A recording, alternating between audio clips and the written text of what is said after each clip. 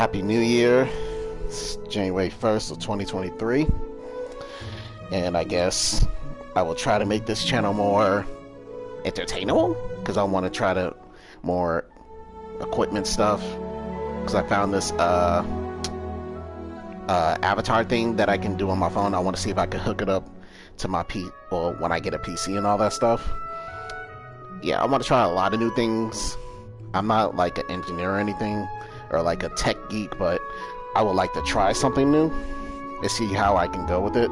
But anyway, today we're just gonna finish this event that's happening in Inazuma, and then the new event that started a couple of days ago, and we'll just keep, you know, building up primal gems,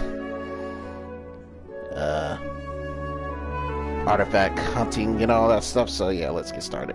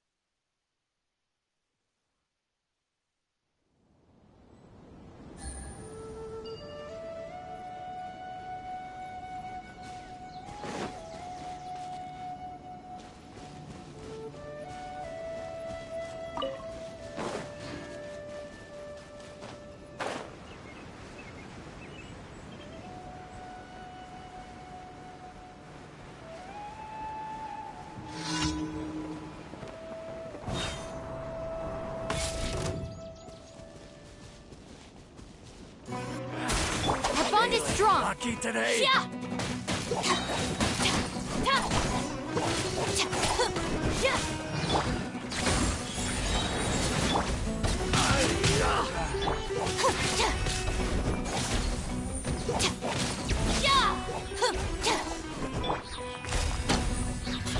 Quietly now.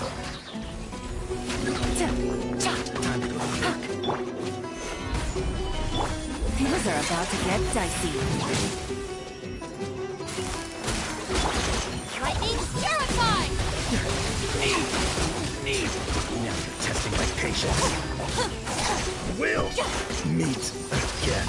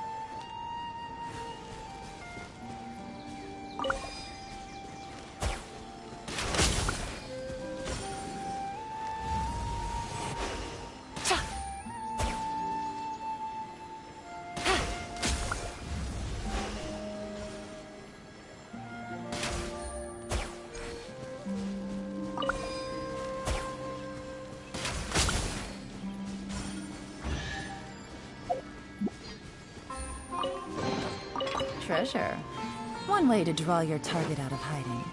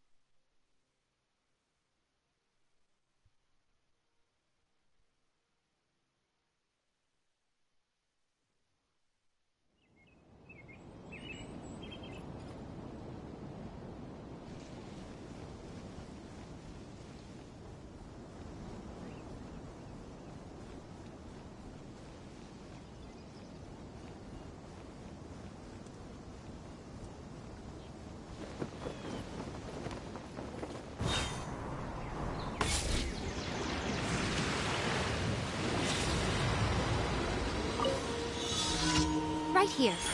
Right now.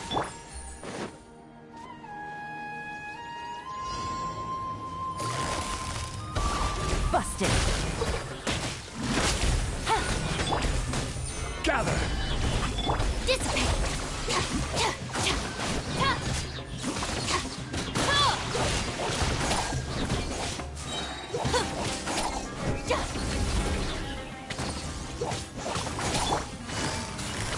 Gotcha! Nothing lasts forever. Emerge, right now. I'll settle this.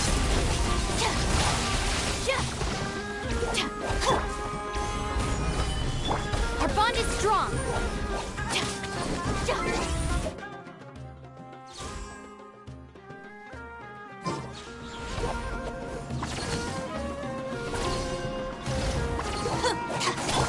Busted!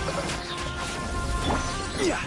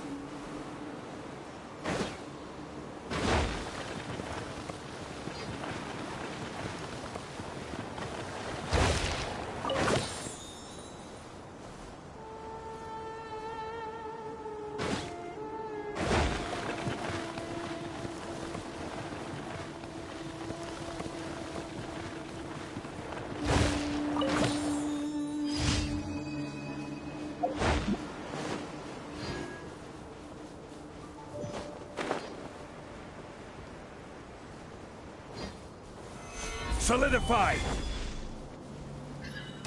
Come on out. You are not welcome here.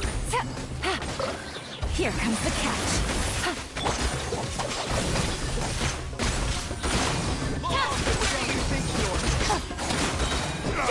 Out of my way!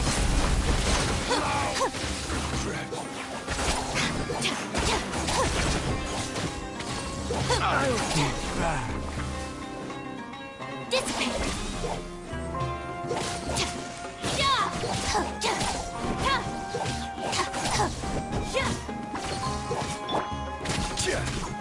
Gather! I'll be back.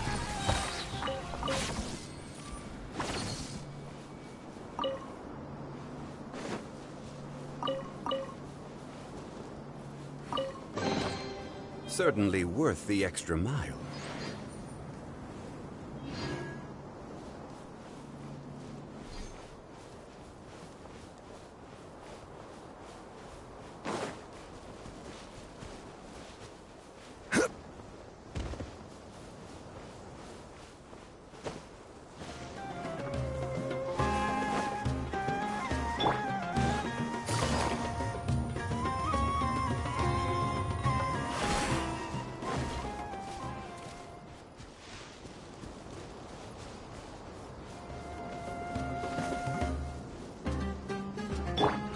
Right here.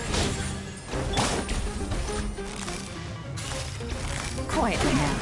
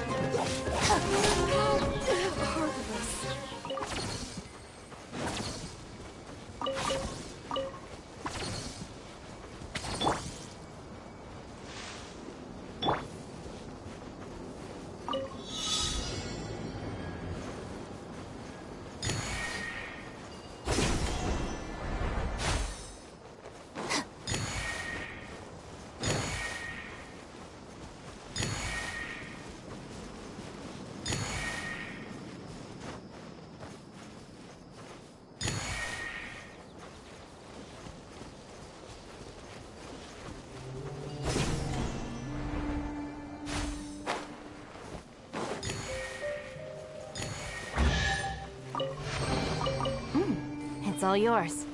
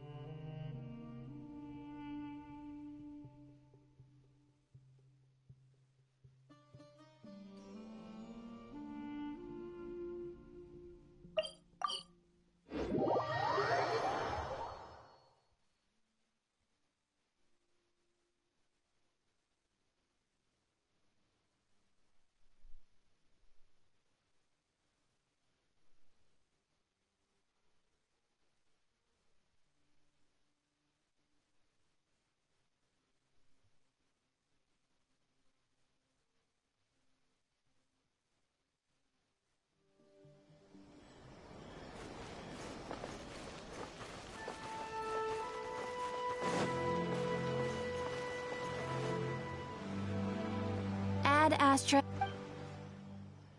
Thank you for Add Astra.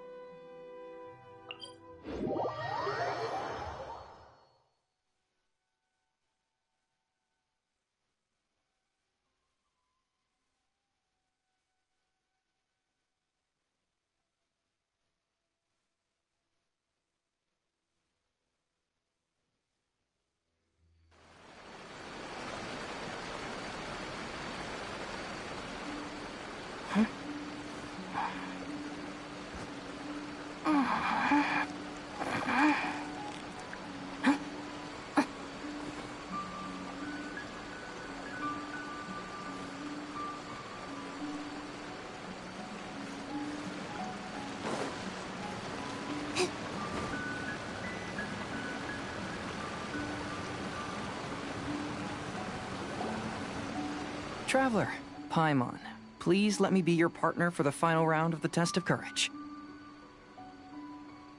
I'd like your assistance with this investigation, since you two are the only ones who have seen the alleged ghost. That's fine with Paimon. What do you think, Traveler? I have a few theories, but we don't have enough leads yet. There are some places I'd like to investigate first, so you two can accompany me. Sure. Where would you like to start? I want to go back to where we first met up. According to your accounts, you encountered the ghost there and passed out. I believe there may still be some clues there. Do we really have to go there? What if we're walking into a trap? Are you worried that she'll be waiting for us? If anything, that would make things easier. My worry is that we won't be able to find her. Honestly, it'd save me a lot of trouble if she were to show up on her own. Wow, Hazel! You're fearless. The more cases you see, the less afraid you become. Let's go.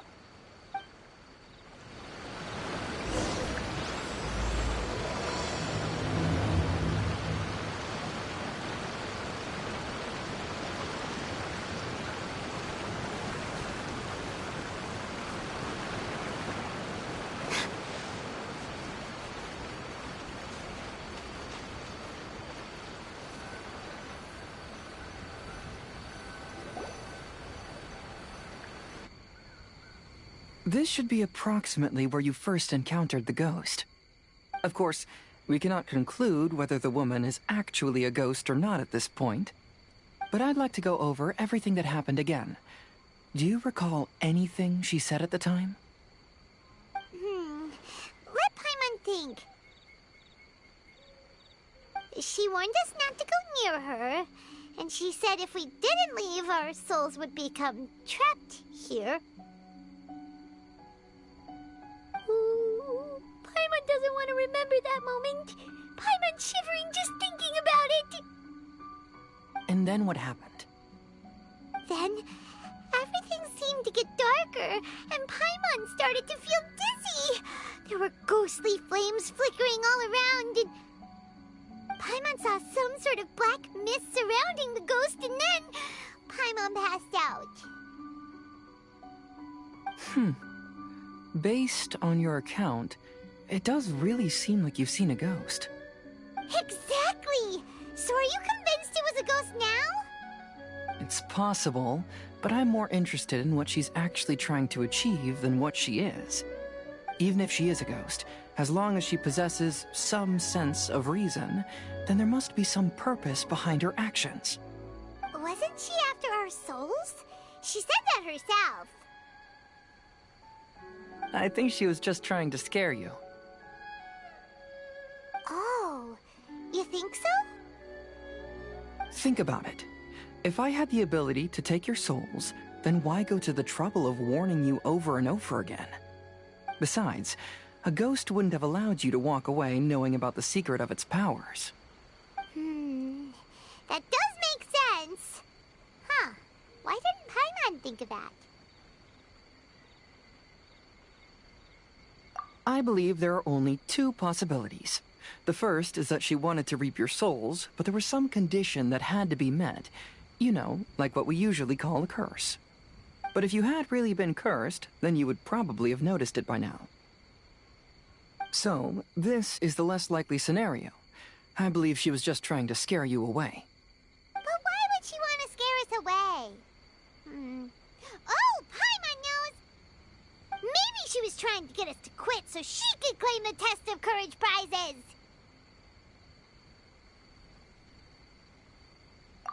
Oh! Probably not. So why does she want to scare us? Do you have any ideas, Hazel? Based solely on your account, I don't believe she actually meant any harm. She just didn't want you to stay here. But this evidence alone is insufficient to make any valid assumptions. She could very well be guarding some treasure or covering up a crime. Though, my intuition is telling me that neither of these hypotheses are correct. Let's continue investigating the surrounding area.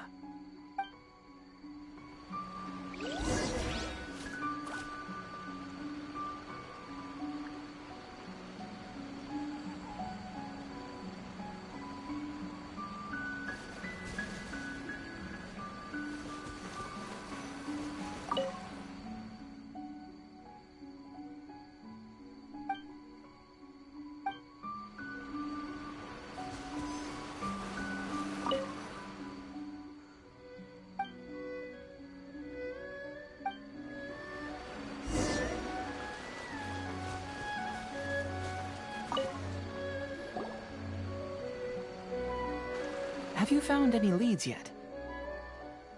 Yeah, some tree branches seem like they were bent by something, but that's about it. I see. After you left, I took a good look around the area. Aside from the bent branches, there are burn marks in some places, but that doesn't really tell us much. If only there was some more conclusive evidence. Excuse me. Sorry to interrupt. Oh, it's you guys! What are you all doing here? We heard you were out searching for clues, and we wanted to help. Oh, that's really brave of you. Actually, we're also really unsure about what's happening here. We just asked the members of Mr. Ito's gang about what happened to them, and it sounded really scary. That lady is either a nasty evil spirit or a formidable yokai. Either way, it's not good. But we still want to hold the Mikawa Flower Festival. Uh-huh. We long admired the friendship between Lord Kamai and the samurai, which is why we want to hold the Mikawa Flower Festival, to return the favor we once received from the humans. Even though our powers are limited, we don't want this bond of friendship to vanish. The Mikawa Flower Festival is meant to be enjoyable for everyone. The Chinju Forest covers a large area, so it'd be great to have more help in the investigation. Welcome to the team. Let's all do our best to figure out what's going on. Don't worry, we're very familiar with the area. We won't miss any clues.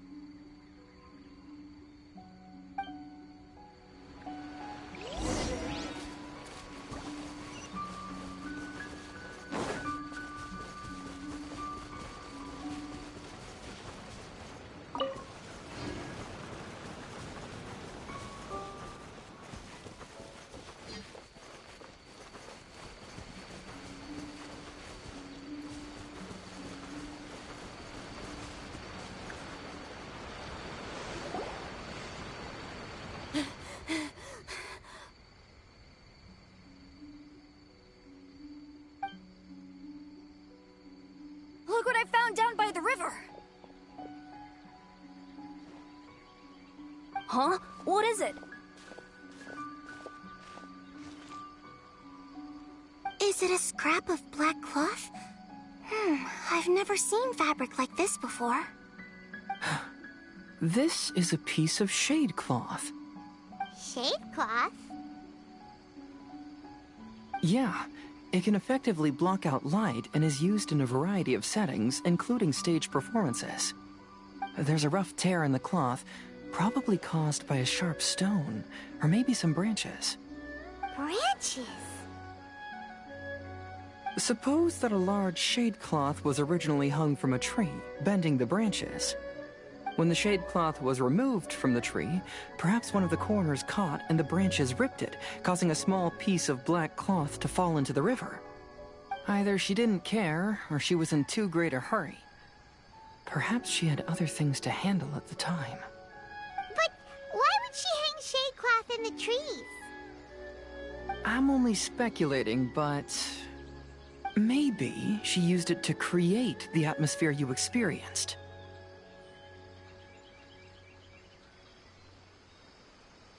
Let's not worry about that for now. There's still many variables I haven't deduced yet. Next, I'd like to investigate the place where the Arataki gang encountered her. Do you know how to get there? Oh, I know the way. I asked the gang members where their encounter with the ghost happened when we were chatting earlier. I'll take you there. Good. Please lead the way. Let's go find out what's going on.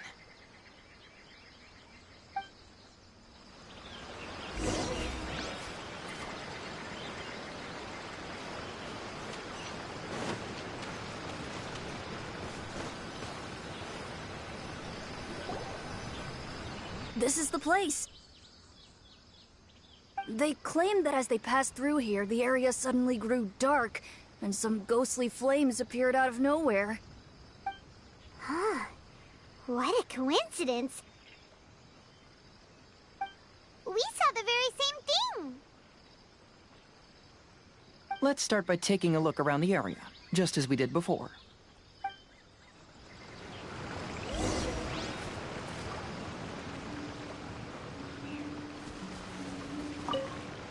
I found some sort of smashed ball under the tree. The inside of it looks like it was blackened by smoke, and it smells like fireworks.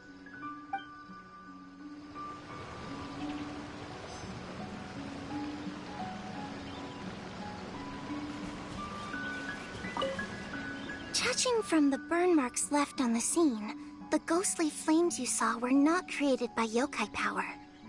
Rather, they appear to have been caused by something flammable. I'm not sure what, though.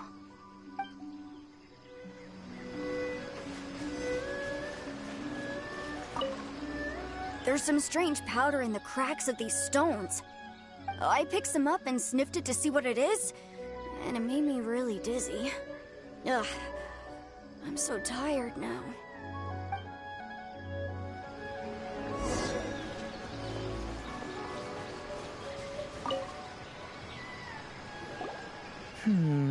Similar scare tactics. And she didn't have the time to completely hide the traces. I believe we're closing in on the truth now. I'm almost certain that the woman you encountered was not a ghost. She possesses no extraordinary powers. She was merely scaring people with some small props she had set up ahead of time. Some small props? But can you really do all that with just some props? What we saw was absolutely terrifying. First and foremost, the test of courage contributed to the unsettling atmosphere here. You were initially frightened by your first encounter with these 3 yokai, and then shortly after, you ran into the mysterious woman. It was natural for you to be on edge.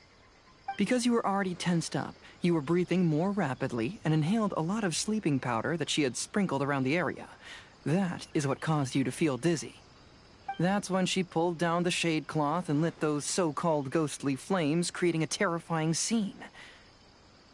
That's the most likely explanation anyway. So, it was all just a show? She tricked us! There is, however, still one loose end. The person who commissioned my investigation did become stranded on the beach as a result of some unusual power. That couldn't have been accomplished by just a few small props.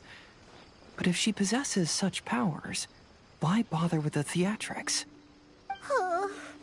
Paimon can't wrap her head around all this.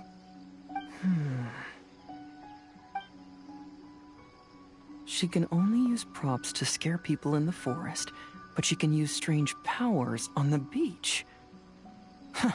I see. I think I've figured it out. Whoa, that was fast. If we rule out the potential of organized crime, then only one possibility remains. I know who the woman is. Let's go to the beach. We'll come along too. No. You should go back and tell the others not to be afraid and not waste their time searching the forest. The truth has surfaced. It's time to put an end to all the unnecessary panic and await the outcome of the test of courage. Okay, but please be careful. If you run into any danger, simply call out our names. We'll be able to hear you. There shouldn't be any danger now, but thank you anyway. Let's go. Let's search along the cliffside. If I'm not mistaken, there should be a chunk of earth that's unlike the others.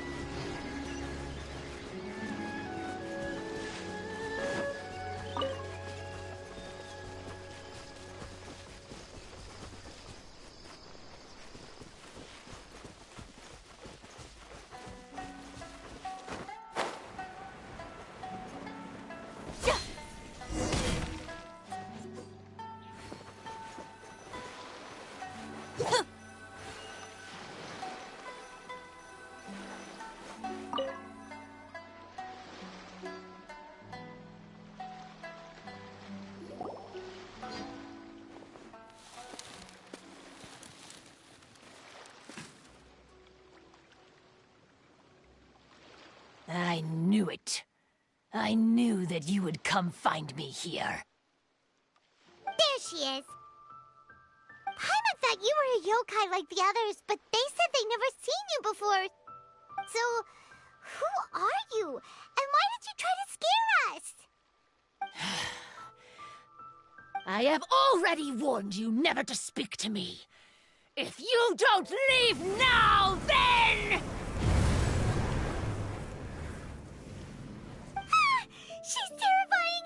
Hazel, it sure doesn't seem like she's using any props this time! Don't move. Just trust me. Your yokai power won't scare us. It will only hasten your demise. Yokai power? Huh? How did you know? You're a yokai that emerged from an object and assumed a human form outside of your own body. When this type of yokai is close to its own body, it can use some yokai power, but that ability weakens as it moves further away. And if the original body is destroyed, then the yokai that originated from it will likewise perish. Should I refer to you as a Hagoita spirit or Tsukumogami? Don't bother. You may call me Hanyuda Chizuru. That is the name I go by now. Chizuru, why do you want us to leave? If you're a yokai, you should understand why the other yokai want to interact with humans. Besides, we had a great time playing Akitsu Yugen together, didn't we? Just like the story of Kamai and the samurai. Yes, that's why. That's why I don't want you to be sad too. Sad? What do you mean? I'm sure the yokai have already told you of the story about Kamai befriending the samurai. But they don't actually know the entire story.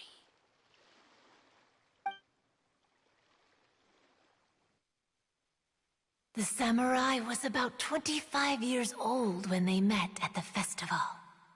They met again 10 years later and remained friends.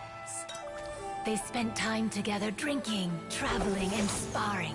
When they had first met, they merely respected each other, but 10 years later, they became best friends. After another decade, the samurai had reached the pinnacle of his swordsmanship and won their duel by a narrow margin. Kamai was so astonished by his defeat, he gave up drinking and began training to become stronger for their next duel.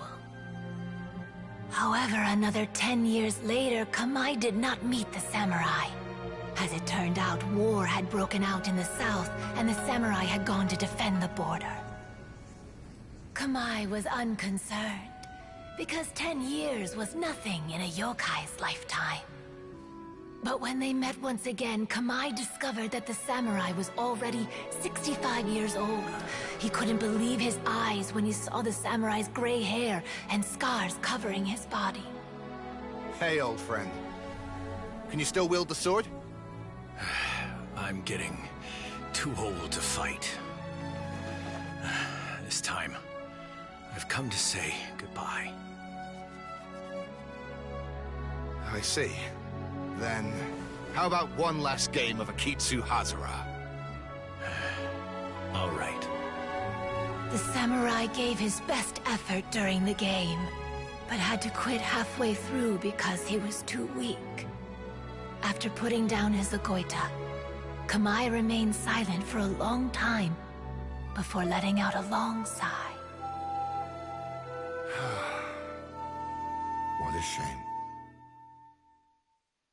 Their friendship started as something they looked forward to, and in just a few decades it turned into regret. Lord Kamai's appearance hadn't changed, but his dear friend in front of him had grown old. The joys of friendship gradually gave way to the pain of regret. People often say that those outside the situation can see things more clearly, and I learned a harsh truth after witnessing all of it. Everything that people come to regret is inevitably set in motion from the beginning. We yokai are different from humans. We have longer lifespans and different natures, but we share the same world. We interact with one another. We are drawn to one another, and will eventually part ways. When the dream ends, all that is left are sorrowful memories and lingering pain. Even a wise and seasoned yokai like Kamai felt sadness when it was time to say goodbye. Imagine what a pure and kind little yokai would feel. Oh. So, you mean... I was hiding on this beach, waiting for the last of my days.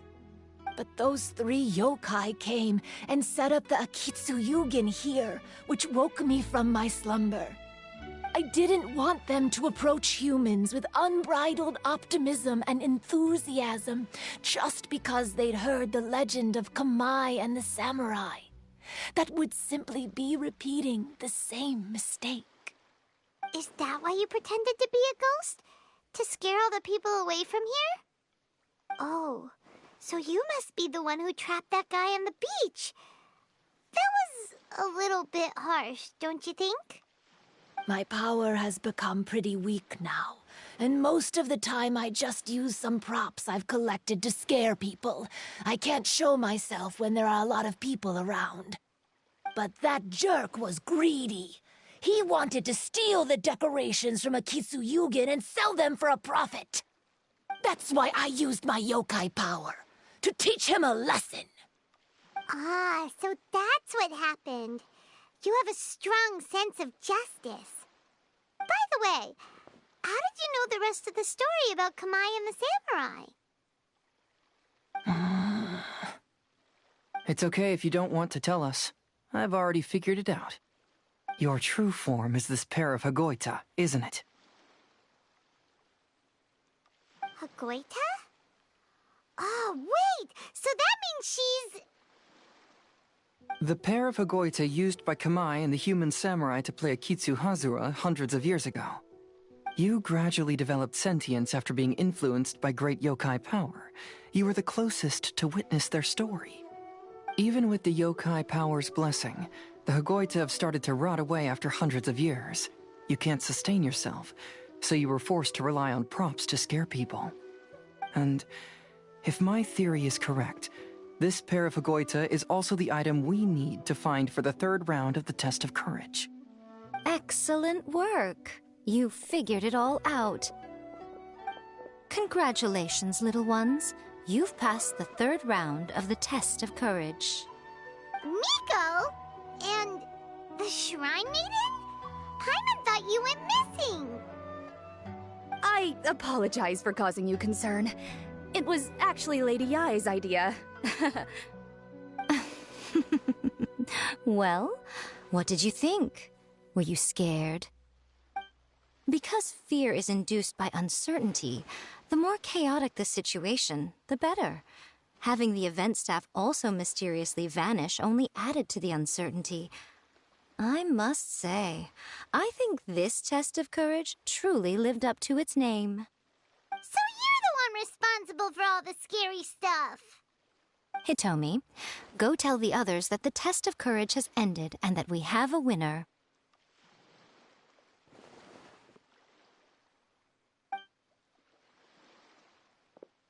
Now that I've solved the mystery, I'm going back to meet with my client. The intent to steal is not exactly a serious crime, but it can't go unpunished. I'll see you two later. Miko, did you choose the Hagoita for the third round of the test of courage because you already knew about Chizuru? Miko, Lady Yai, you're... I followed Kitsune Saigu around the Mikawa Flower Festival one year and saw her play Akitsu Hazura. That was when I saw you. You didn't have a human form at the time and possessed only the earliest traces of sentience. I remember now. You were on Kitsune Saigu's shoulder. I went for a stroll on the beach some time ago and sensed a familiar yokai power. Though your power was weak, I was still able to find you. You were sitting in a tree, gazing at the tourists below.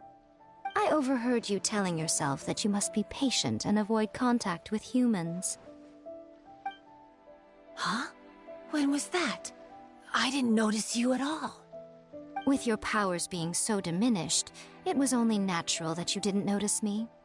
You must have been blaming yourself all this time. You knew Kamai and the samurai became friends as a result of Akitsu Hazura, a game connected to your existence. At the time, I couldn't take on a human form like this. I had only a hazy sense of the outer world. After they first met at the Mikawa Flower Festival, I felt proud to know that I had left a mark on their story. But after they said their final goodbyes, I could often hear Kamai sighing to himself. I couldn't help but hide, because I blamed myself, when I woke up again, the world had changed. Lady Yae, you are a well-known yokai. You must know many more things than I do. So I have a question for you. People meet, become friends, and then go their separate ways. After such a short time, they leave only regret and sadness in their wake. Is it really worthwhile for us yokai to interact with humans? Why not? Tell me, how did you feel when you played Akitsu Yugen with the Traveler? I felt happy, but... But your rationality told you that it was wrong, didn't it? It turns out that there is still another piece to the story of Kamai and the samurai that you are missing. What do you mean? The samurai and Kamai never met again. True, but the story doesn't end there. That samurai's name was Yanagibashi Takuto, who also happens to be the founder of the Soran Ishin art. It is believed that Takuto developed this style of swordsmanship while dueling with Kamai, who had also befriended the third-generation heir of the Soran Ishin art, Tominaga Masanari. 500 years ago, Kamai and Tominaga fought side by side until their final moments, and the sword Tominaga wielded was passed down from Yanagibashi. The regret Kamai once felt had finally been resolved. Oh, I never knew. We yokai are not like humans. Humans have too short a lifespan, and the day will inevitably come when we must say goodbye. However, the bond formed by friendship will not be broken, but rather carried on in a new form. There's no reason to be upset by this. Time flies by in an instant, and life passes by like a dream. So, you must be happy in the present. You should understand what I mean now. Hey, compadres! Ito, what are you doing here? He told me everything. And I also heard that you won the last round. I even know who the ghost lady is now. Anyway, I had a little discussion with the others, and, Hey, you're that fox lady. Why are you here? Please just disregard my presence. Now, tell us what you discussed. Ah, right. All right, listen up. To celebrate the end of the Test of Courage event, we will be holding the Mikawa Flower Festival. I gave it some real thought and realized that it might be kind of difficult for those little yokai to hold the festival on their own. But with my help, it won't be a problem. That's right. Arataki, the one and only Ito, will be in charge of organizing the best Mikawa Flower Festival anyone's ever seen. Hooray for Ito! Oh. Can we really trust this guy with a festival? Hey, what you trying to say? Besides, it won't just be me. Other people will help too. Even my bro Ayato is gonna be there. Everyone's busy getting ready, and the festival will be up and running in no time. It won't be long until you can all join the fun. You're the best, Ito!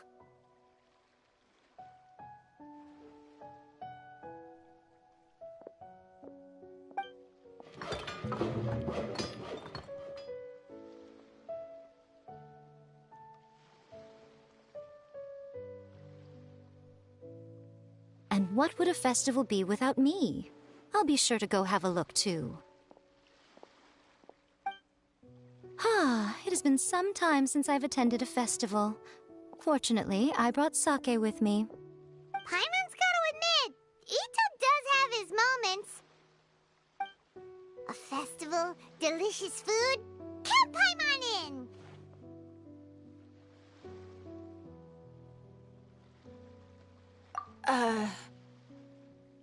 All right, I'll join. If you don't mind, that is. Looks like the festival has started! Let's go check it out!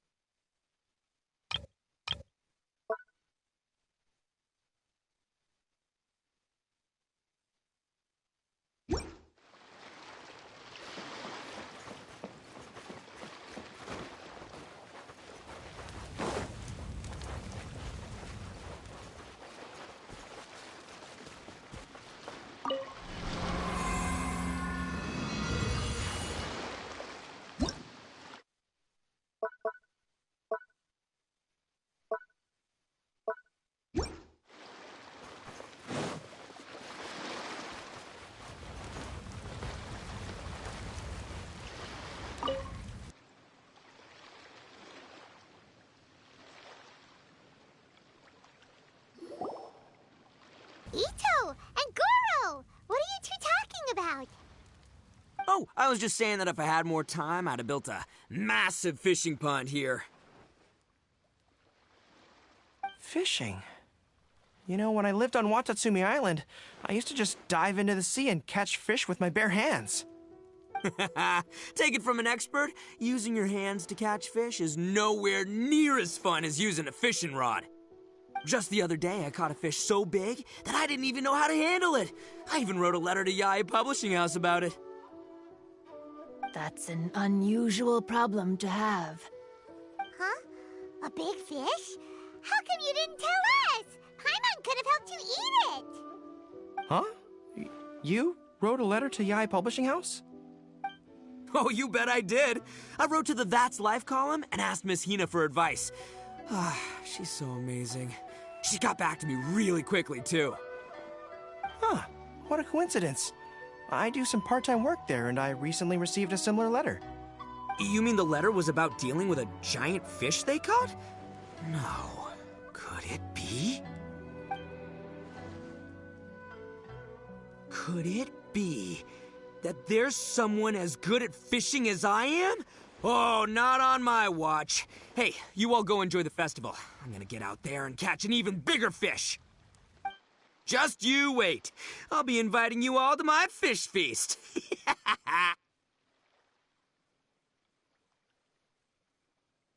Aw, the string snapped. I was so close. Yoimiya, this is more difficult than it looks. Can you really fish out these water balloons with a string? Don't worry. Let me show you a little trick. Just remember that your hand has to be quick. Yo-Yo Tsuri! Paimon's seen this game in some light novels before! Do you want to give it a shot? Close one eye, aim carefully, and fish it out quickly. Oh, it looks kinda tricky. Paimon will let the traveler try. You have to catch at least 3 water balloons since there's 3 of us. But Yoimiya, if I close one eye, I won't be able to see anything.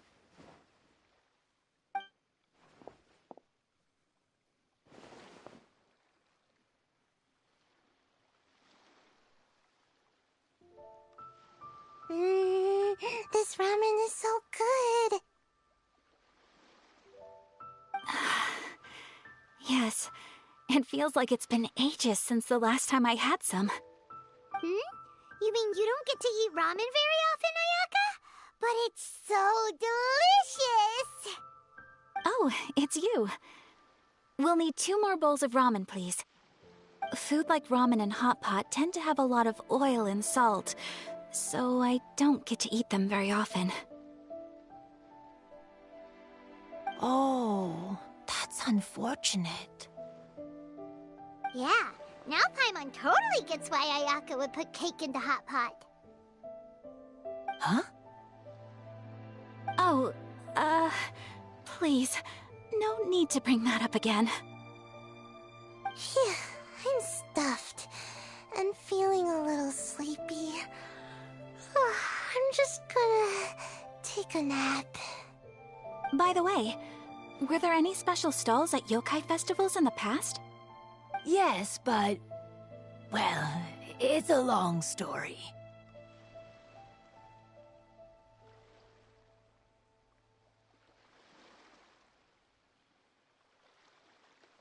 Paimon can't believe you couldn't get a single water balloon. You've gotten rusty. Chizuru managed to finally get one and gave it to Hitotsume Kozo. He looked like he really wanted it. But Paimon wanted one too.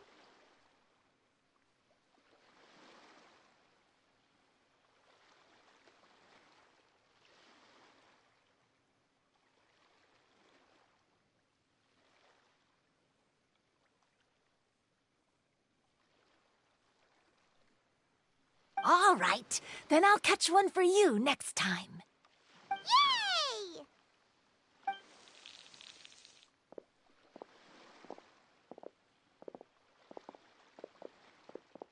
Come on now, this is way more expensive than usual. Even if it is a festival, you shouldn't hike up the prices this much.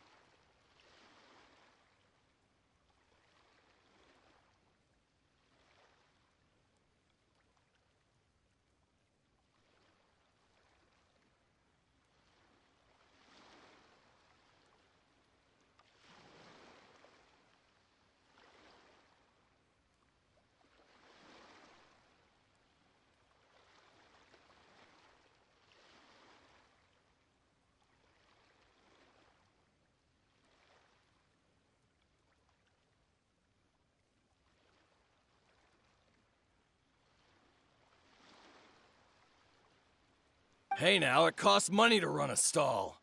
I need to raise my prices to help cover the expenses, you know? Fair enough. How about 5 masks for 30% off? Final offer. All right, all right.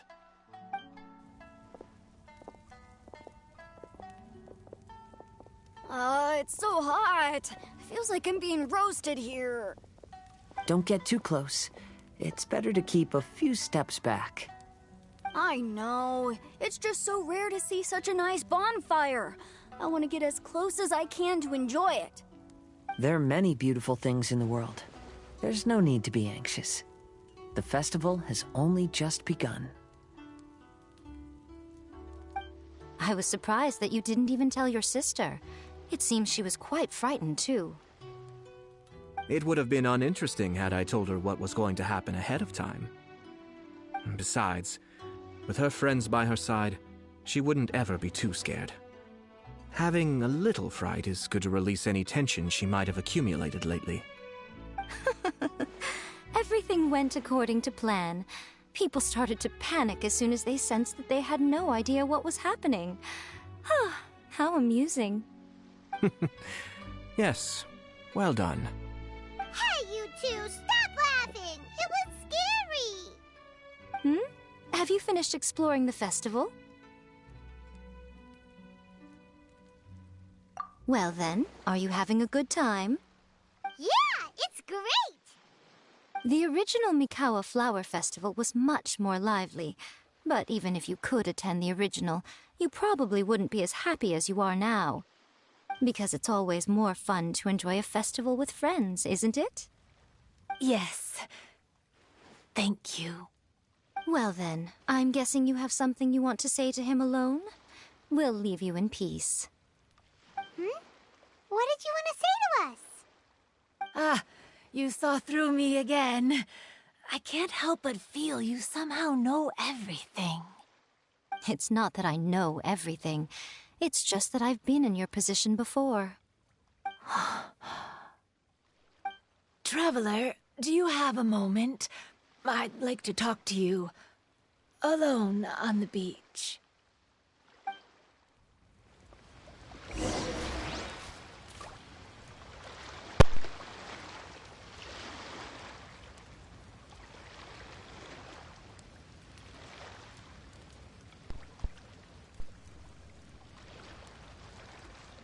The criteria for certificate exams are straightforward enough. What it really comes down to is whether you are willing to put in the time. If you study and practice, then it's really not all that difficult.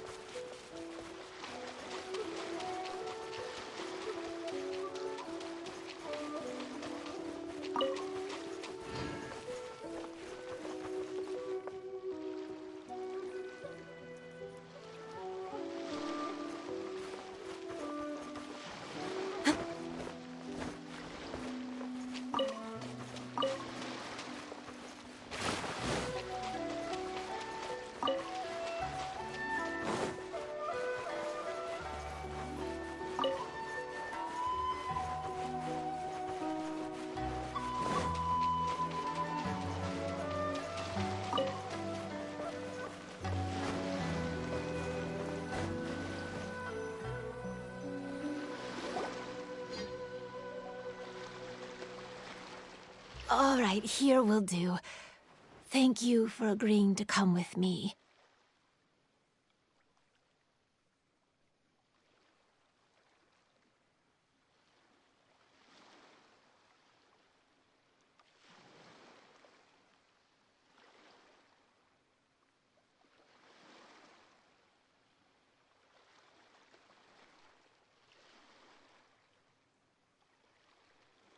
Actually, I was delighted when I first discovered that I could take on a human form.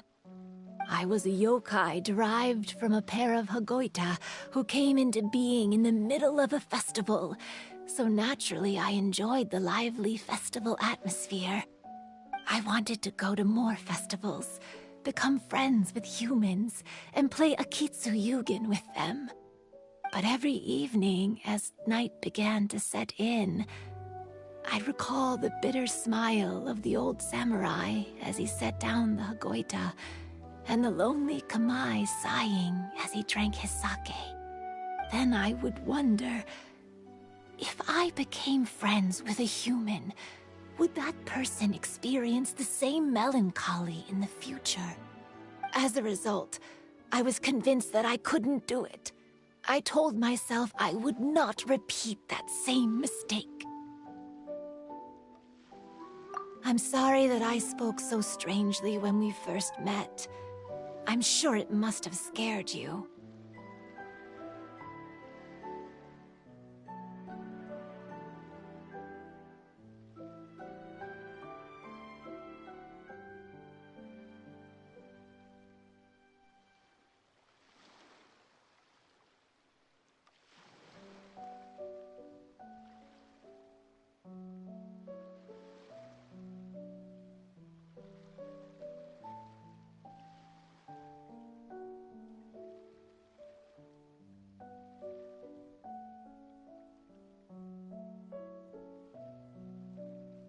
I expected you to flee in terror.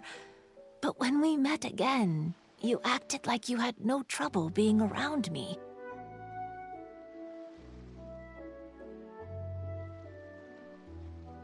I knew you mistook me as one of the yokai, but instead of telling you the truth, I went and played a Kitsuyugen with you. I'm not completely sure myself. Perhaps it's because I've always wanted to be like Kamai and play a Kitsuyugen with humans. Or perhaps it was because I knew I didn't have much time left, and I didn't want to be alone. Anyway, thank you for taking the time to play with me. When we played a Kitsuyugen, Paimon said the loser would have to grant the winner a wish. At the time, I wished for us to never cross paths again. However, you still came and found me, meaning you never granted my wish. So, can I make another wish? Let me think. I wish for you to remember me. No. I only have one wish, so I better make it count. Okay. Listen carefully. My wish is... I wish that every day of your journey ahead will be filled with joy, like a festival.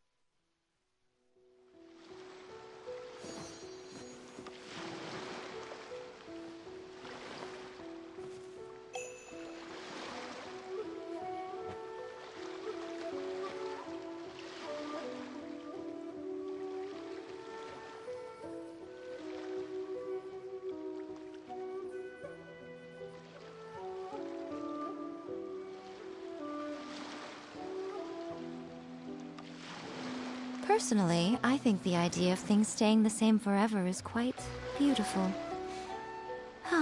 But alas, that is simply not the way the world works.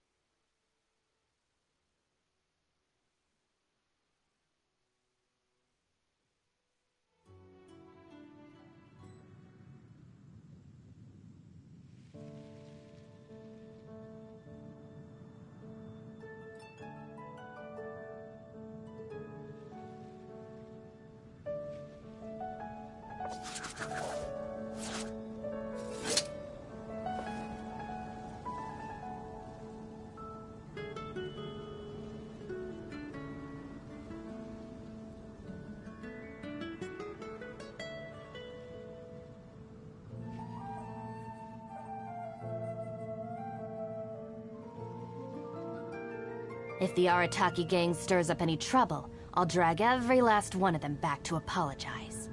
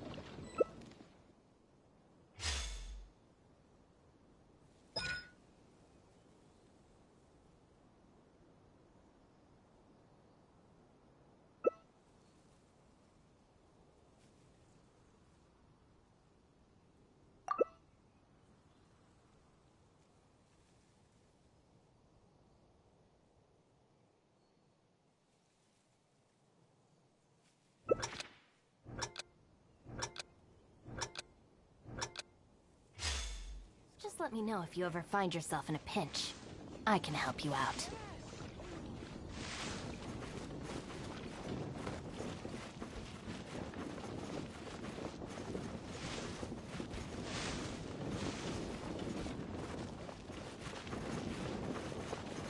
Yeah, no worries.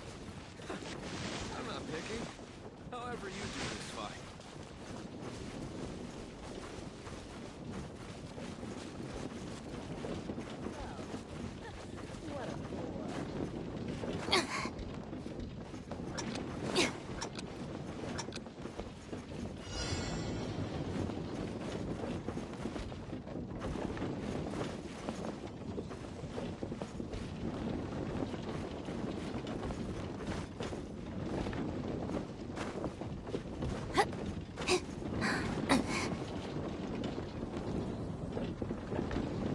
If this counts as cheating.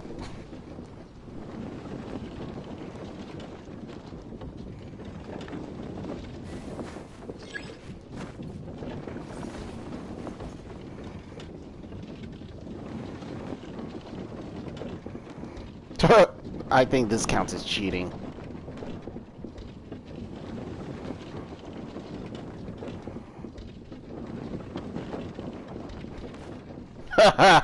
I think this counts as cheating.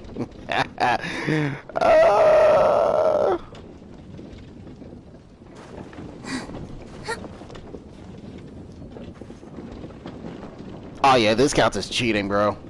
Oh, that's funny. How are they gonna get up? Well, obviously they could climb, but they won't notice me, obviously.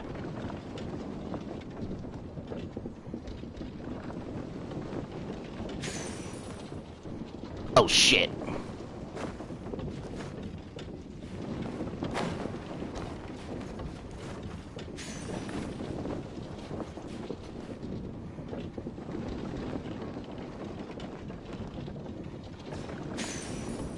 Yeah.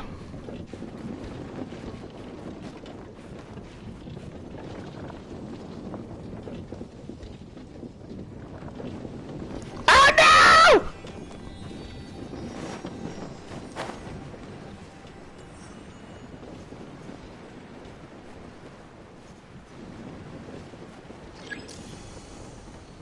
Oh shit.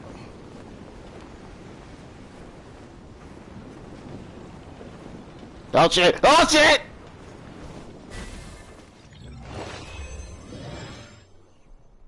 God damn it.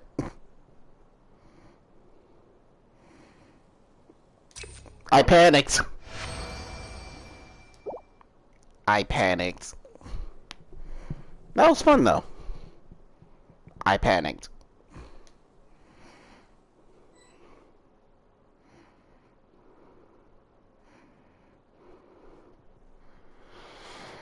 Hmm.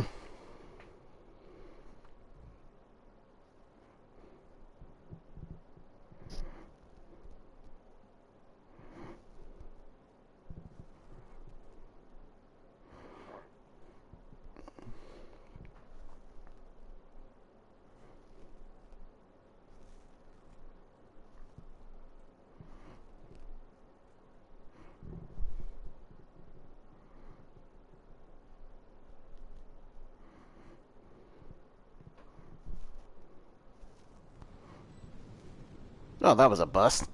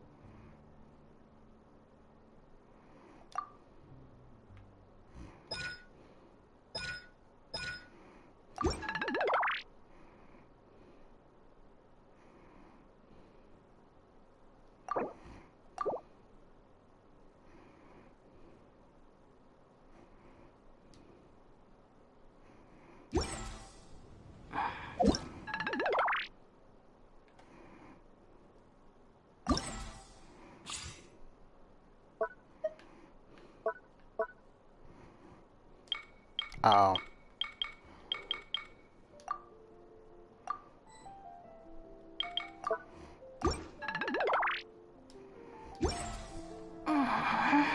I gotta always do this on my non-recording, so I'll do something else. And so I can't do this because a character is currently doing something. Same with these two. So On that note, wait.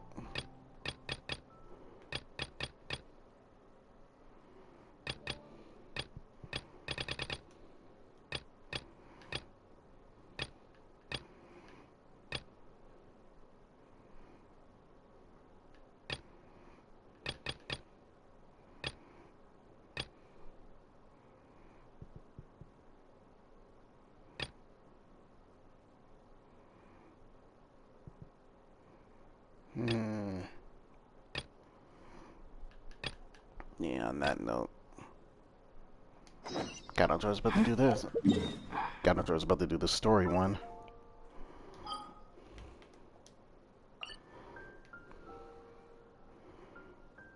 I know I'm missing one.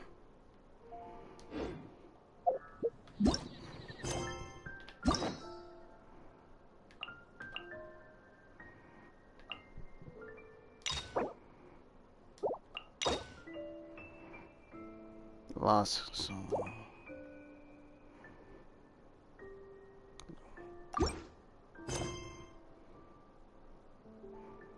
Oh, that's where I'm going now.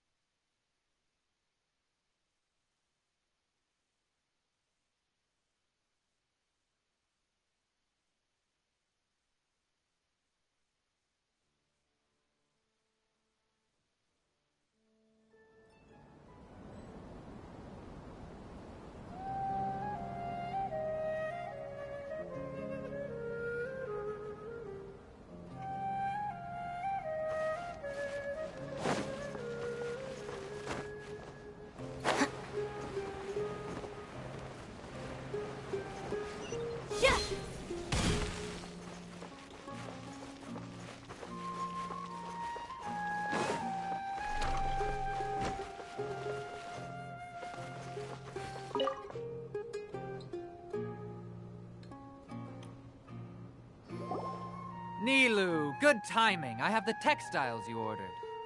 If you took any longer, the Sumpter beasts might have gobbled them up. You and your jokes. Sumpter beasts won't eat those kinds of things, Mr. Offsheen. Jude said that some Sumpter beasts ate as spices. Were they yours? Oh, yeah, really sorry about that. Nilu, if it weren't for you, I would have lost half of my profits that month. Trying to pull anything out of a Sumpter beast's mouth is like playing a game of tug-of-war. So they really do eat anything, huh?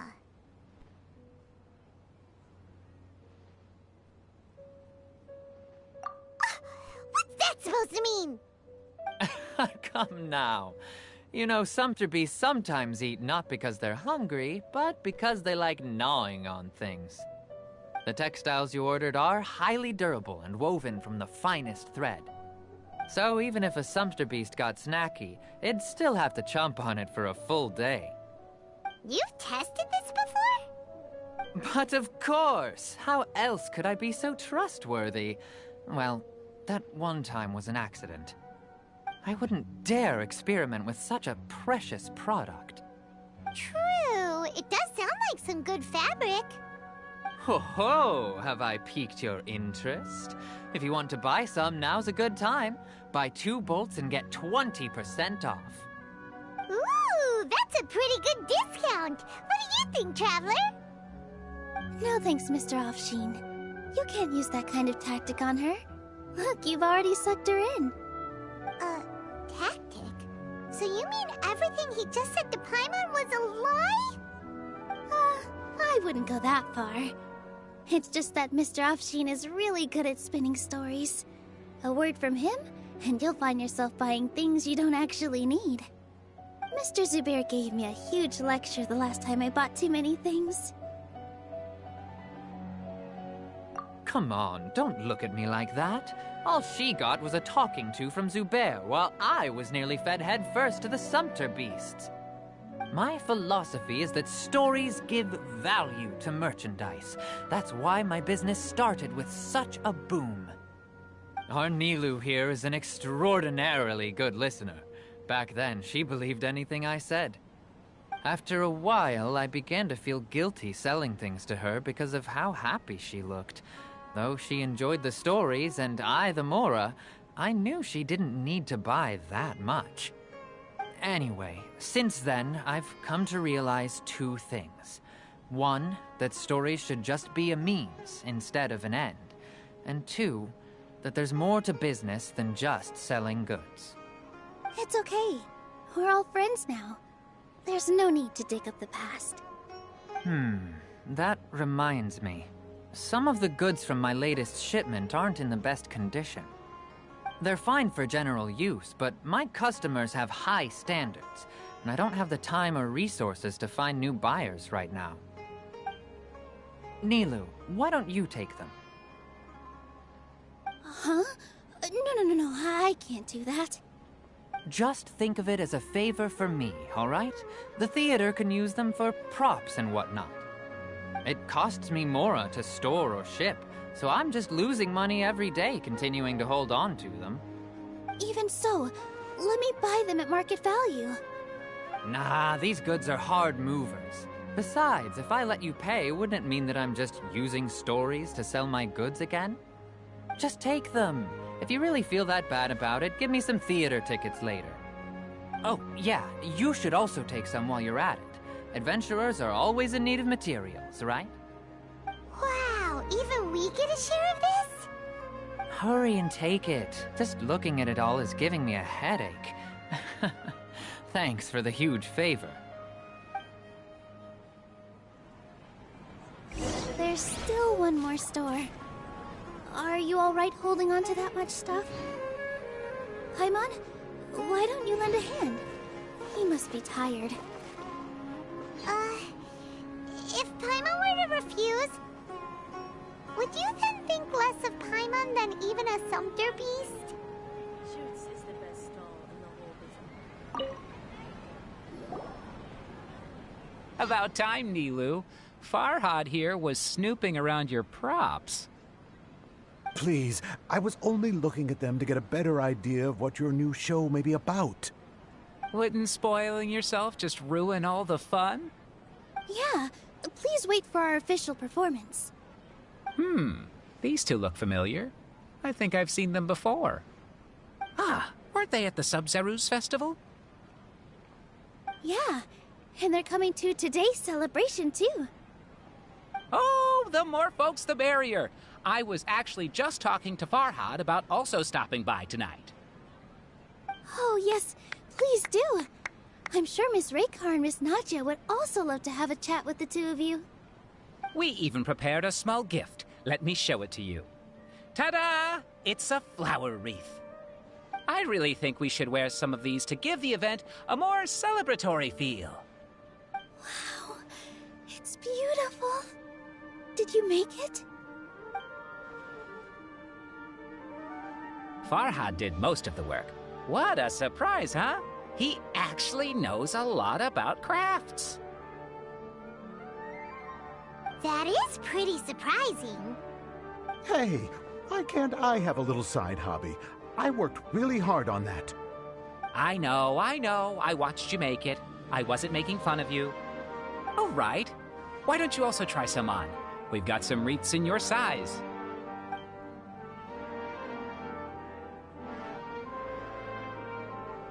It fits perfectly. They're so pretty! Is there one that Paimon can wear? Unfortunately, we already gave out all the child-sized ones. I wasn't expecting the theater to invite such a fascinating guest. Fascinating? Huh. That sounds kind of weird, but Paimon will let it slide. Oh, you all sure got a lot of stuff there. Let me help you carry some. I'm a porter by trade, so this is what I'm best at. That'd be great! Please and thank you.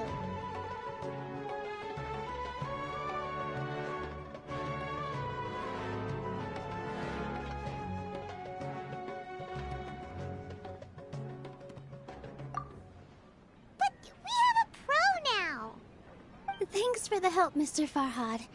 But let me make one thing clear first. Don't try to ask about what's in the new show. Otherwise, I may not be able to hold back Mr. Zubair this time. You're so obvious that even Nilu saw right through you. Shut it. Fine. It's not like I want to get on his bad side either. Including Hushang's things, though. We'll each need to carry a box if we want to move everything in one trip. Even my strength has its limits. Paimon looks like she doesn't want to, so I'll carry a little extra. Although I may not appear super strong at first glance, I actually do a lot of strength training on the regular. Strength and balance are both really important for a dancer. No, let Paimon. Paimon will help carry things. The Traveler's right. Paimon shouldn't freeload.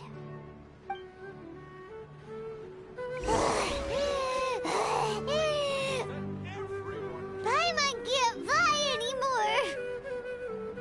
Are you okay, Paimon? Paimon's good to keep going. But Paimon now understands when people say there's no such thing as a free lunch.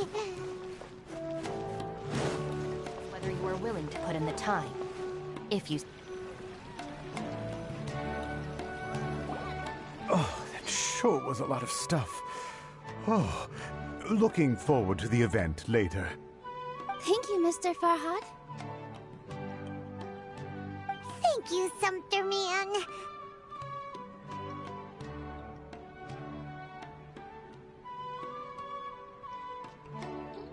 Whew.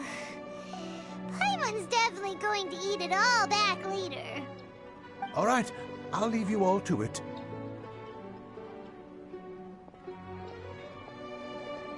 See ya. Good thing we had Mr. Farhad with us, or else that would have taken way longer. Of course. Because everyone's working here together. We're all like neighbors, so we're always helping each other out. It's easy to forget that everyone's running a business.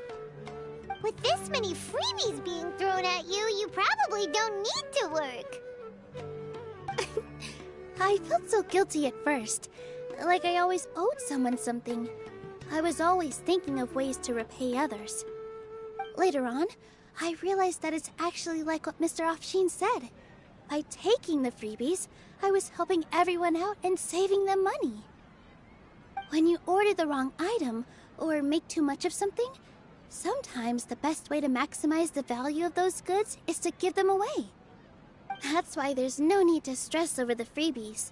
All of us repay others by helping them when they need it. Oh, that actually makes a lot of sense. This has become our norm, and no one keeps track of the back and forth anymore.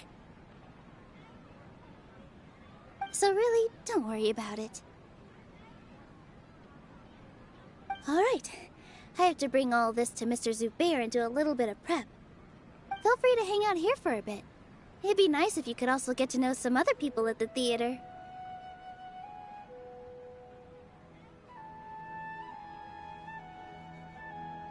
Nope. Mr. Zubair's really on top of everything. You two are our guests, so please, just relax and look forward to the celebration. Wow, the atmosphere here is so nice. Let's take a break and immerse ourselves in this warmth.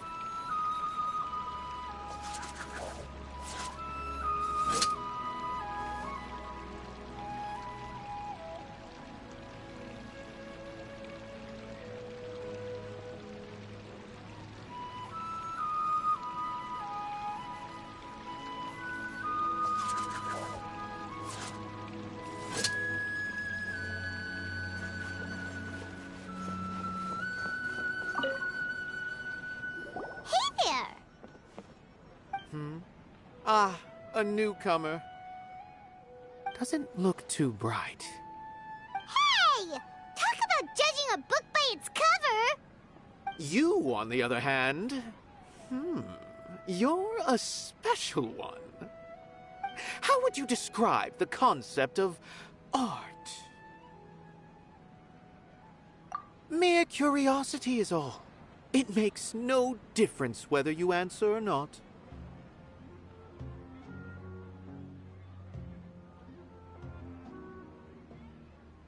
So that's what you think, hmm? Unremarkable. Better than an average person's thoughts, but nothing exceptional. Is art a product that we create and bring forth, or is it a naturally existing resource? I, for one, believe it to be the latter. Paimon doesn't follow. I've been staying here for a long time. On occasion, I'd assist them in penning lines of dialogue, but most of my time I just stand back and watch. I prefer to abstain from writing as it spoils the viewing experience. The existence of the theater, of Nilu, and of humanity itself, all of these can be considered as forms of art. It is not some intangible construct beyond the horizon. How does that have anything to do with us? Let me ask you this. What do you think is the meaning of art?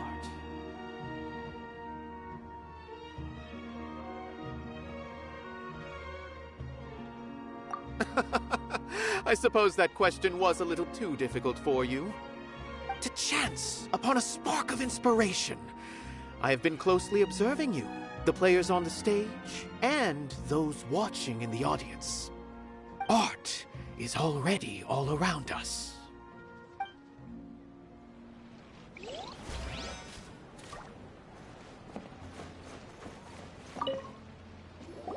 Hey there. I saw you two helping Nilu move some stuff. Are you two also here for the celebration event? You got it! My name is Raykar. Nadia and I are this theater's prop engineers. I also help out with some other tasks like housekeeping. The little ones causing a ruckus are my children, Soreen and Abi. I hope they aren't bothering you. They always get really excited every time we hold a celebration event. Yes, they are. Everyone here takes great care of them. There's good work here, the pay's always on time, and Nilu and the others will often volunteer to play with the kids. I'm quite content with this current way of life. Do you mean your life wasn't nearly as good before? It's all right. It's all water under the bridge now. My husband and I were both adventurers, but he passed away from an accident. Material struggles can always be overcome, but ever since then, I haven't been able to spend much of my energy on anything else. But I still consider myself lucky. Mr. Zubair has helped me a lot, and the atmosphere here is tolerant and kind. Sorry for bringing up such sad memories. Oh, it's all right. I don't mind. Once the event starts, you'll be able to see for yourself the kind of atmosphere I was talking about.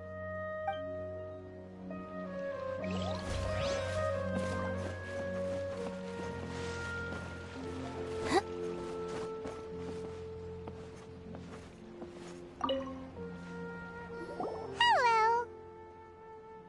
What? Who are you? You can't just go on the stage as you please. Ah, I see. Sorry for my overreaction. I'm just, making a prop. No time for chit-chat. Is that embroidery? No. Well, yes, but not really. It's a prop. It's just, some fabric. An ordinary piece of fabric that'll be used in a show. Sorry. I really do need to focus and start working on it.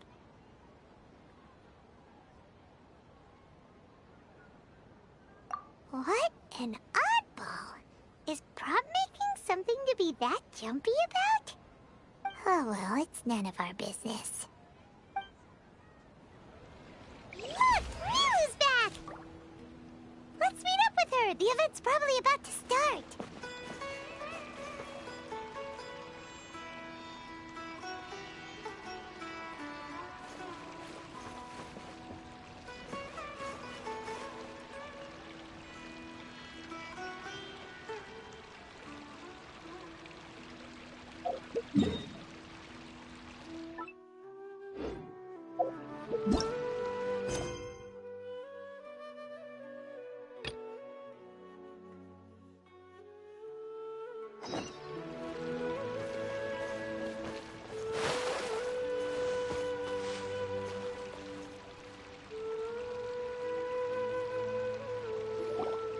All right, everyone is here. How did everything go? Any luck with your missions? Let's report back one by one. I'll start first. We've made the necessary modifications to the Akasha terminal. In addition, the props required are also ready. I'll go next. The Traveler and I went to Party's DI. The situation was a bit complicated, but we found Tainari. Unfortunately, he was wounded during a fight. Who was behind it? Well, that's the tough part. What should I say, Traveler? The Fatui or the Balladeer? After some back and forth, we confirmed that the doctor has left Sumeru by boat. He has something urgent to attend to back in Snezhnaya. So, we've successfully removed the doctor from the picture. Also, Tainari's already resting, so he'll be okay. Good. Oh, Tainari also asked us to tell you this message. Trust your own senses and experiences. All right. I'll remember that. Everything also went smoothly on my side. The Eremites should have arrived at their destination by now. To avoid alerting the quarry, they will stay there for now. I can't believe you actually got so many Eremites into Sumeru City. It's all thanks to Rahman and his brave team, as well as their bold strategy. It appears to have been very effective. I'm glad to hear it. Well, is that everything? Okay, this meeting is adjourned. Huh? Wait, you mean that's it? Well, what else is there to discuss? Shouldn't you end with some words of encouragement? You know, to fire us up now? Personally, I'd rather we all go home and get some rest. I'll hate them, you... Ugh. Oh, and if you wanted someone to say something to that effect, then I must reiterate that I'm here to strategize and not to lead. So you should find someone more suitable to do that. But I thought all of you academia big shots were great speakers. Then I should remind you that I'm the scribe. I know that. So what? A scribe is responsible for recording meetings, not speaking. Fine, whatever. Well, Cyno doesn't seem to be much of a talker either.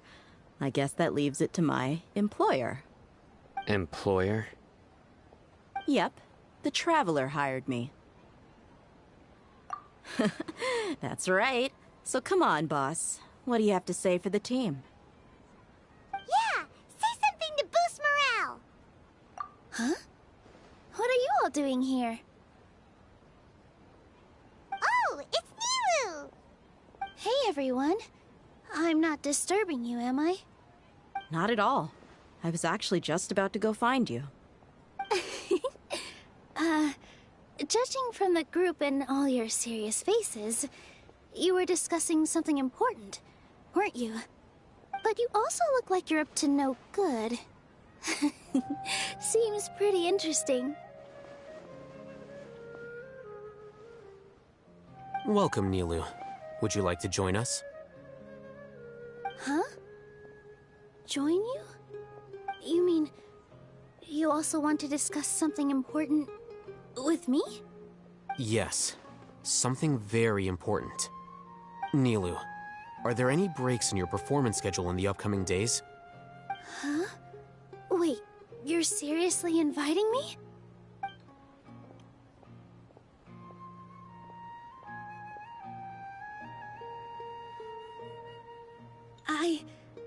I can't believe my ears. You are truly the bravest and most passionate people of Sumeru, well, that I've ever met. Ahem. Oh, right. The Traveler and Paimon are not from Sumeru, but you are awesome as well. That's right. I must admit that I'm a little scared, but I'll try my best for Lesser Lord Kusanali. If I can somehow use my abilities to help you, then count me in. Remember, believe in yourself. Okay. I'll get my friends at the Grand Bazaar to help us tomorrow. Just remember not to say too much. Be discreet. Yep, you got it. All the preparations are done. Now, can we finally conclude this meeting? So, have you thought up what you'd like to say, boss?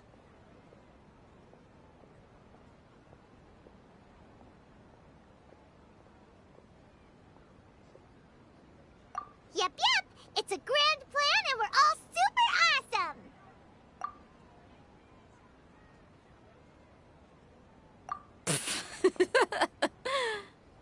Well said. A good night's rest before an operation can be the difference between success and failure. Thankfully, I've had my place to myself recently. It's been nice and quiet. Huh? Oh, nothing. Alright, let's all go home and get a good night's sleep so we can be up early tomorrow! Okay. So I guess that means it's time to say goodnight now. Yep! Good night, everyone!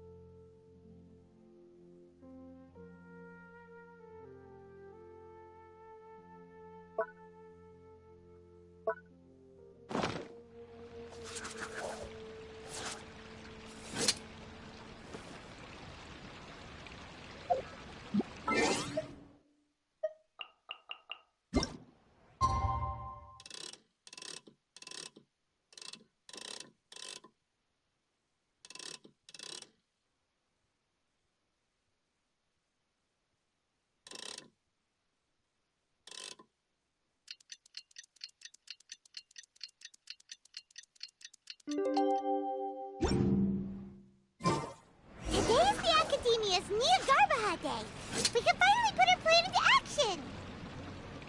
Alhaitham should be waiting for us. Let's go to the Academia and find him.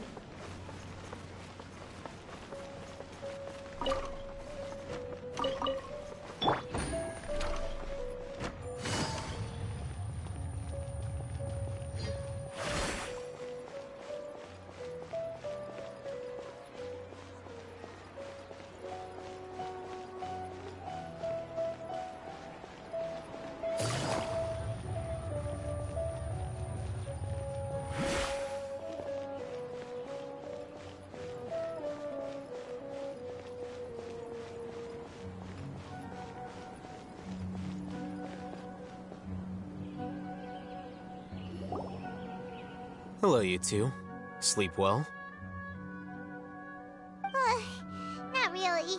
Paimon got too nervous thinking about today and didn't fall asleep until the sun was almost up.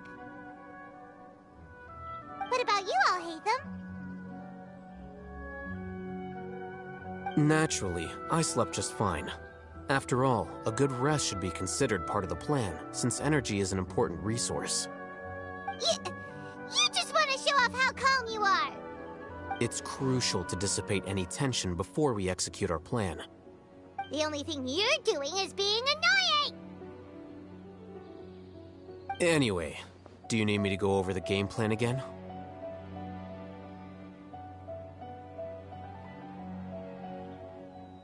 Our target is Grand Sage Azar's office. Everyone in the Academia knows that's where the Grand Sage's console is. Only they can operate it. Many restricted commands and operations are executed via that console. I'm sure that console has a way to free Lesser Lord Kusanali. You know, Paimon's been thinking, what kind of technology could let the sages imprison even a god? That isn't something they could have accomplished with their scholarly talents alone. In the Sanctuary of Suristhana, there's a device of Greater Lord Rukkhadevata's that she once used to isolate herself while meditating. 500 years ago, the Grand Sage at the time modified the device so that it can no longer be controlled from the inside. They were effectively trapping one god with the power of another. So, how are we gonna get to the Grand Sage's office? Don't forget, today is Nyargarbaha Day, arguably the most important day to the Academia. The sages and core Academia personnel are busy loading the latest batch of research developments and legal decrees into knowledge capsules so that they can be entered into the Akasha. All the Darshan's researchers have their noses to the grindstone, and the Academia's grounds are flowing with all sorts of people. It's the perfect time for an infiltration.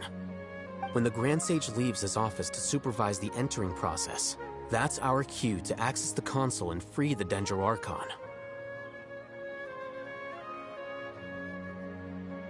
Well, yes. That's just the visible side of our plan, after all. If precedence holds, the Academia should have already started preparing for Nyargarbaha Day. Everyone should be in position. All that's left is for us to lead the charge. Let's go. So are we just gonna walk in through the front door, or...? Yes. Were you expecting a stealthier approach?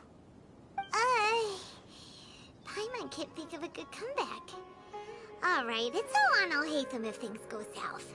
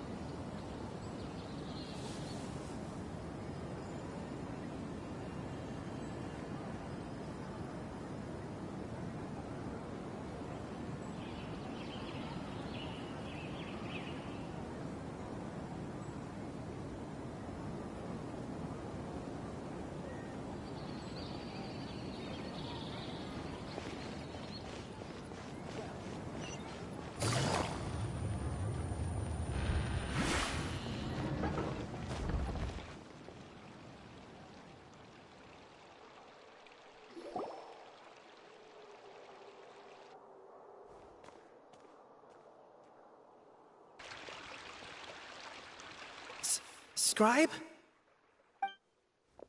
Please, wait. Are you Scribe Alhaitham?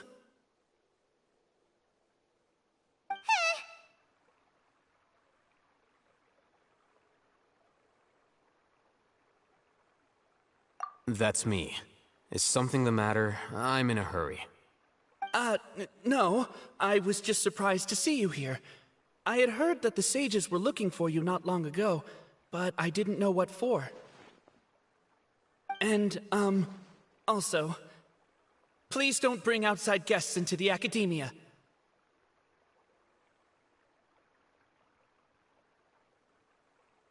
Outside guests? How did you arrive at such a conclusion? Your groundless inference shames the Haravatat Darshan. What did you say? I'm the top student in Haravatat, and I earned 3rd place at the last Inter-Darshan debate. Don't look down on me!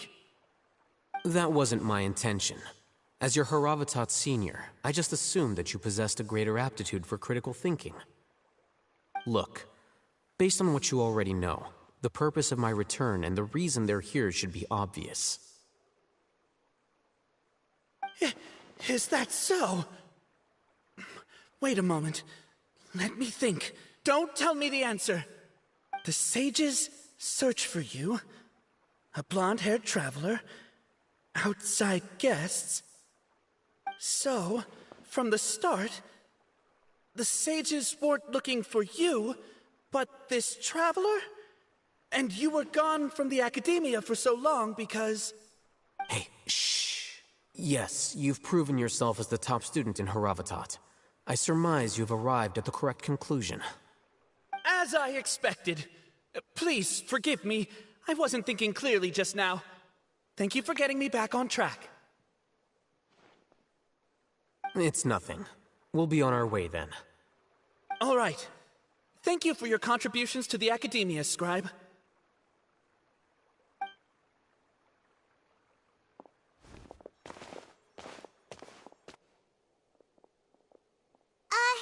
What the heck just happened now? What did he just guess? I'm afraid I don't know either. You have no idea? Mm-hmm. He convinced himself of whatever truth he came up with. That is the so-called pride of a scholar. If someone questions their academic facility, they will instantly feign understanding to keep up appearances. Nowadays, the academia is rampant with this type of scholar. Their obvious farces of intellect only serve to highlight themselves as fools. Wow, so there are special ways to deal with smart people. We don't even need to make up our own excuses. We shouldn't waste any more time. It would be problematic if we missed our window of opportunity. Let's go.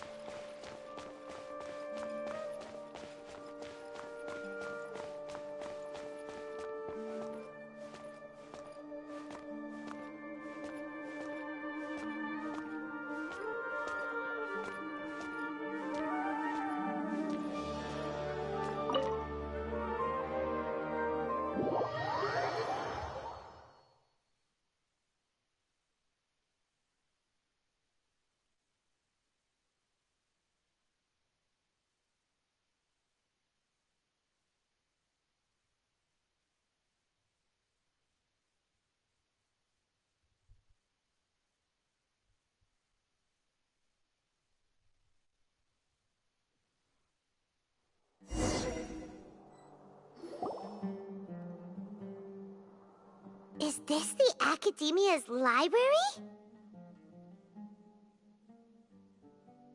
Indeed. Known as the House of Dana, it is quite possibly the most extensive special collections library in Teyvat. There are a lot of students going through here. Is it really okay just to waltz right in?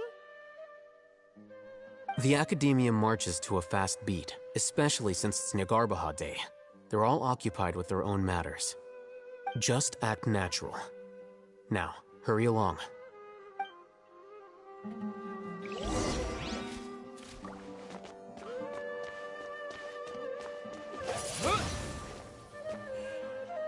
With the wind!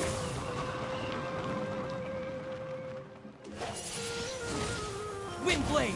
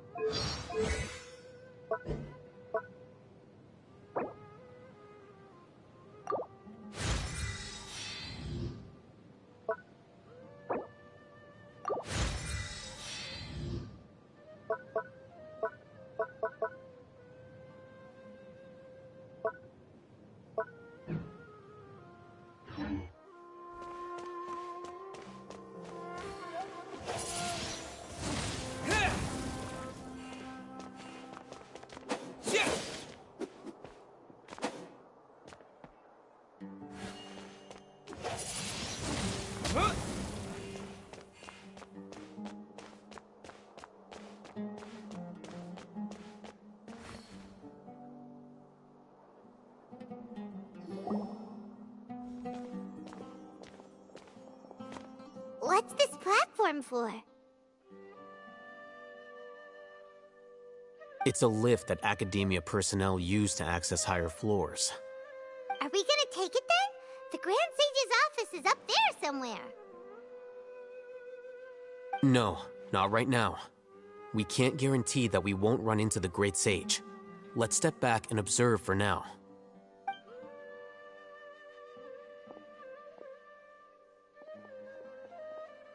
You think the Grand Sage will exit from there? And after he does, we'd sneak past him? Oh, Paimon thinks that's really dangerous. Who knows? However, if we can confirm Azar's current location, our operation will be much safer if we... Allow me to offer you a hint. If you wish to know his location, look behind you.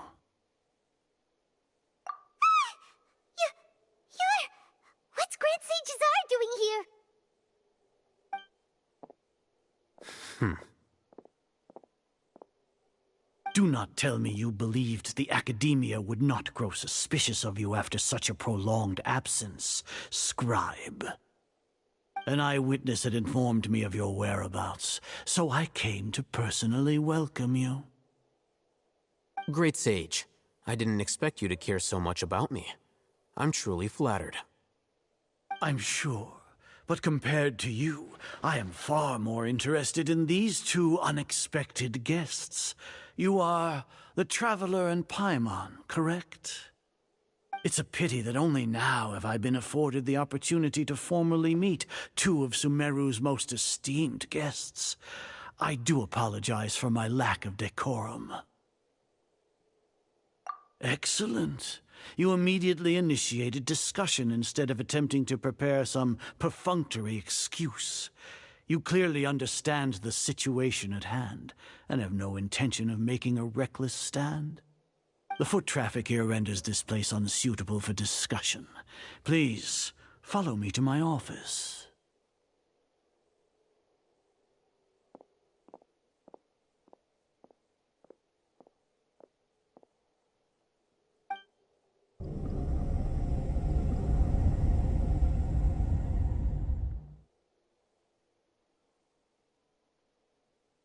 This place is crawling with guards. There's no way out for us. All right then, Traveler. What did you wish to discuss with me? Today is Nyargarbaha Day, so I still have many responsibilities to attend to. There is little time for idle chit-chat before I detain you all. You seem to know quite a bit about our endeavors. If that is so, then you should be praising our great work, rather than using your trivial misgivings in a futile attempt to sway me. Trivial? Then tell me, what do the Fatui want from me?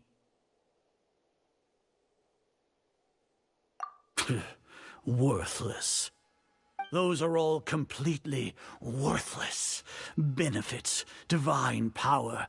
These materialistic words do nothing but debase our great work. Creating a god. Yes, we are using human wisdom to create a god. If humanity cannot attain omniscience and omnipotence, then we shall create a god to reveal them. This is the pinnacle of human wisdom. We shall regain a god's guidance at long last. No longer will we flounder in the interminable void of consciousness and knowledge. Even Irminsul will be freed from its plight. For our nation of scholars, this is the ultimate aspiration. No cost is too great to realize it. Time for you to go to a retirement home, old man. You are senile. You will never understand the rapture of having a god be born within your very hands. With your degree of knowledge, you cannot even comprehend such an emotion. Oh, shut up. Gods exist on a plane that far eclipses humanity's. Lesser Lord Kusanali. What can she even do? Care for the people? fend off sandstorms, fabricate silly fairy tales. These are but child's play for the academia. Does that make us equal to the gods? We are a people favored by Greater Lord Rukkhadevata. Though I may have personally not seen it, our forefathers bore witness to true wisdom. The ascension of the Lesser Lord has brought nothing but bewilderment to the scholars. They all ask, is that truly what true wisdom is supposed to look like? With that in mind, it is better to keep her isolated in the sanctuary of Suristhana, so our academy will not become embroiled in turmoil. What a pathetic justification. Do you really think that only the super smart or powerful should be able to call themselves gods? As per your judgment, Grand Sage, they are indeed dangerous individuals. Not only are they acting against the academia, but their ideologies have the potential to lead scholars astray. Traitor. Looks like there really was merit in my assignment. I'm just playing. Oh, Hatham? Are you talking about us? Anyway, I've brought them to the academia as ordered, but it took some time and trouble. Oh, that reminds me. Here's the investigation report you had requested. Oh! It's a summary of my time spent with the Traveler, an array of information about him ready for your perusal. Wow, bro. Oh, Hatham! So you're still on the academia side! Oh, shut it, Paimon. He's acting. We finally started to trust you! He's pretending. I already know it. That'd be crazy if he's not, though, but... In this situation, he's pretending, and then we just get the jump on Grand Old Master Sage.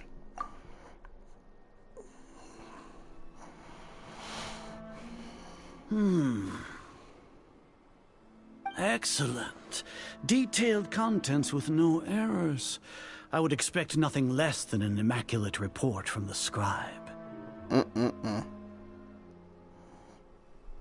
As it is Niagarbaha Day, I'll enter the information on you into the Akasha.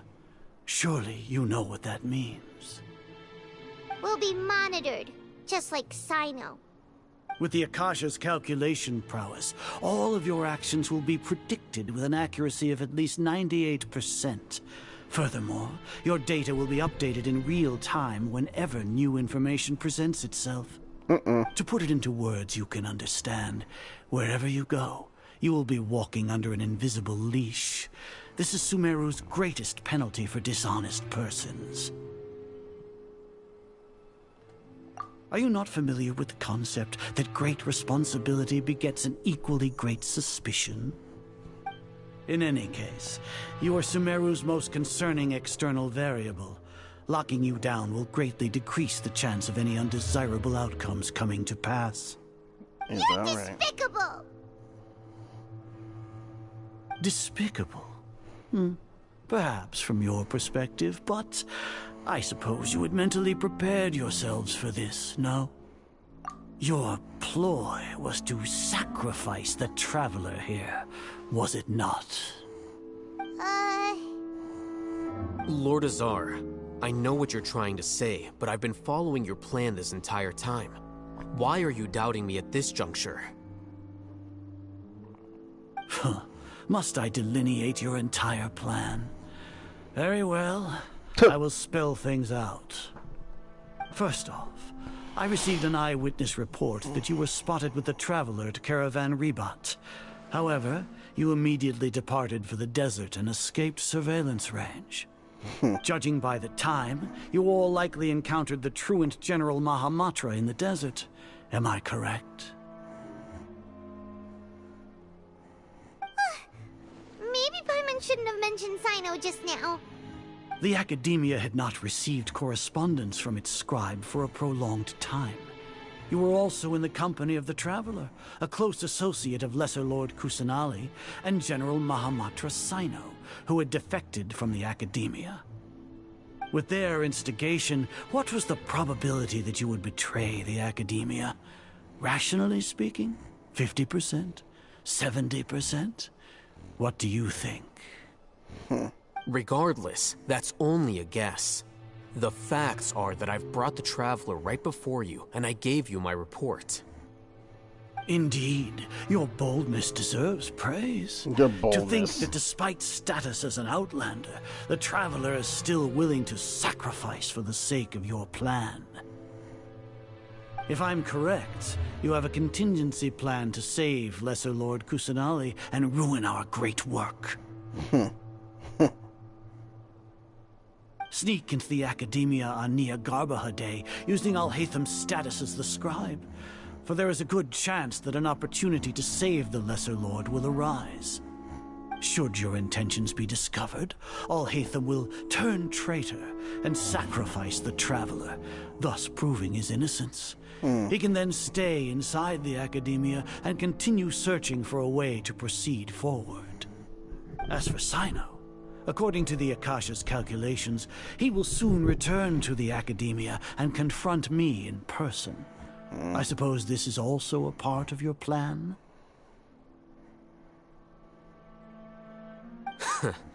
You'll see me as a traitor regardless of what I say, no? Even if you impugn me, it would have little effect on you all. You misunderstand. Losing our scribe would irreparably damage the Academia's regular operations and the development of Sumeru's future academic systems. However, under the current circumstances, even that is trivial compared to what we stand to gain from our great work. You said that I betrayed the Academia, but you, Azar, you've betrayed all of Sumeru, betrayed its Archon. So flight is turned to fight at long last. Guards!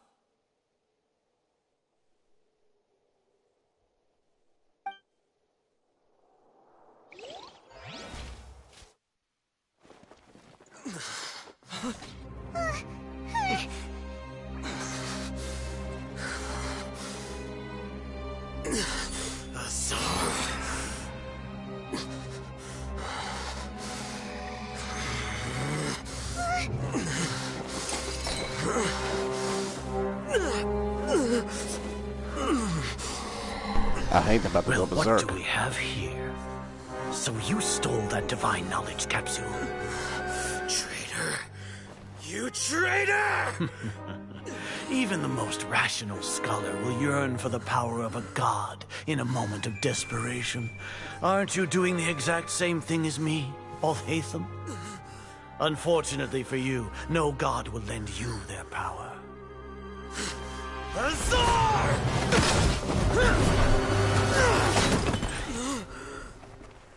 So close.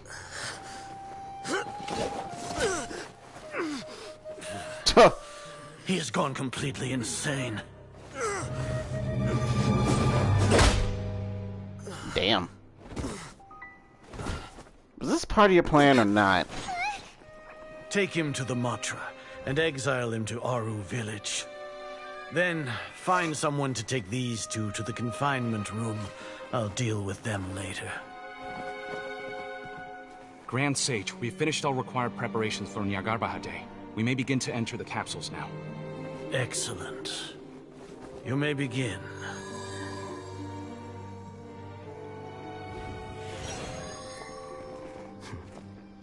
Yep.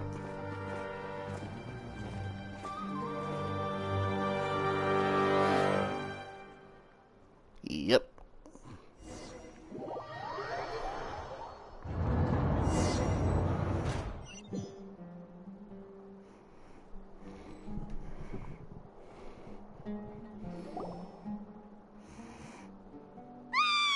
Don't lock us up! Let us out!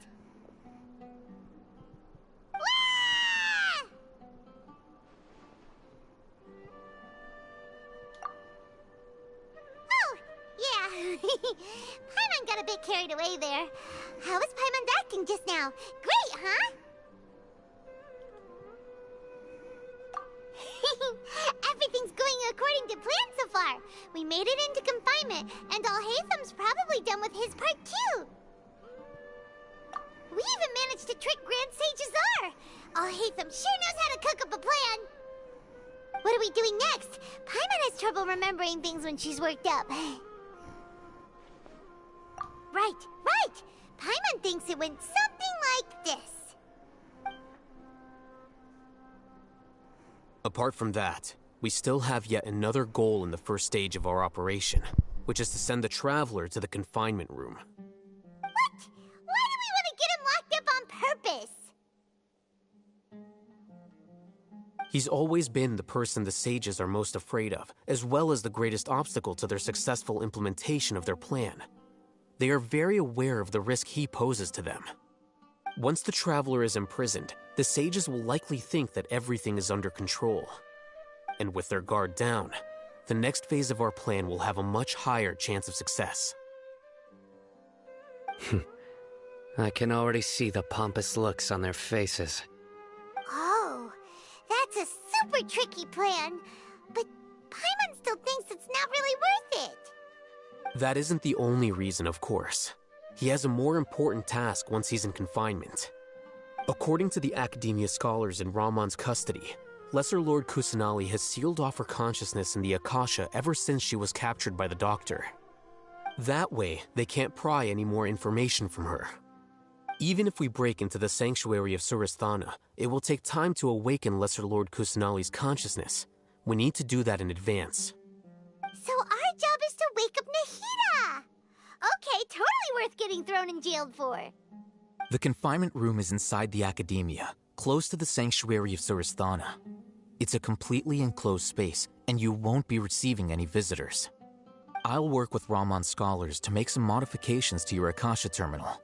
Once you're in, get as close as you can to Lesser Lord Kusanali and try to connect to her consciousness. However, as for whether she'll actually wake up, that will depend on our luck. Oh, no wonder you've been wearing your Akasha terminal today. It's the one that Al-Haytham modified. Paimon thought they'd take our Akasha terminals when they locked us up in here. Were they being careless?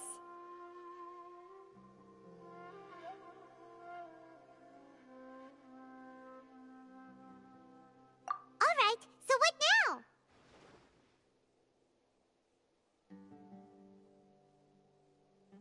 Sounds easy enough. We can finally talk with Nahida after all this time. Let's do it.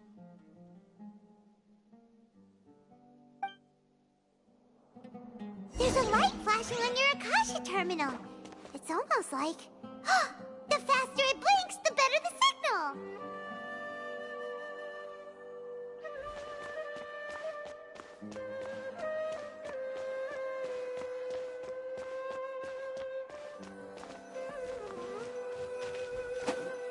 Here? No signal again. Is it getting jammed?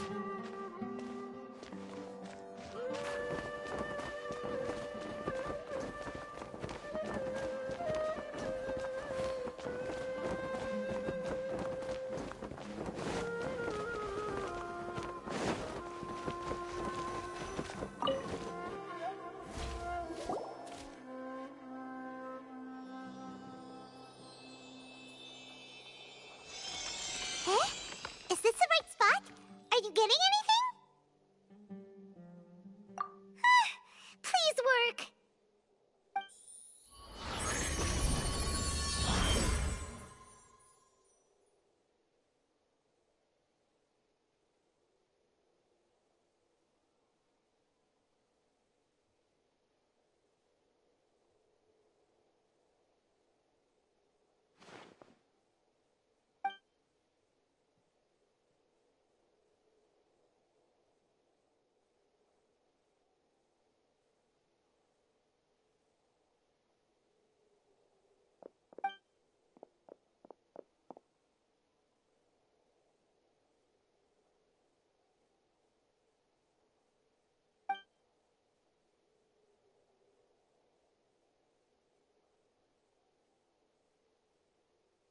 Nahida!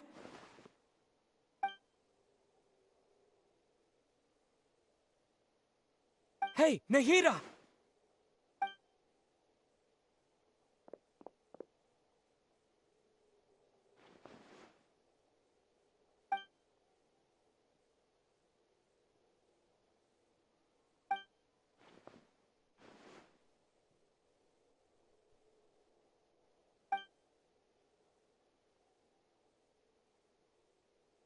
When did it first start? Oh, right. It started from the moment I was born. I want to become a worthy Archon. So I've kept studying. Kept listening to my people and their hearts. Kept looking for a way to save Irminsul. So I can catch up. Catch up to Greater Lord Rukkhadevata. But I'm stuck in the sanctuary of Surasthana. The sages are creating a god to replace me. And I'm forced to lock my consciousness in this boundless darkness. Nahida!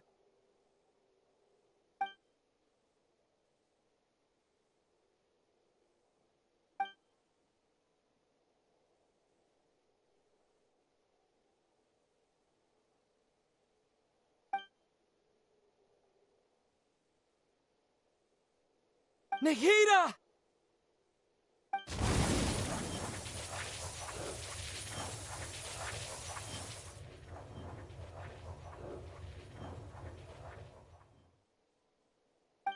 It's so quiet here. Now that I think of it, I don't think I've ever actually listened to my own inner voice. Do Archons have them? Should Archons have them? Have I been doing the right thing? Am I really not needed? How do I really feel about all of this?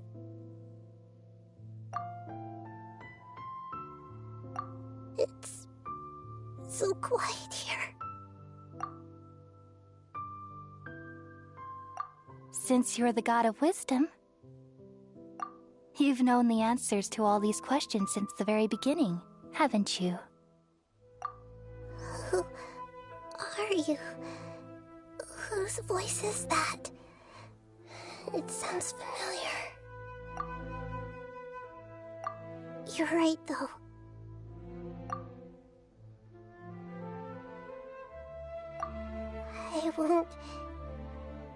I won't ignore my own voice anymore.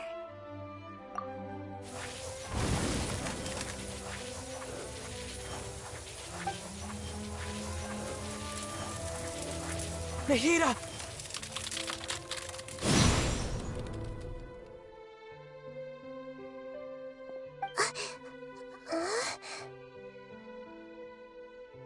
Nahida? Did you wake me up? Thank you. Why are you here? We're here to rescue you. Are you alright? I'm fine. It's just... when I think of everything that's happened to me, I feel really angry now.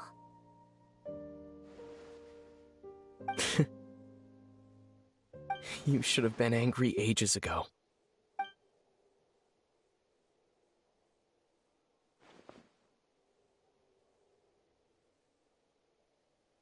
Huh? Oh, you're back! How's everything? That's wonderful news! Great! We weren't locked up for nothing! When you went to wake up Nahida, Paimon was listening for any sounds outside. You were out for a long time. There are fewer and fewer scholars going about now. You think everyone's done with their Nyagarbha day stuff? Yep, so that means our next act is Nilou's performance!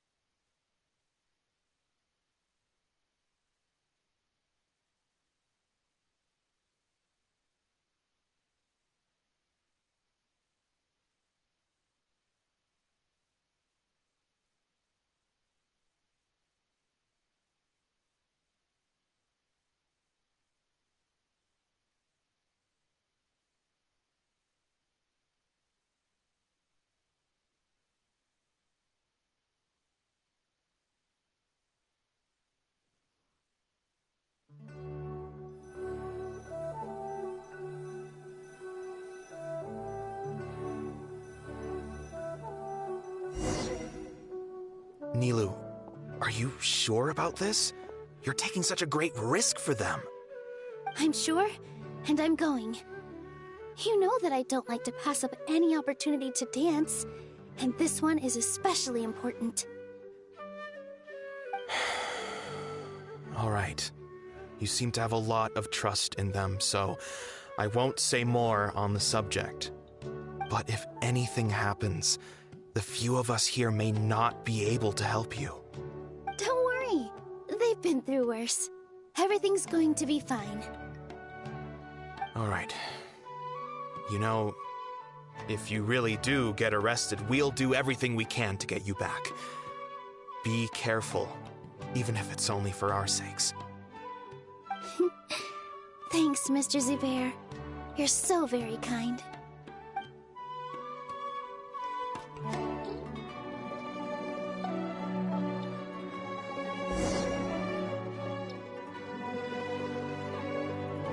Yeah.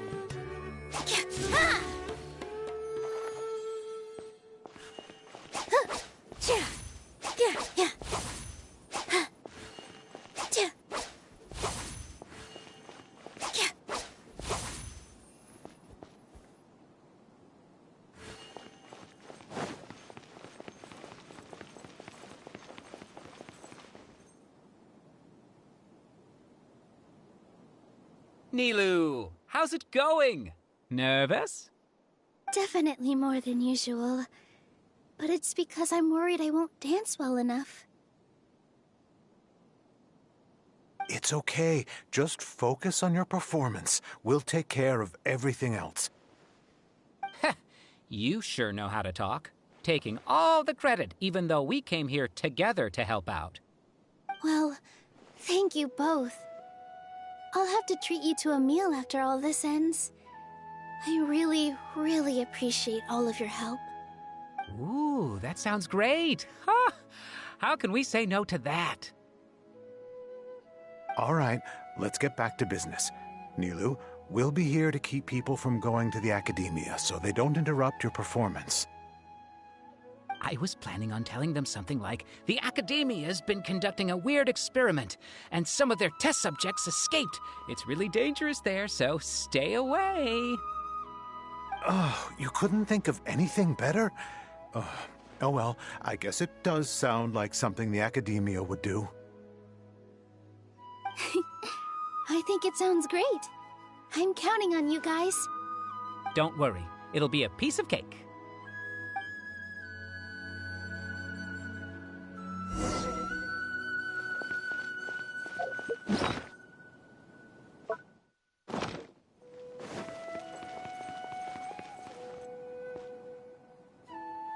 Hey, Nilu!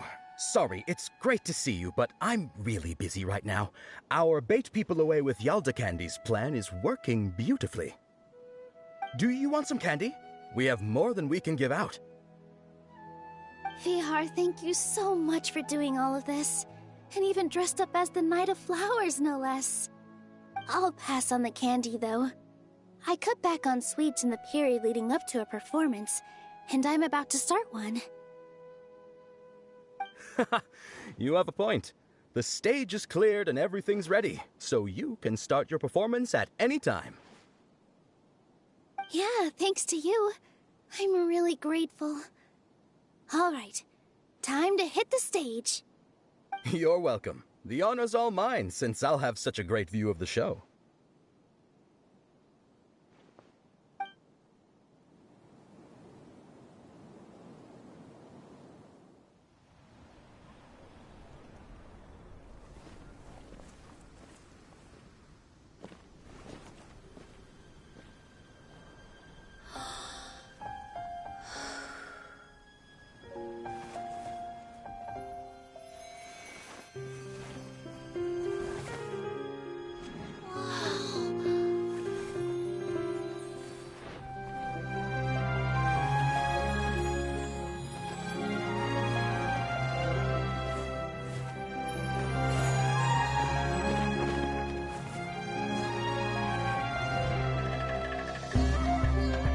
I've never seen a performance like this. This is incredible. Yeah, but I heard that public performances like these have been banned. I can't believe she's doing this here.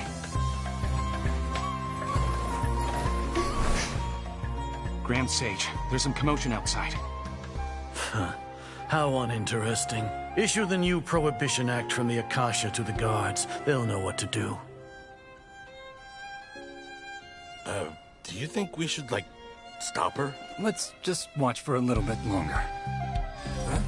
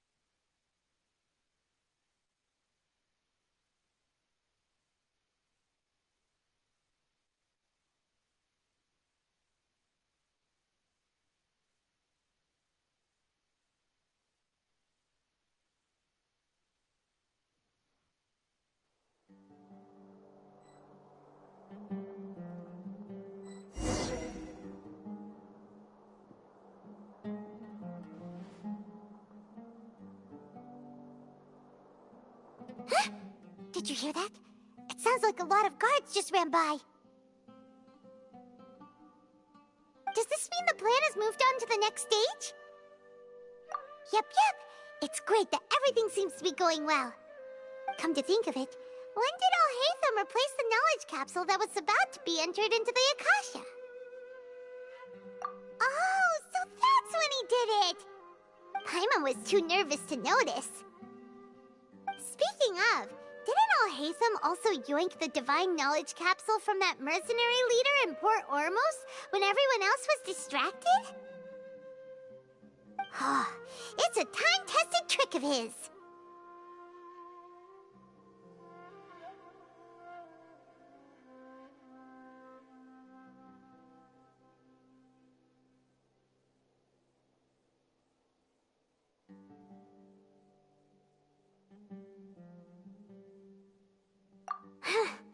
Why are we complimenting him? Yeah, he's smart and all, but he still makes Paimon's blood boil. Let's review our plan for this stage again. It's not like we have anything else to do right now anyway, and it'll help us feel more confident. Paimon remembers that Nilou's task was supposed to go a bit like this. Now that Lesser Lord Kusanali's consciousness has been forcefully sealed, the core figures of the Academia and their guards have started to wear their Akasha terminals again. With the Doctor's technological support, they think they have nothing to fear. How despicable of them to rely on such a person. But this is also our chance. I was originally asked to draft the knowledge capsule for the Artistic Performances Prohibition Act when I was still at the Academia. It should be on the Grand Sage's desk right now, and will be entered into the Akasha during the next Nyargarbaha Day. Are they really going to stop all artistic performances? That's horrible! I'll make an identical knowledge capsule, but this time, I'll smuggle some misleading information into it. We only need to find an opportunity to switch the capsules. Once it's been entered into the Akasha on Nyargarbaha Day, if someone were to be seen performing in public, the sages would definitely use that opportunity to announce the ban, and so the misleading information will be disseminated amongst the guards. Sure sounds complicated, but it seems like if everything goes well, we'll be able to get rid of all the guards in the Academia without any effort. That's pretty clever, getting right into their heads. I just have one question.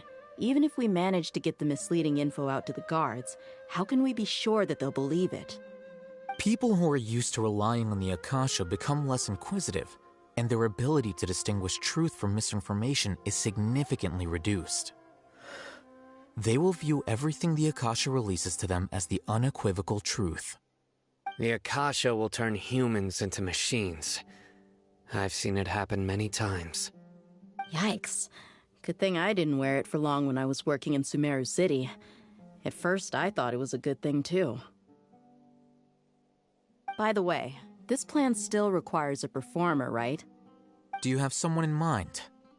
Nilu of Zubair Theater. I know her really well. We can trust her. I'm kinda hesitant to ask her to participate in a dangerous plan like this, but we can ask her in person. All right. After the guards and the Academia are gone, then it'll be time for me and my stowaway brothers to shine.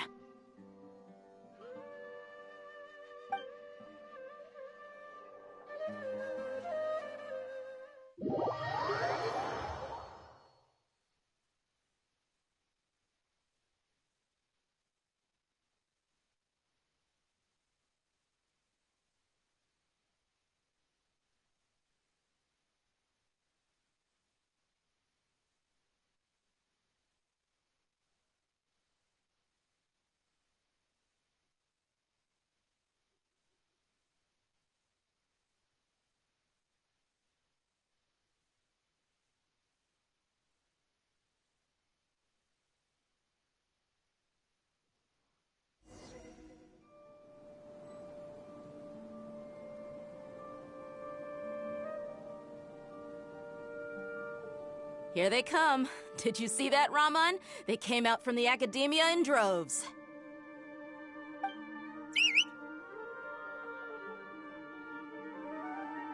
After laying low in the city for so long, this is the moment we've been waiting for. My brothers have already sprung into action.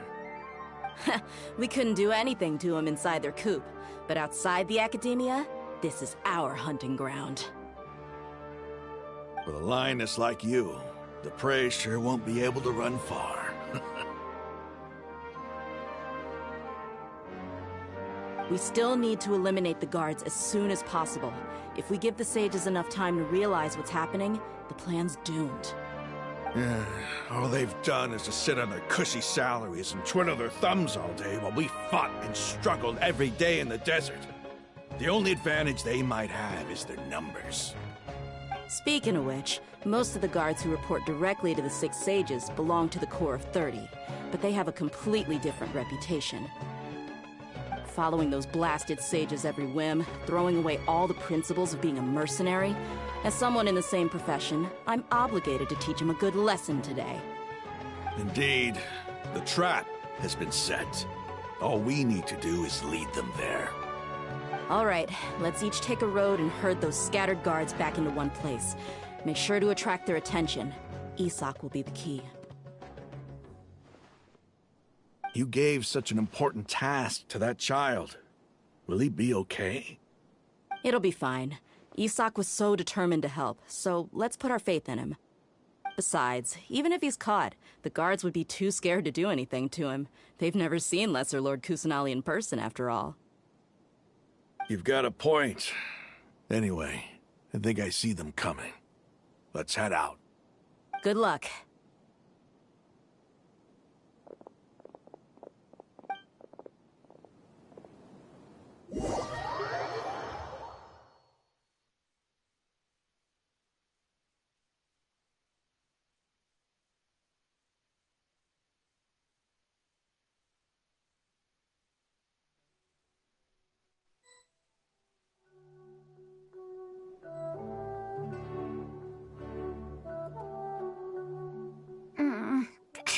This outfit. Hey, do you remember what you need to do, Isak? When the guards get here, you'll pretend to be Lesser Lord Kusanali and run away from them. Oh, yeah, I remember. Of course I do. I'm just a little nervous. Relax. Don't think about getting caught. Even if that happens, we won't leave you behind. You only need to think about getting the guards' attention and leading them to the Grand Bazaar. Leave the rest to us. Okay, got it. I'm here to pay back Lesser Lord Kusanali for helping Grandpa. I won't get cold feet. Hey, they're here. I can see the Academia guards.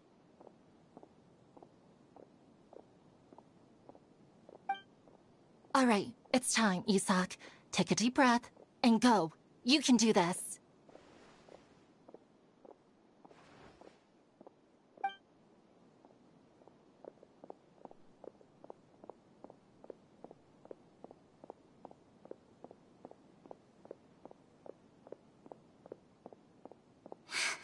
Why is there a guard over there? Did he already run ahead of me? This is different from our plan. But there's no time. I need to make a choice.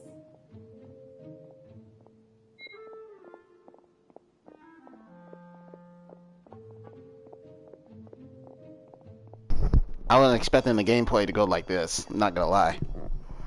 Yeah, I was not expecting the gameplay to go like this. Let's have a look behind the house. Ah, shit. What should I do next? Obviously. Looks like nothing's here. A wasted time. Luckily, he didn't check behind the tree. What should I do next? I only have one option. The guard looks alert. What should I do next?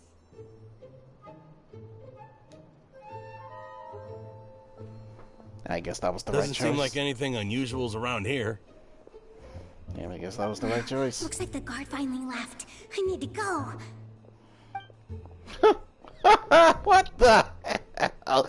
Yeah, man, I never expected the gameplay to go like this. That's funny. Hey! Lesser Lord Kusanali is over there! Stop! What? Lesser Lord Kusanali? How did I not notice that? Yeah, how did you notice? They found me. This is bad. Where should I go?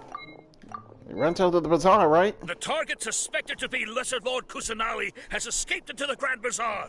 Assemble and arrest her! That's funny. I didn't expect the gameplay to go like that. That's funny. And I'm still locked up. Where did she go? How did she disappear? Did we lose her? Hurry up and find her! Uh-oh. Time to get jumped. Hey, why is your team here? Didn't we say to split up our search? Hurry, hurry! This place is... Why are you all here? Uh-oh. Yeah, isn't it one heck of a coincidence? Everybody's here. What on earth is going on? What a party. I suppose that's all of you? Who are you? Did you set us up? What are you planning? Phew, that was rough. I almost got caught. Little brat! So you're not actually Lesser Lord Kusanali. Who exactly are you all? Eremites from the desert? Just some colleagues. Think of this as a business competition. A or a personal grudge.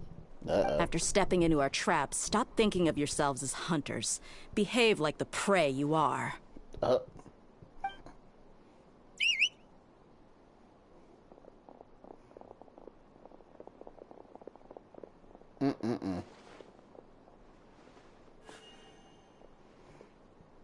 An ambush? How's that possible? This is Sumeru City, but mercenaries from the desert somehow ambushed us! Yep, pretty much. You've spent all your time hiding away in the academia. This place has long since become our hunting ground. Brace yourselves!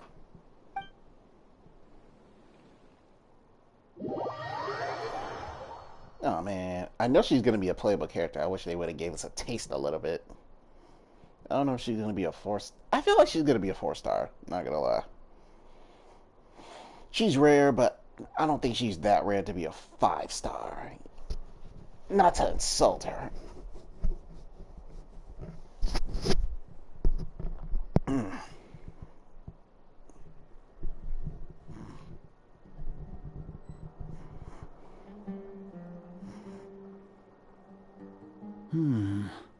This is odd.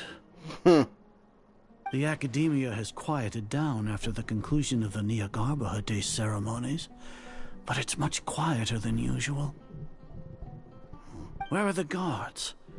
Why have I not seen a single one? Guards? Guards! Grand Sage, how may I be of assistance? I called for the guards. Why did you come? My apologies, Grand Sage. Right now, all Academia guards have entered the city to perform the ordered arrest. I thought you knew. Arrest? Who is there to arrest? I have an ominous feeling. And that you should. Arrest Lesser Lord Kusanali, right? Is that not what the order was? Uh-oh. Lesser Lord Kusanali? You mean she has disappeared? Yes. I wouldn't dare make up something like that.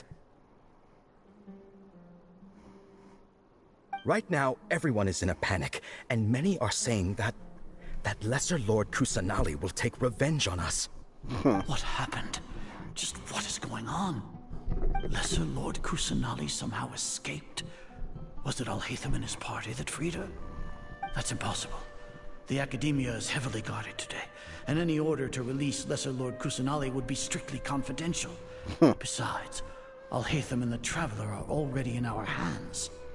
What manner of trickery did they employ? How could Lesser Lord Kusanali disappear into thin air? Disappear? Wait. How was the arrest order distributed to the guards? It was issued by the Akasha earlier today. Only you have the authority to send messages like that, so I thought it was your order. Let me check.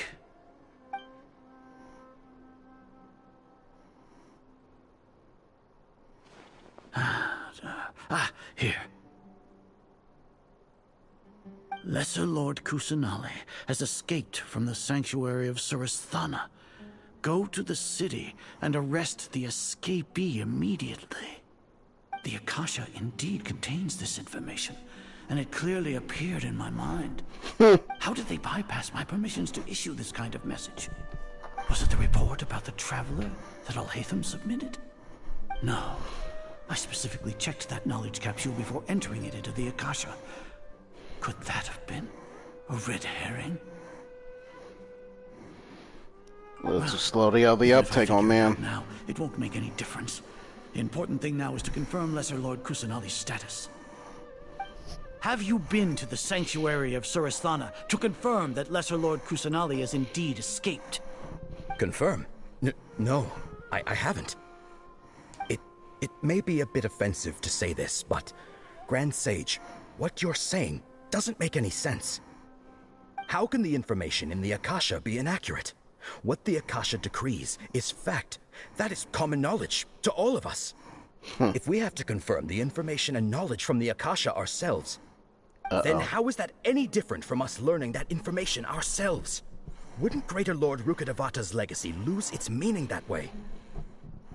In the beginning, it was I who asked you to believe in the Akasha, to believe in the legacy left by Greater Lord Rukkhadevata.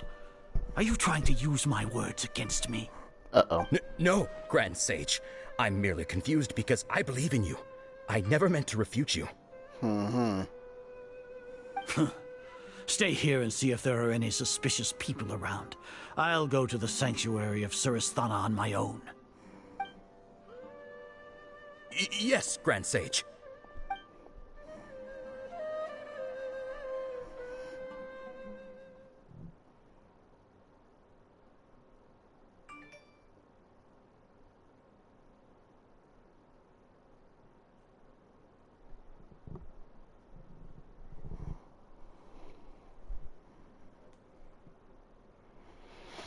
Show me something good.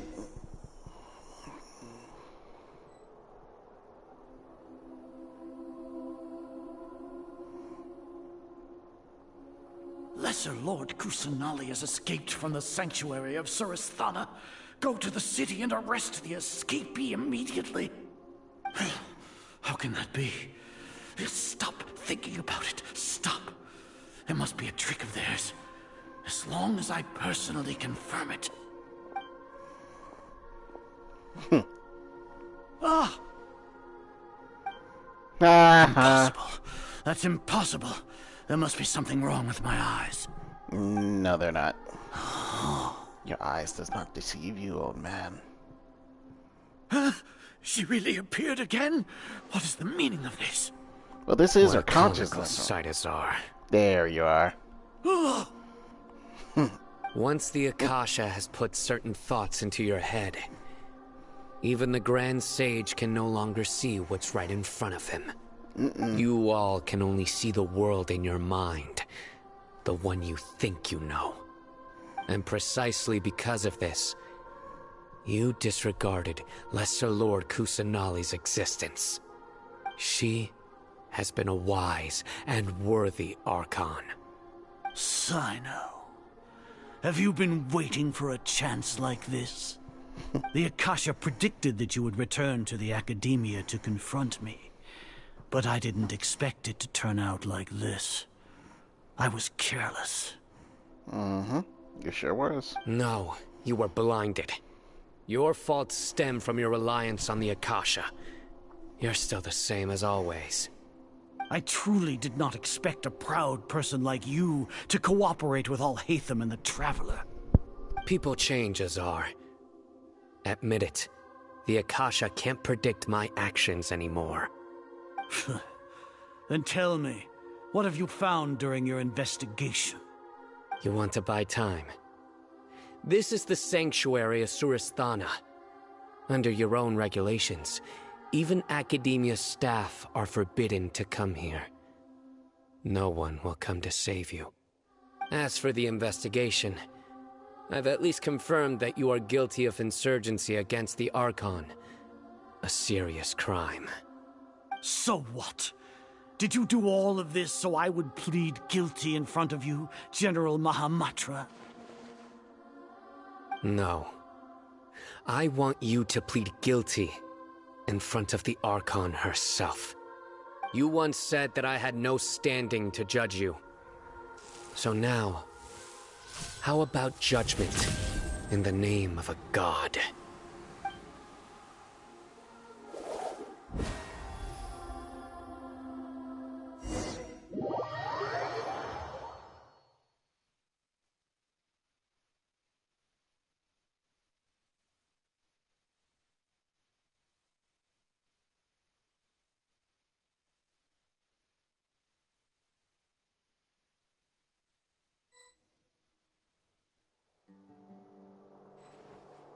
How long do we have to wait?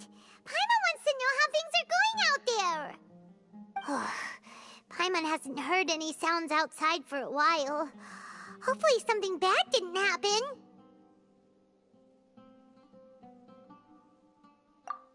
Yeah, but aren't you scared that we might be locked up in here for the rest of our lives?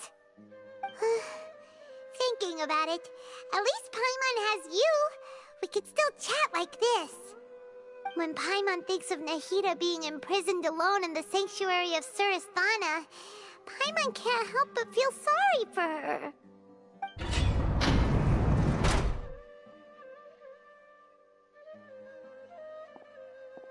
Here comes your savior. Tia! Paimon just knew you would come to rescue us! You two really owe me some big thanks. I had to search through who knows how many guards to find the key here. It felt even more tiring than whacking them. I'm exhausted. Thanks a lot. Need Paimon to rub your shoulders? No, that's, I'll pass. What are you afraid of? Oh, are you ticklish? Now isn't the time to talk about being ticklish. Things in the city and on Sino's side are both going well. The guards that stormed out of the Academia are all taken care of. The Corps of 30 is in charge of the city's defenses, but we already talked to Asfand. They've been fed up with the sages bossing them around. As long as it doesn't break their employment contracts, they'll turn a blind eye.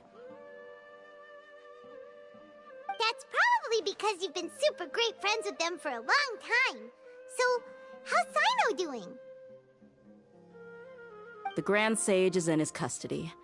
Even I know how terrible it is to fall into Sino's hands, so he probably does too. Sino forced him to release Lesser Lord Kusanali. He has no choice but to obey. So, hurry to the sanctuary of Surasthana. Assuming nothing weird happened, we should have already rescued our Archon. Honestly, I didn't expect our ragtag bunch to do this well. We just came together last minute to save the Archon, you know? Alright, you two better go. I still have to clean up some messes in the city. See you around.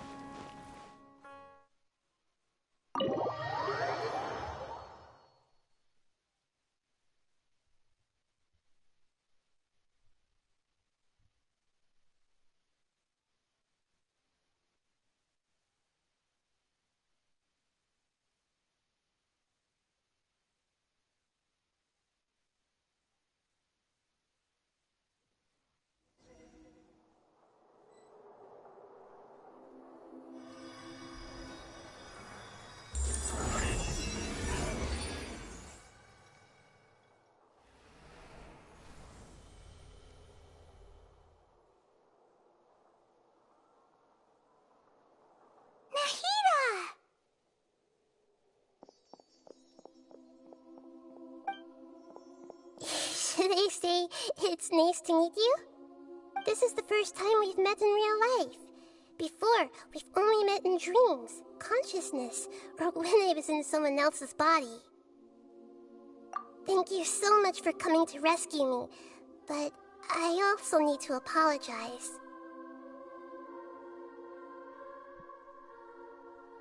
During this time, I did some self-reflection. My sense of inferiority and yielding to the academia led to all of this, and created so much trouble for you all. Exactly! We're here because you're a good Archon and one of our friends! Thanks, you too. Amazing. So this is how it feels to walk out of that cage with my own body. It's like I just had an endlessly long dream. I can't even tell if I just woke up or was only now born into this world. My concept of self has become so clear. But now doesn't seem to be the time to indulge in this feeling. This is really embarrassing. You all just rescued an Archon, and now she needs your help to save her country, and even the entire world. It's okay.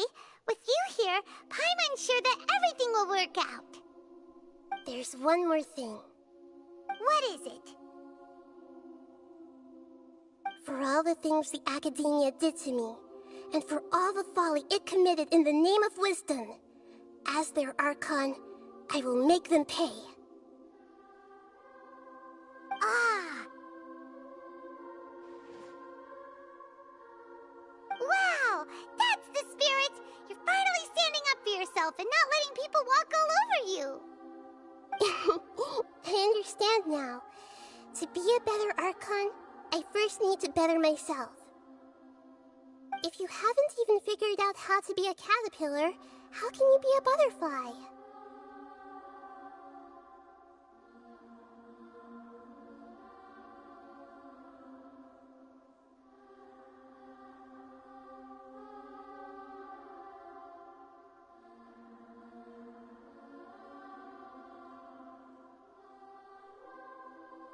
Yes, true.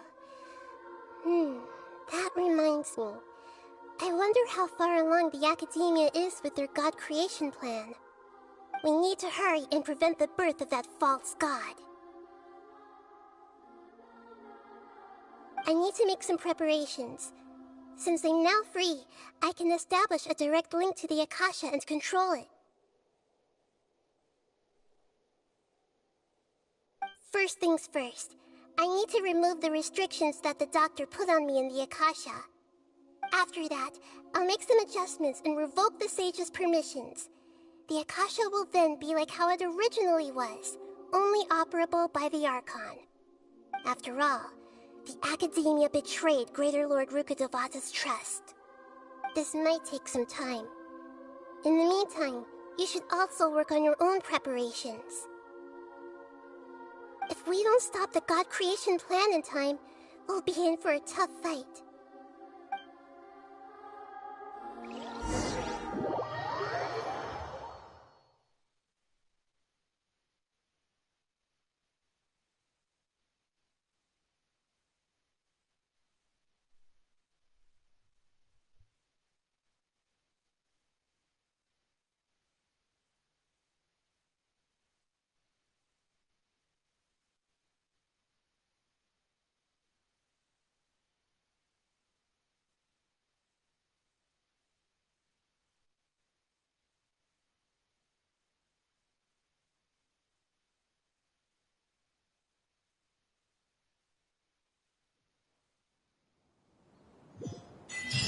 Might as well prepare for a fight.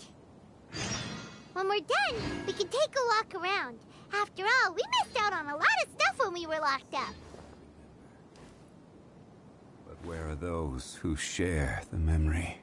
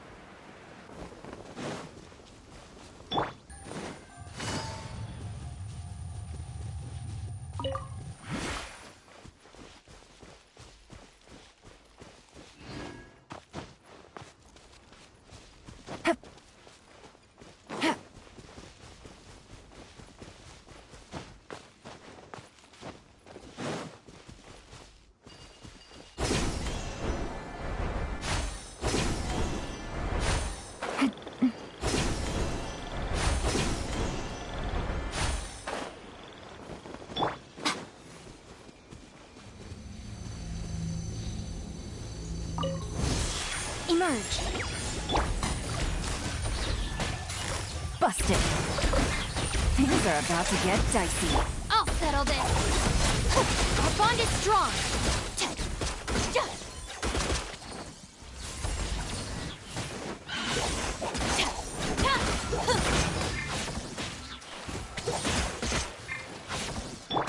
I'm always watching. Right here, right now.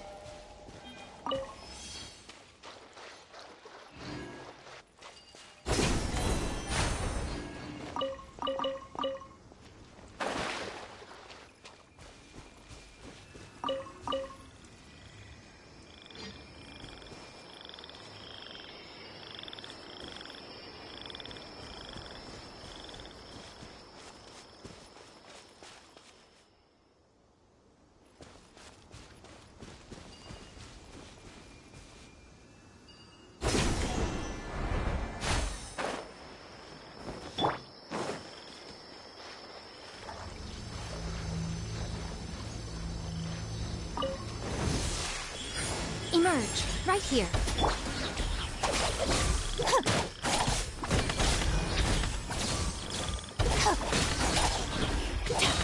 Out of my way!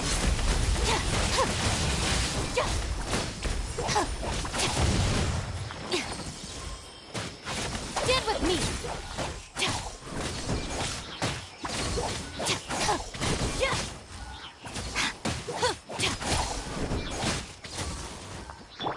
Emerge, right now, right here. Stabilize!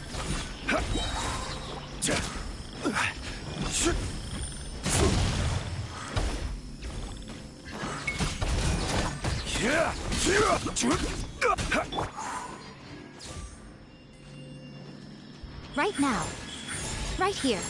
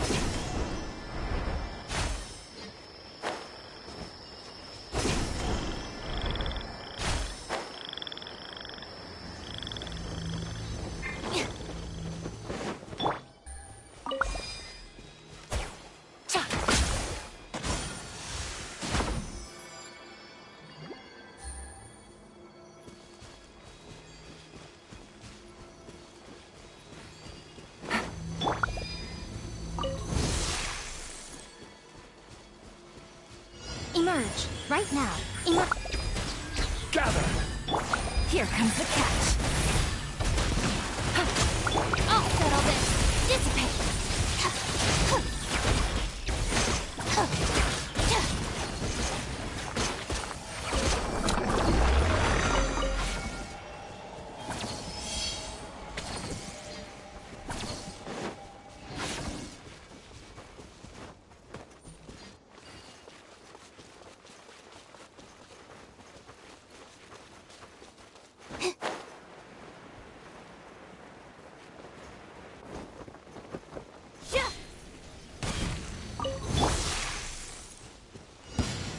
Following right now. Gotcha. I will have order.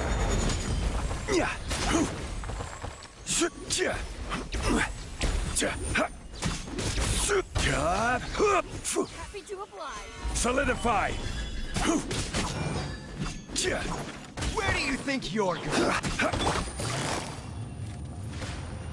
Quietly now.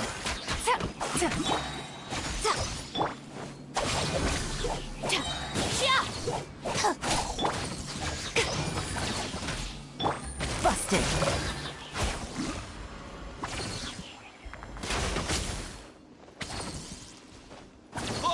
jungle. Quietly now. I'll be back.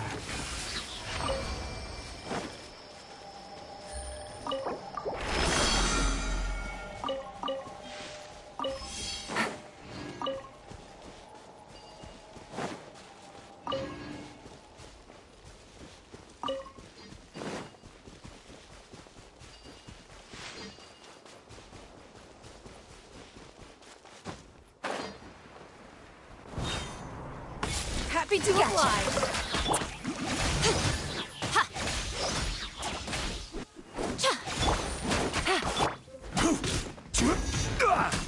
Yeah, stabilize. Busted. Show them. Right here.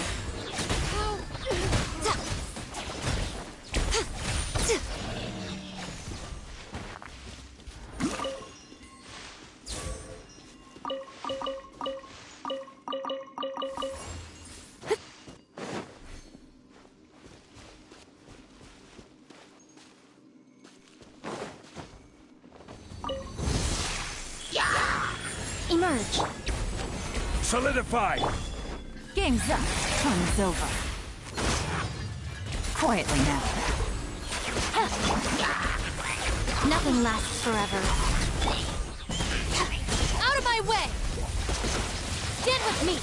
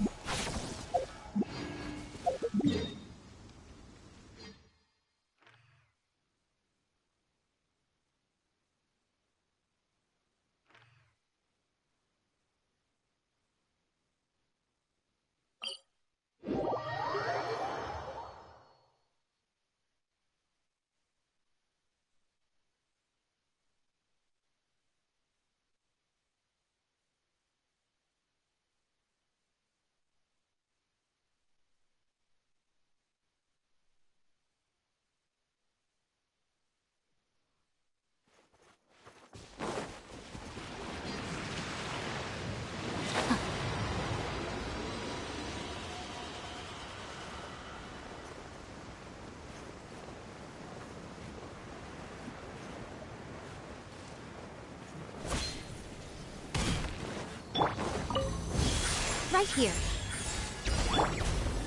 Stabilize. Busted. Dissipate.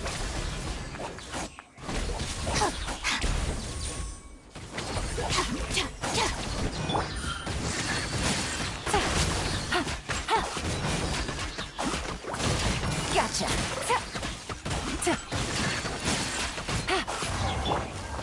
Gather. Things are about to get dicey. Order guide you. Get with me! Lightning purified!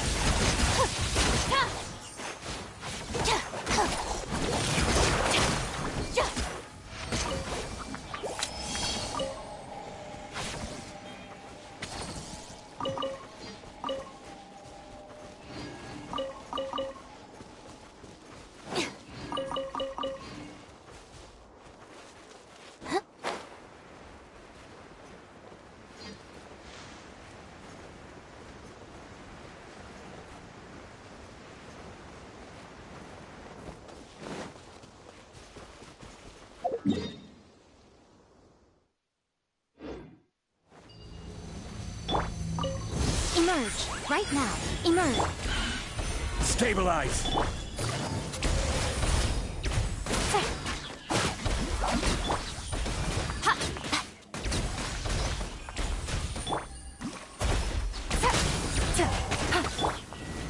Solidify.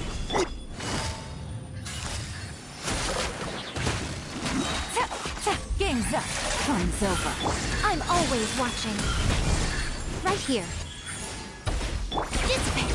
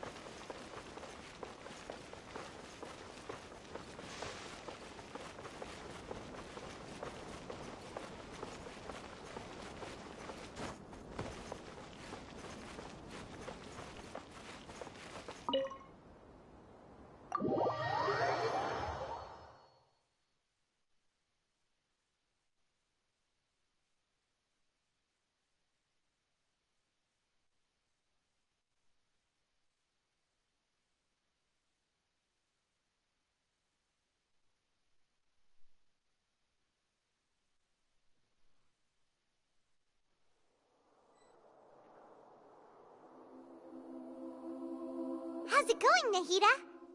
I'm done with the parts that needed my involvement to complete. Although it's my first time working with the Akasha like this, its internal structure and operation procedures are easy for me to understand. Greater Lord Rukkhadevata's design is truly brilliant. Oh, also, this is for you. Huh? What's this little floaty thingy? It's a small device I put together just now. You can think of it as an upgraded Akasha terminal. You may not need it right now, but it should be helpful in certain situations. Wait! This thing has the same characteristics as Paimon! We're both small things that float! All the things that make Paimon special got copied! When Paimon appears with the Traveler from now on, people won't remember Paimon because she isn't unique anymore! It's alright, Paimon. It can't replace you. It's only a flying device, but you're the Traveler's irreplaceable friend.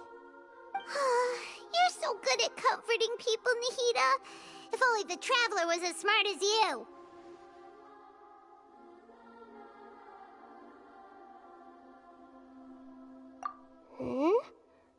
I was simply telling you what I feel to be the truth. I wasn't trying to comfort you. Nahida, you're a natural at this. What you just said made Paimon even happier. By the way, there's something I need to confess. Even though I'm the Archon and in control of myself again, I'm not very good at fighting. You may have heard that an Archon's power is derived from their people's faith. However, I'm not as well loved as Greater Lord Rukkhadevata. If we get into a situation where combat is our only option, I'll have to count on you, and I'll do my best to provide support.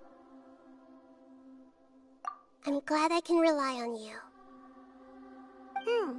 So the God of Wisdom isn't good at fighting?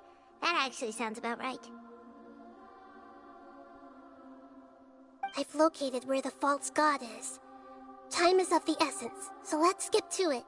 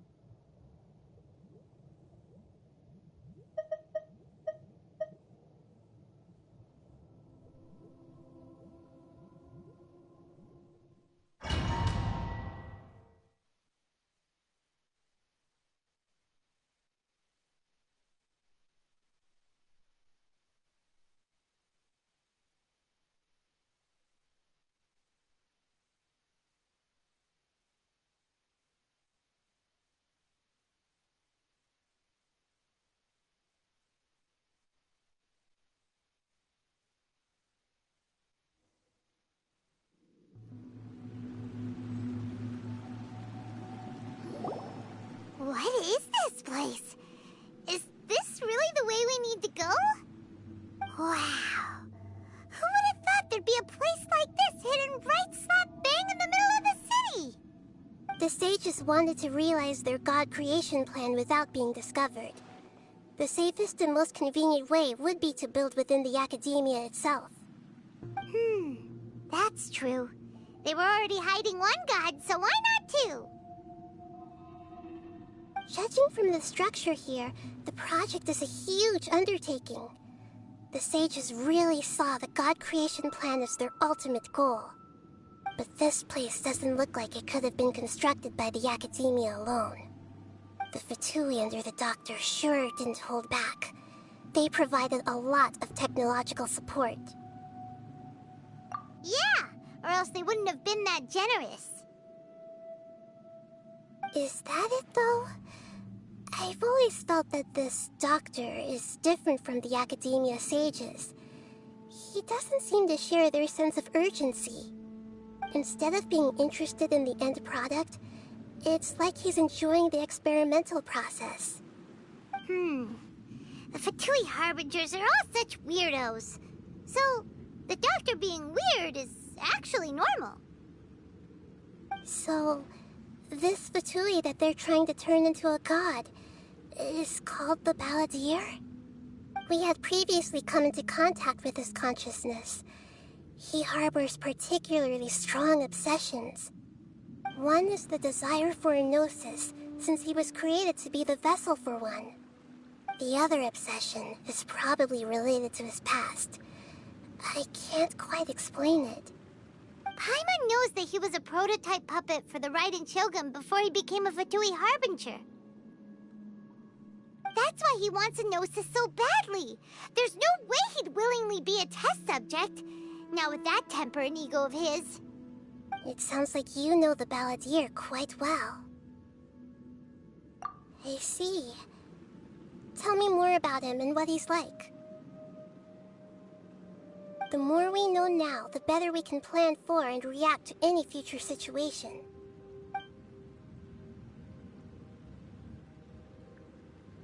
Ah, I see.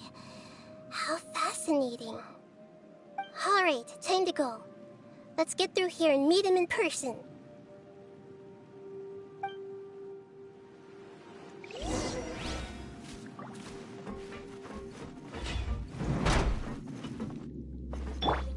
Time to work. Let's be stabilized. Come on out. Emerge. Right now. Get with me. Time to fulfill my duty. Stay right there. Quietly now. Right yet. Out of my way. This is order. Solidify. Show them. Right here. Not breaking a sweat. This way. Resist that.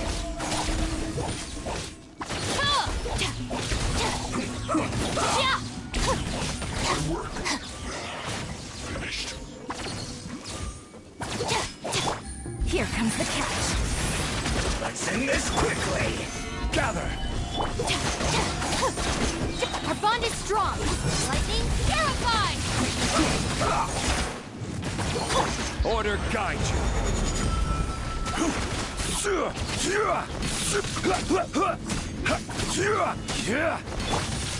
Gotcha. Emerge. Right here. Right now. Stabilize.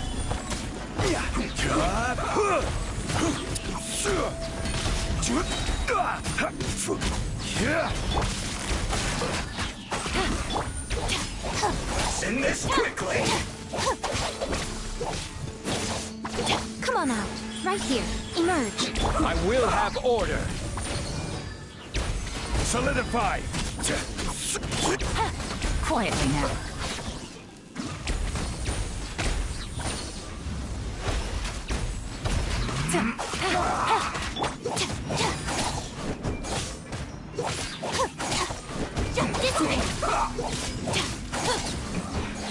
This isn't good.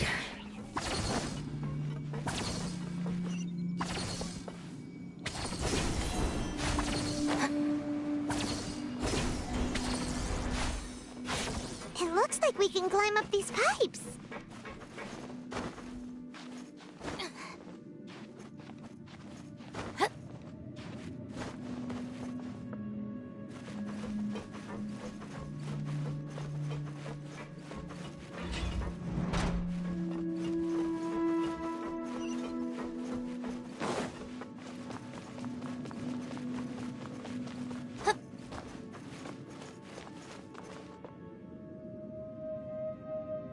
On the ground seems all messed up. Let's go around and see if there's a way to fix it.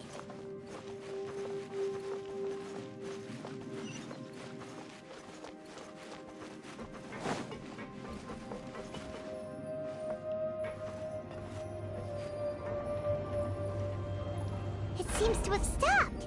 Let's continue.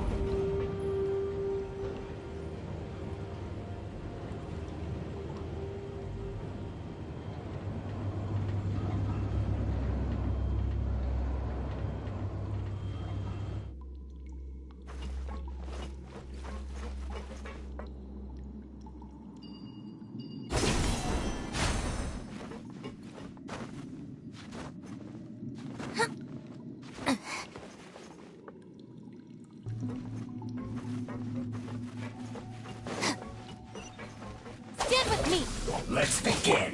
Game's up. Fun's over. Busted. Gather. Out of my way! This isn't good.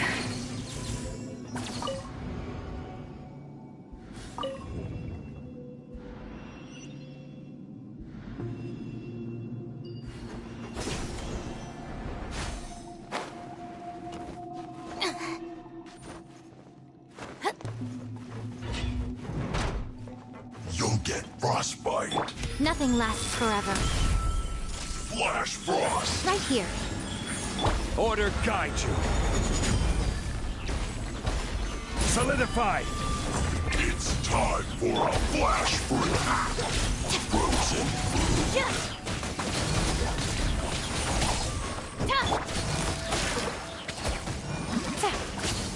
Chill to the bone. Gather. Show them. Emerge. Right here. I'll settle this.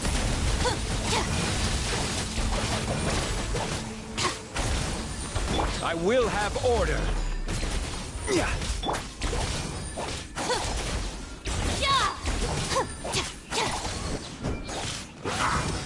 Frozen food. Our bond is strong.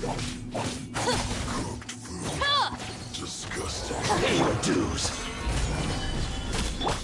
Here comes the catch. Gotcha. Lightning purified!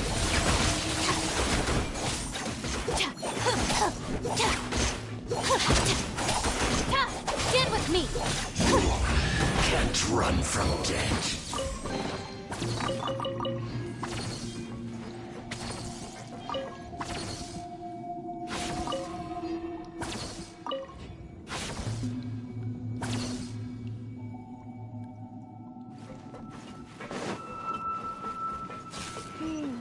The cart is stuck. Maybe there's something wrong with the tracks. Let's try adjusting the direction of the device to clear the tracks.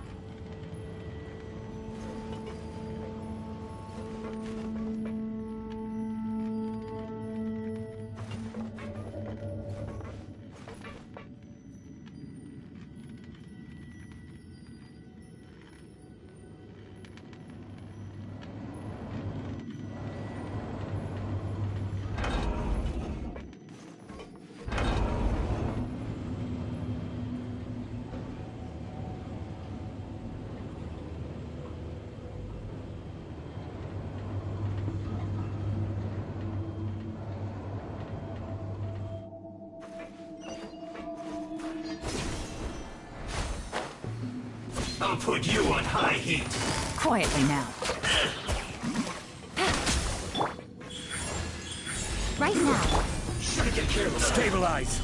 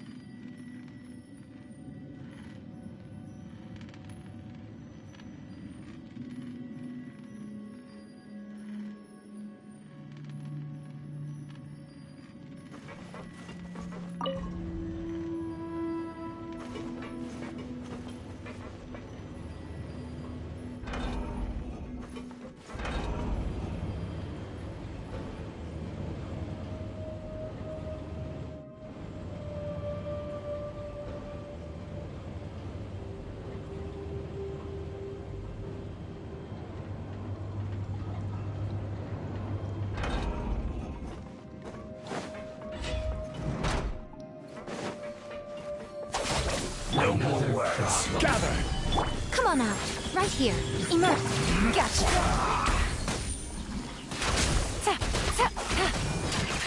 I will end you. Stabilize! Show them. Right now. Emerge. End this quickly. Our bond is strong.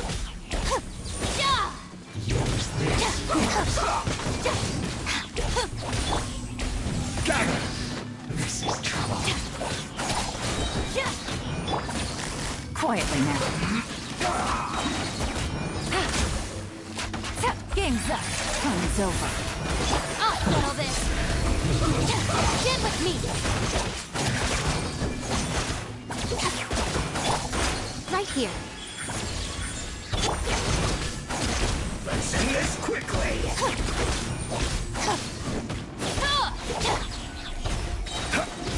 Order guide you. Rise!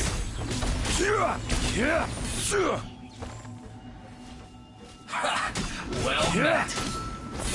Come on now. Be a Right now. killjoy. Right. We've only just begun. Solidify!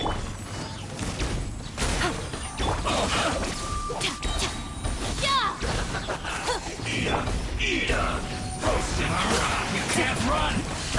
Well, I see through you. Don't be a killjoy. We've only just begun. This was well done. You can't run. Well, I miscalculated. You need to hurry up. Busted. Dissipate. This was well done.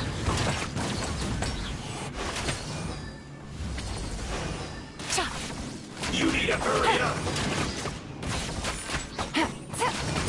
Roasted frog. Unfortunate fault. Our bond is strong.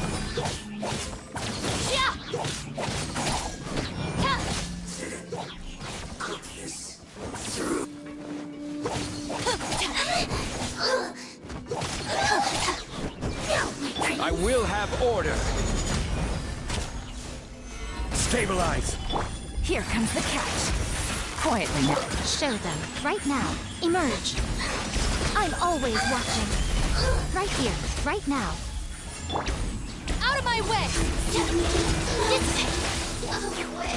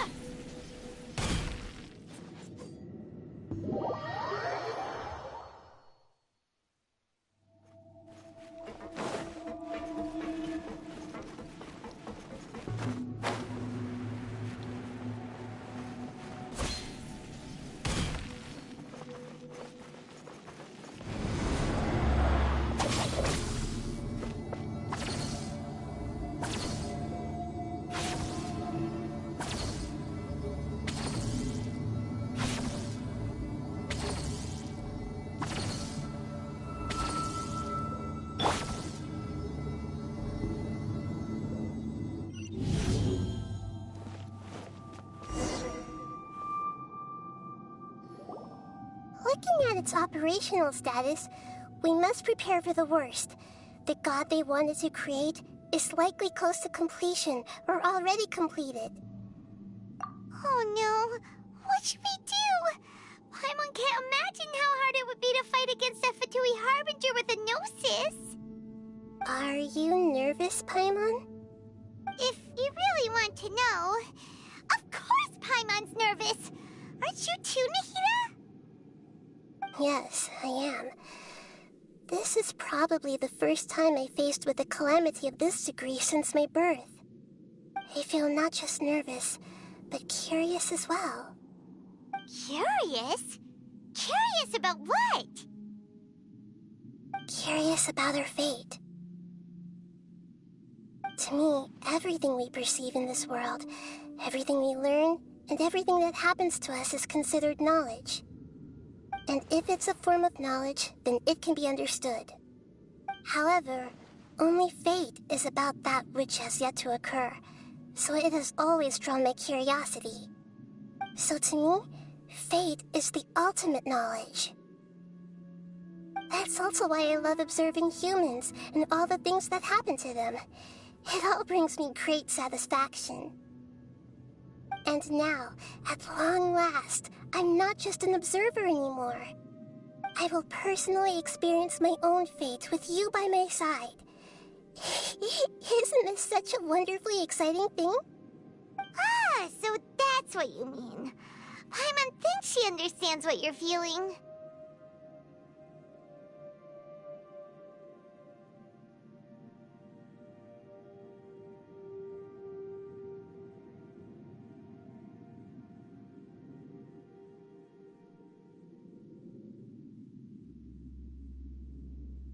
Agreed. Okay, let's continue on. I can sense his aura from here.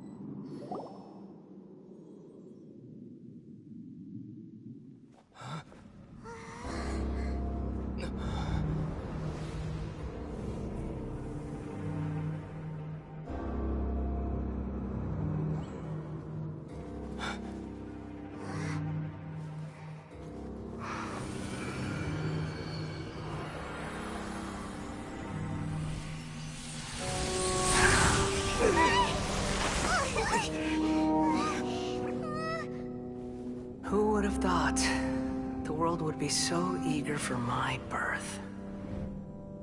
I remember you, Booer, the god of wisdom, and standing beside you, the traveler. Is he all-knowing and powerful now like Greater Lord Rukkhadevata? No, I can't feel the same kind of divinity I felt from the Greater Lord. It seems that the sages didn't get the chance to infuse the divine knowledge capsules into him. But even still, he has undoubtedly become a true god now. So we're too late? The Balladeer has already become a god? The Balladeer. A long bygone title. When my spirit ascended to divinity, I felt as if I had existed for the same number of epochs as heaven and earth. Looking back, the existence of what once called itself Kunikazushi appears infinitely small and ugly.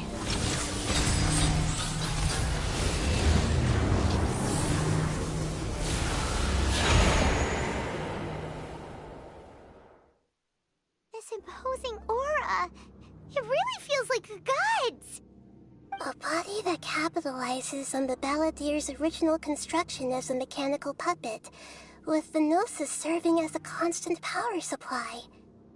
How much effort and resources did the sages put into this? From a purely technological perspective, it's a commendable achievement indeed. It's no exaggeration to say, this is the culmination of human wisdom. You sure are something! Dishing out compliments at a time like this? But I don't think he's reached the spiritual height of a god. Strife is engraved upon every god and every gnosis brought forth into this world. Can you feel it? The exhilaration of such power, and the thrill of anticipation for our contention. Nahida wouldn't feel the same things as you! Do you not realize? that you are interrupting a conversation between gods? Lowly creature, know your place. The strife engraved upon a gnosis. You're talking about the Archon War. Tevat's current peace was not easily won. I didn't personally participate in the Archon War, but the way I see it, all those losses were meaningless, driven by the demands of the laws. There's no point in bringing it up again. Is that so? Yet I am deeply disappointed that I was never allowed the fortuity to personally participate in the Archon War. This is a first. Encountering a god in this world who does not crave power. No wonder your own people have abandoned you, God of Wisdom.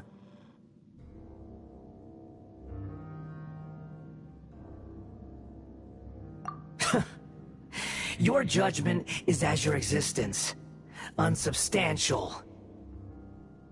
This is where everything ends, Booer, the God of Wisdom. You should know that wisdom cannot solve every problem.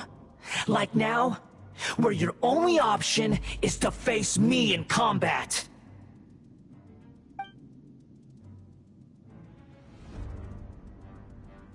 Come! Let us reenact a scene of the Archon War. Come and inaugurate my birth as a god.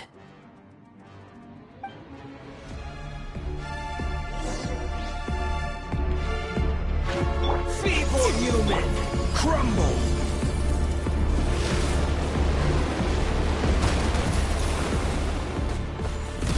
Solidify!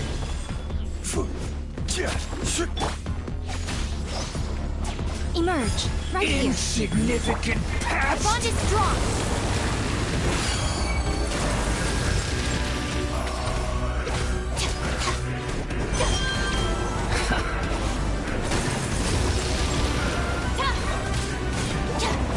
Come on out. Emerge, right now. At my command, you shall fall!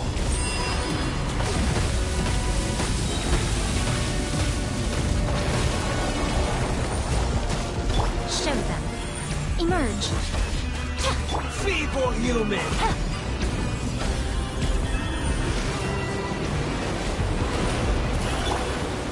Solidify! This is order. Insignificant past!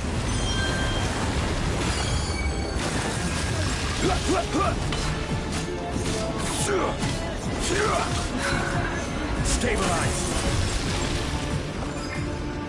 My endless Right now, cycle right here. begins!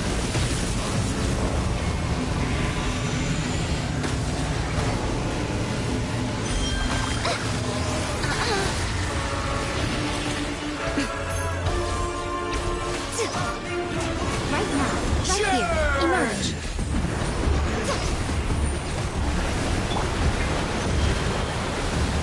Gather!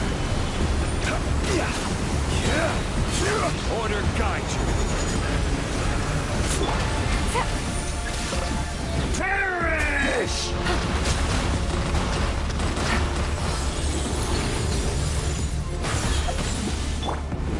Stabilize! Insignificant past!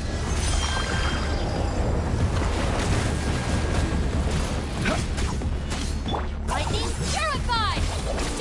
Game's up. Time's over.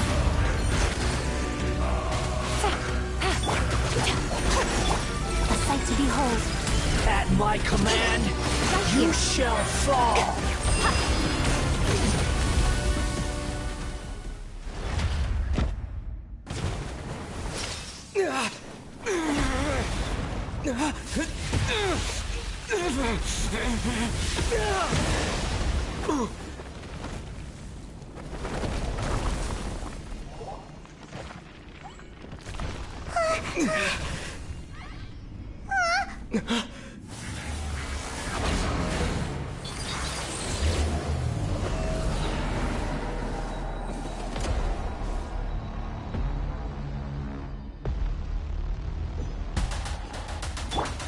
Solidify! Tremble! Emerge, right here, right now. Burn to oblivion!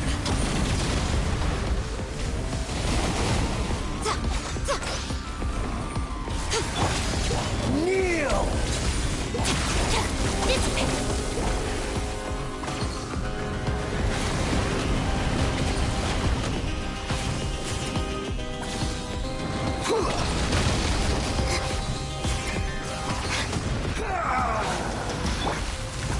Stabilize! Come on now, emerge, right here.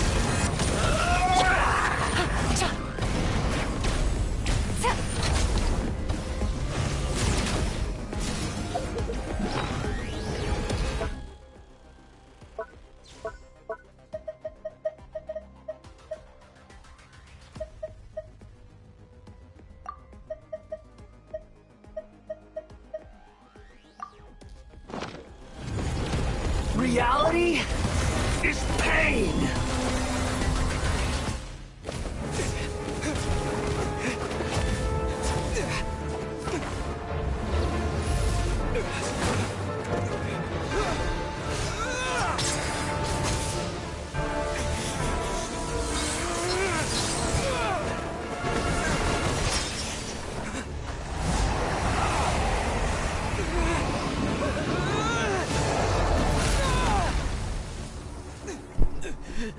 That's gotta hurt.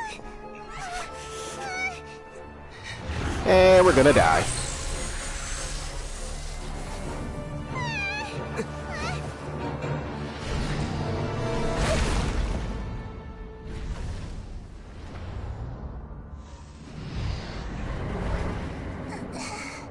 Ouch. This is supposed to be a battle between gods. Yet you choose to hide behind a mortal. And now, you're acting like you'd sacrifice yourself for a human. Are you having fun proving a false sense of heroism to yourself, Booer? Oh! God damn. Did he take her? The Yep. data collection is almost complete. Do you even know how many times you've tried to take my gnosis from me? Oh! I'm like, did he just take her? Nope.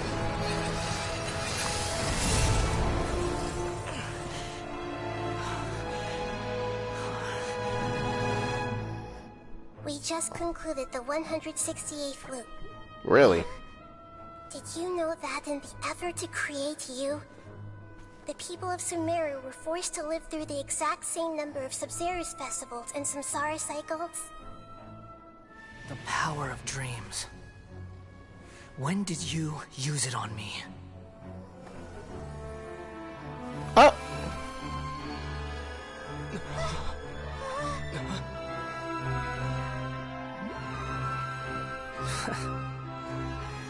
You can't even defeat me in a dream. What do you hope to achieve with this little trick? Come, Traveler. Just like before. Allow me to awaken the memories in your dreams. All that battle experience! It's more than that. Compile everyone's wisdom in the name of the Archon. That is the original function of the Akasha. I've sent everything that happened just now to the people of Sumeru in the form of knowledge. I've asked them to help you find a way to defeat the false god. Ah, Tanari!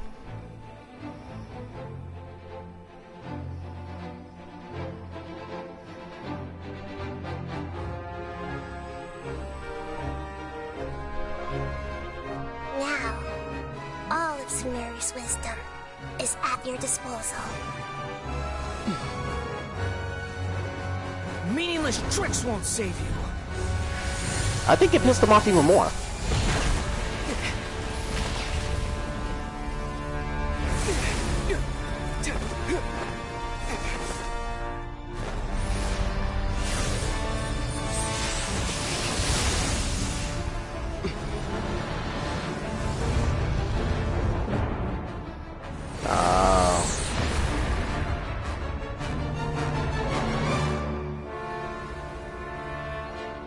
You're like, no, bitch. Are you done with your tricks? Can I finally take this as a real battle between gods? I'll leave this to you. Of course you will. First sage of Boor. Here we go.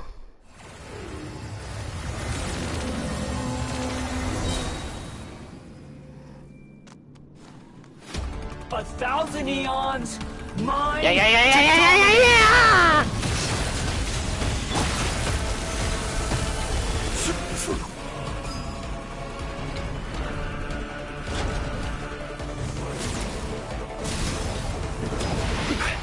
Burn to oblivion! Emerge, right now. Emerge.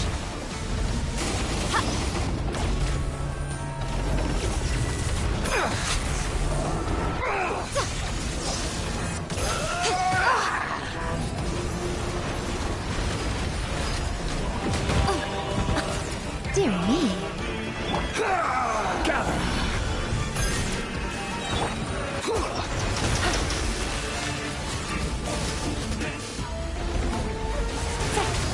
Kneel.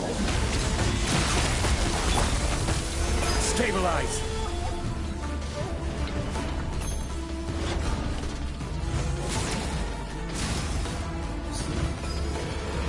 Reality is pain.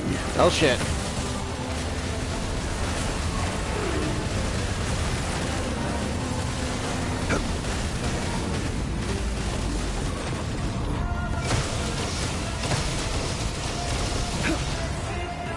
Gather.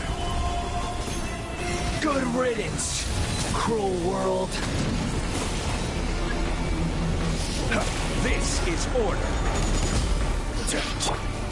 Right now. Right here. Emerge. Nothing lasts forever. I see everything. The Temple of Wisdom. Yeah.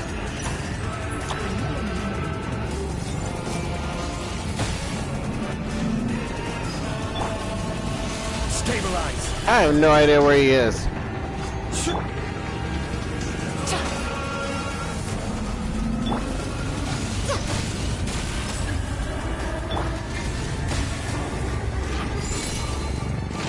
Well, I'm dead. I don't even know what to do. God awakens. God damn! Now, I ain't know what to do.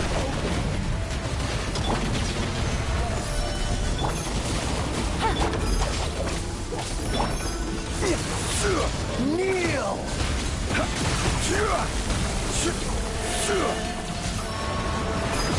Stabilize.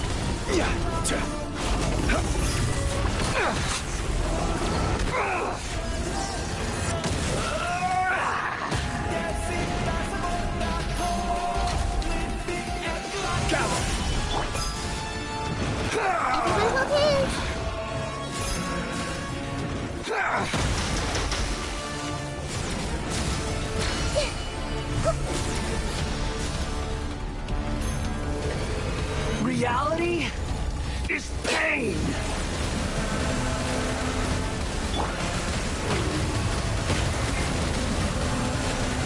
Stabilize.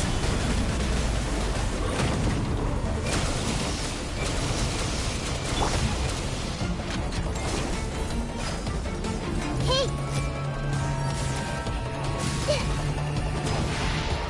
Burn to oblivion!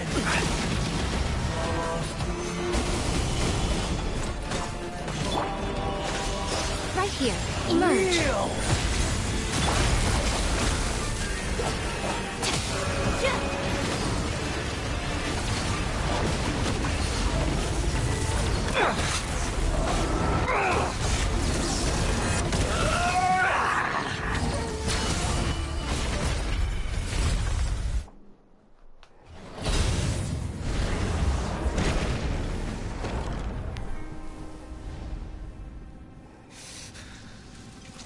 Humans. Filthy humans.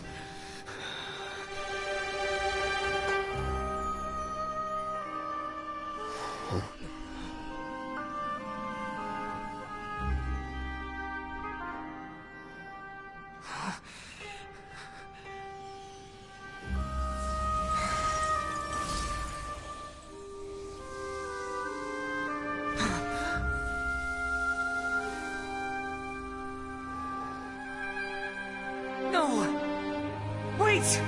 Please! Anything but the Gnosis!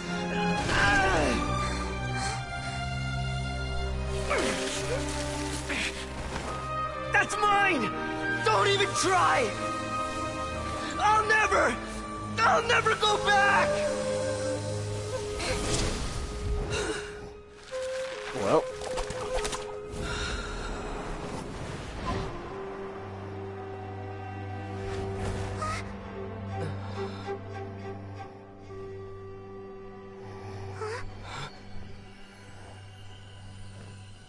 We haven't yet found the answer to the most important mystery. Irminsul is still waiting to be saved. With the power of another Gnosis, we may now finally understand the last memory of Greater Lord Rukkhadevata.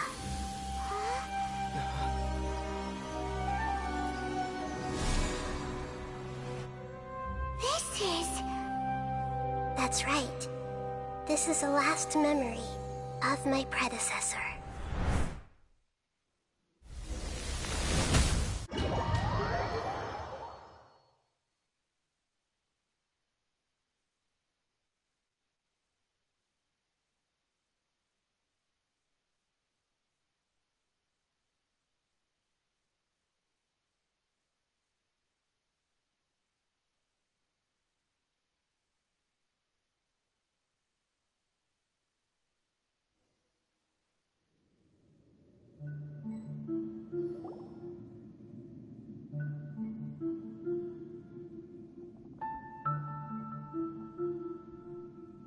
Huh.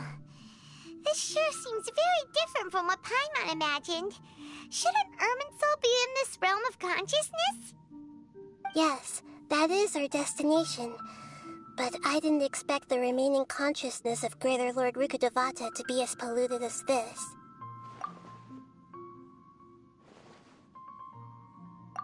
Forbidden knowledge? It seems you know about a concept that even I don't completely understand. Could you tell me what you know?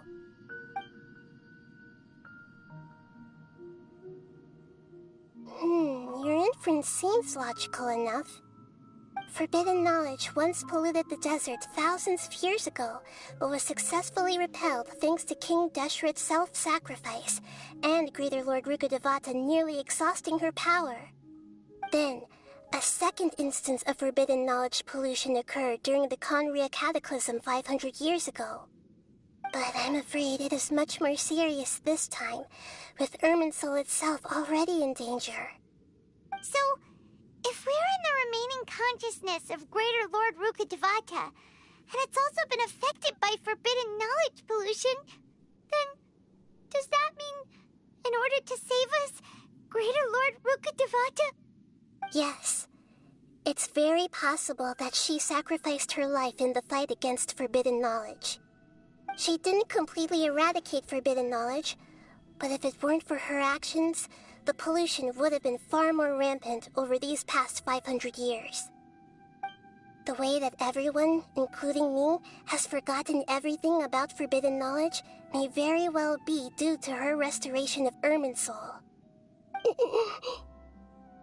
Aww. Do you feel sad, Nahida? I'm just sharing her pain. The pollution of her consciousness here is severe. There is madness, chaos, and pain all around us. Did she fight to resist the forbidden knowledge pollution in such terrible conditions, all the way up to her last breath? She even used her last remnant of lucid consciousness to leave a clue for us to follow. Yes, her words were distorted by forbidden knowledge, so that's all we could hear.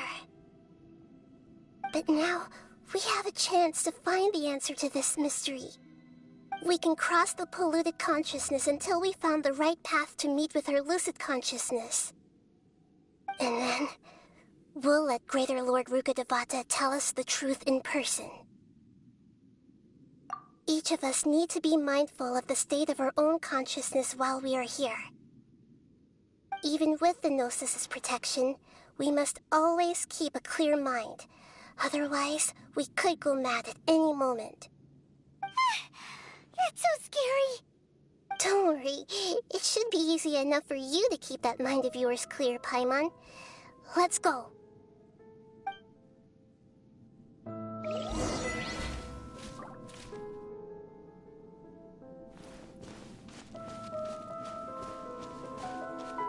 Are we in the air? And why is there a huge boat? That's the boat of consciousness, which symbolizes reason here. Its course is the... Wow! What are these? The monsters seem to have been affected by them.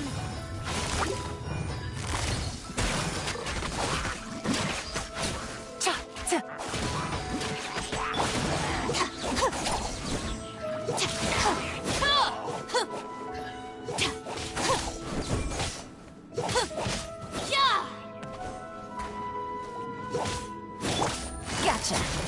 Show them.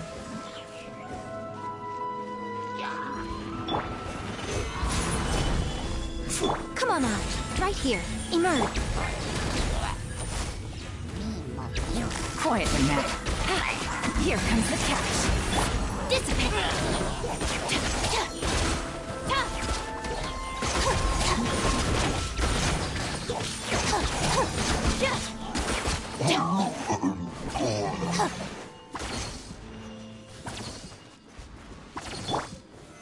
Solidify!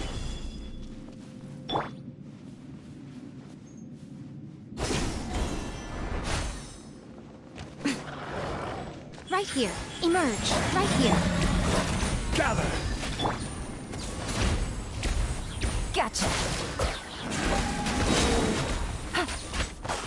Game's up. Time's up. Our bond is strong. I'll settle this.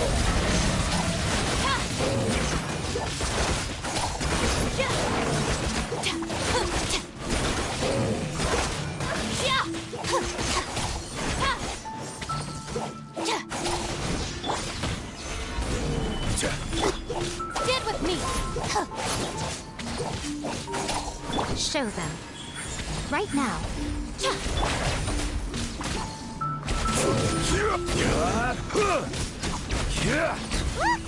Four-leaf sigils have appeared in the sky!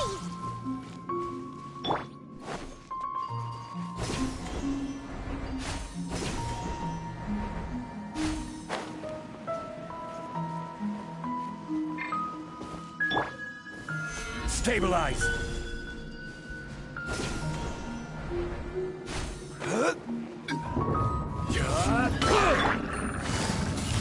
Busted.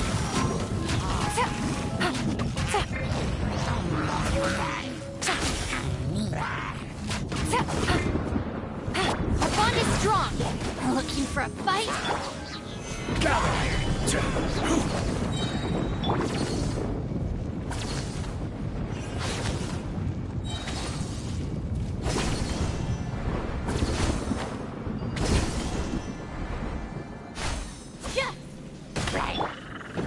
Stabilize! I will have order! Come on out. Emerge. Right here. Gotcha.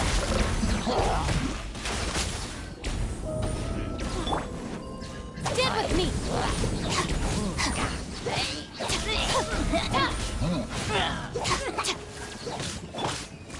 Gather!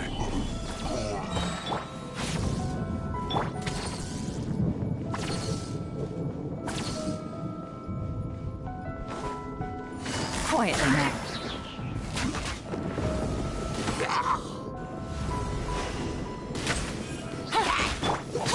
Our bond is strong.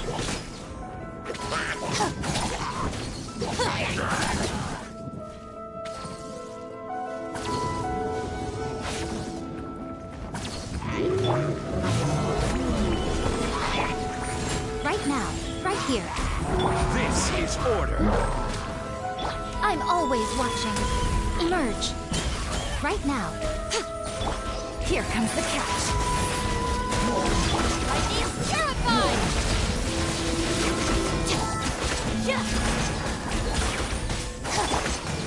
Stabilize! I will have order! Ha! Right here. Emerge. Right now. Solidify! Dissipate!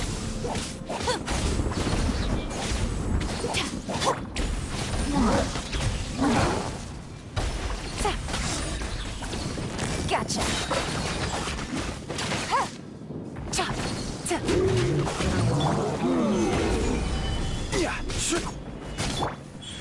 Right here.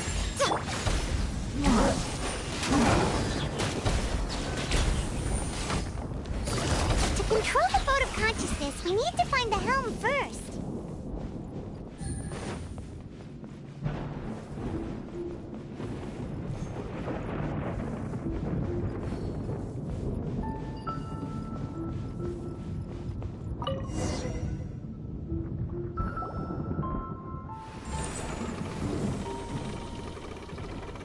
We changed direction. Are we still going the right way, Nahida? Judging from the current route, the boat of consciousness will soon take us out of here.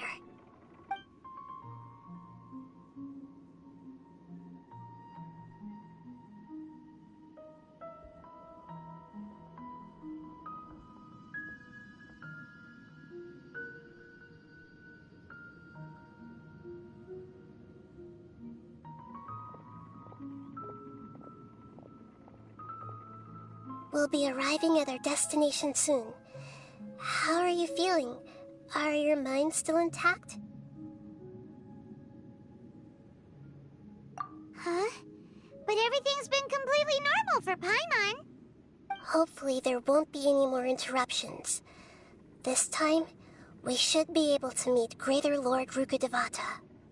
Are you saying you've never met Greater Lord Rukkhadevata before? No, it seems that my birth and her death took place at the same time. Otherwise, I think she would have given me a little more guidance, and I could have done a better job. Hey, you've done a great job, Nahida. Let's get out of this creepy place and go meet her.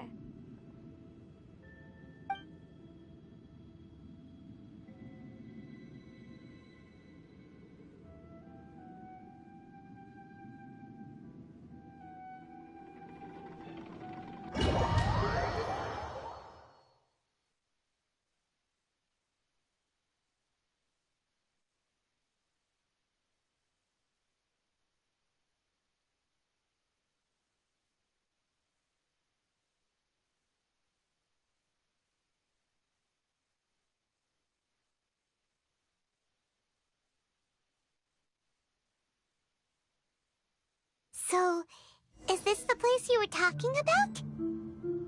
The base of Irminsul?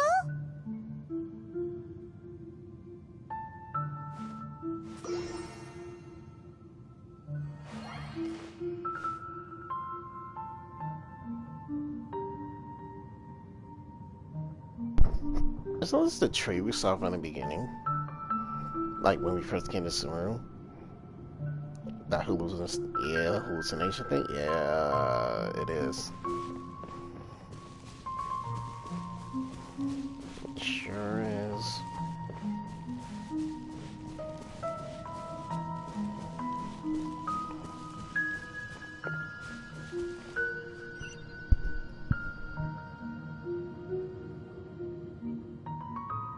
Well, this is the place.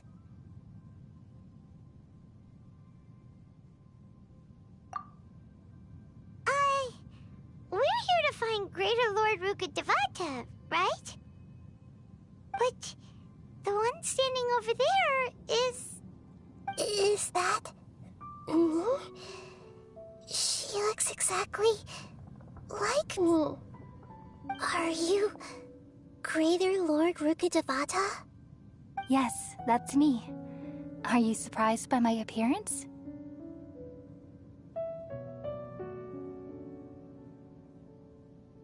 Irminsul and the surrounding lands have been reproduced here as they were years ago. But this is just a realm of consciousness. We are manifestations of the same nature. Hence why we would appear exactly the same. We're Of the same nature? Why? Because you are me, and I am you. You are me in the new samsara. The new samsara? As Greater Lord Rukkhadevata, I'm the avatar of Irminsul, and you are the purest branch snapped from Irminsul. Imagine it this way. Even if a tree dies, its branches will eventually take root and grow, continuing the tree's life in another form. I'm merely the remaining consciousness of Greater Lord Rukkhadevata. The real me has presumably died a long time ago.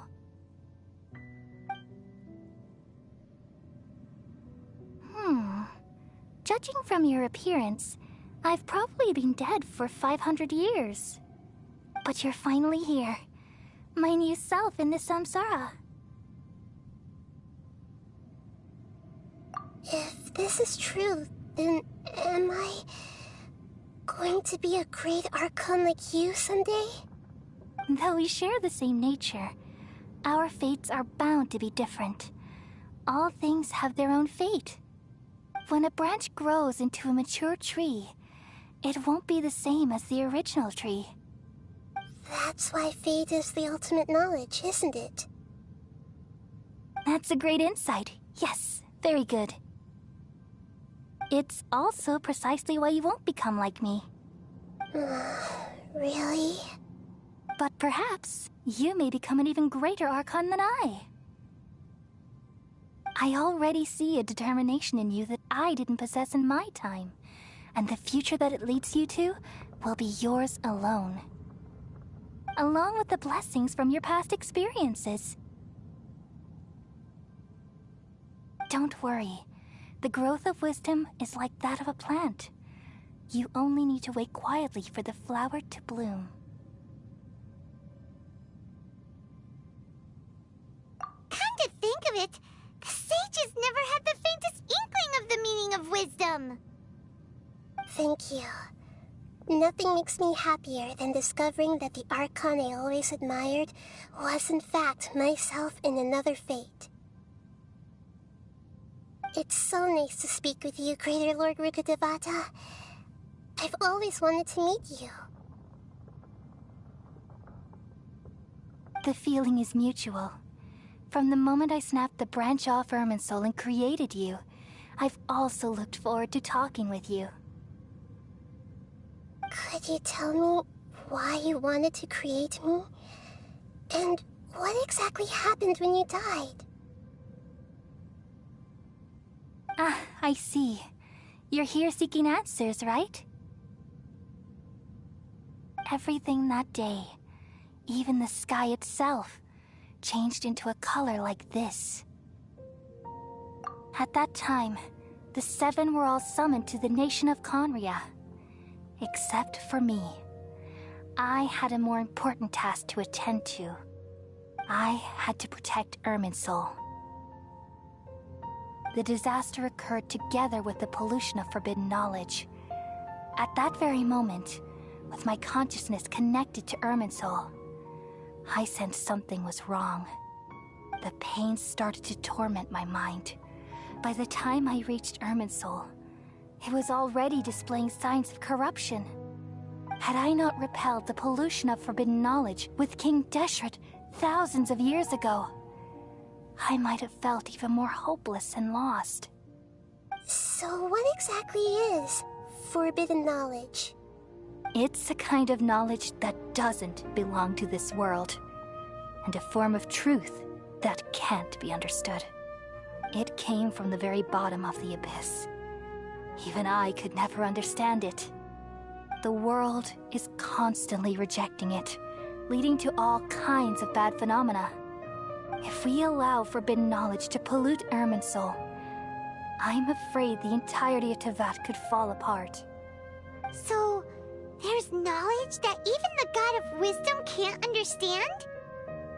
At that time, I knew I couldn't repel the forbidden knowledge with my strength alone. Which is why I created a device that compiled human wisdom and named it the Akasha. It's truly the world's most amazing invention.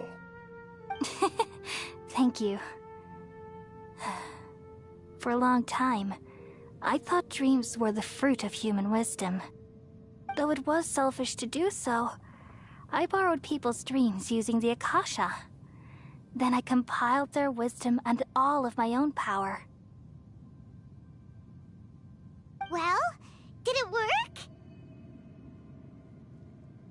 Thanks to the wisdom of the people of Sumeru, almost all the forbidden knowledge was cleared from Irminsul. But things didn't go as smoothly as I thought. I had a terrible headache, which gave me an uneasy feeling. And then I remembered that my consciousness was also connected with Irminsul. It brought me knowledge and wisdom, but vile corruption as well. From the very beginning, my existence had been polluted by the forbidden knowledge. Oh no. How could that happen? I've experienced that pain in your consciousness. It must have been a horrible experience. Yes, but my feelings weren't important. The important thing was that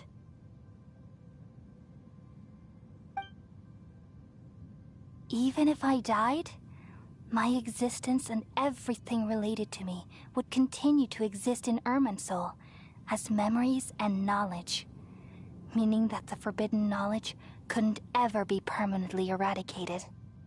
And there's no way for me to eliminate myself. It would be a sort of paradox. So, I took the purest branch of Irminsul as my incarnation in the next samsara and left a trail of clues, all in hopes that you would come here and remove me and my pollution from Irminsul forever. Wait, no, I can't. So you realize what that implies. You are very smart indeed. Irminsul has all the knowledge and memories of this world. And as you've realized just now, removing me from Irminsul means I essentially will never have existed in this world. But this is the only way to save Irminsul.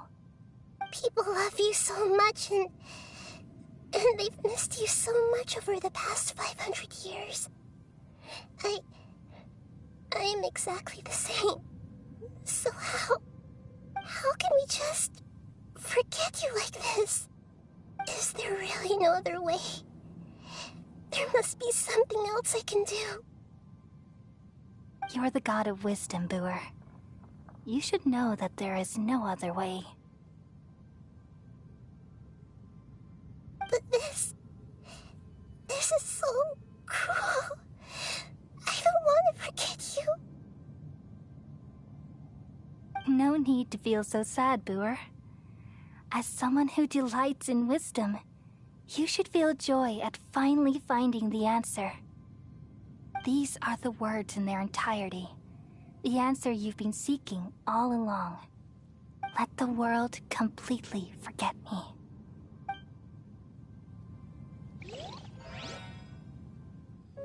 We all nestle under the great tree of wisdom, peering out to perceive the world. From the earth and from the rain, we perceive its wonders, until we become a white bird to perch atop a branch, and finally snap off the most important leaf. Once upon a time, I alone dreamed in this world. In my dreams, everybody would also dream after they fell asleep. Wild and wonderful thoughts would emerge from their minds. Some tumbled to the ground, and others floated to the sky, connecting all things in the world into one dazzling net. Among a plethora of worlds were numerous smaller worlds, all of fate, finding within the tapestry their brilliant glow. I gradually understood that these indescribable and constantly changing things are the most profound things in the world. Only they can can completely repel the madness. Only dreams can awaken consciousness from the deepest darkness.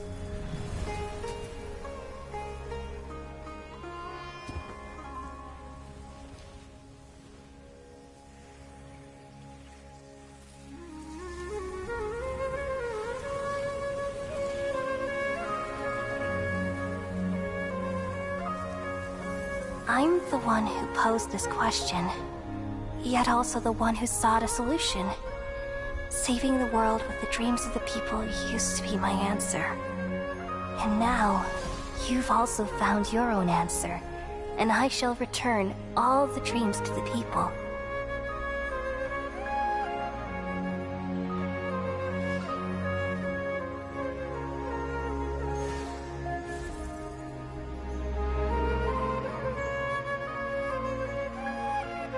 Goodbye, people of Sumeru. May you be blessed tonight with the sweetest of dreams.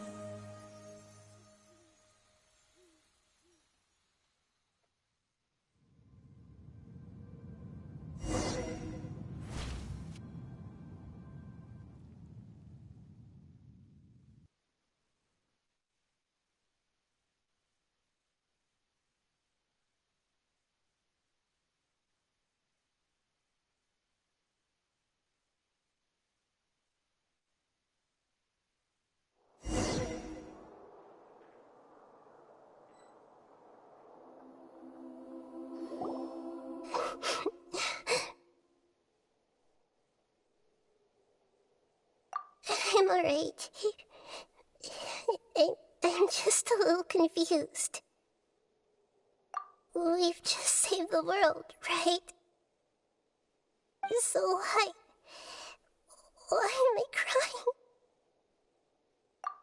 I don't know where this feeling inside of me is coming from, but I feel very sad.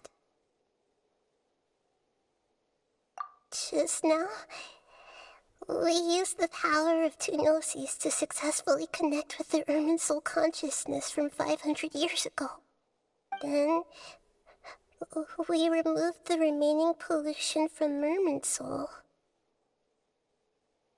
Yeah, what's wrong? Weren't you there just now?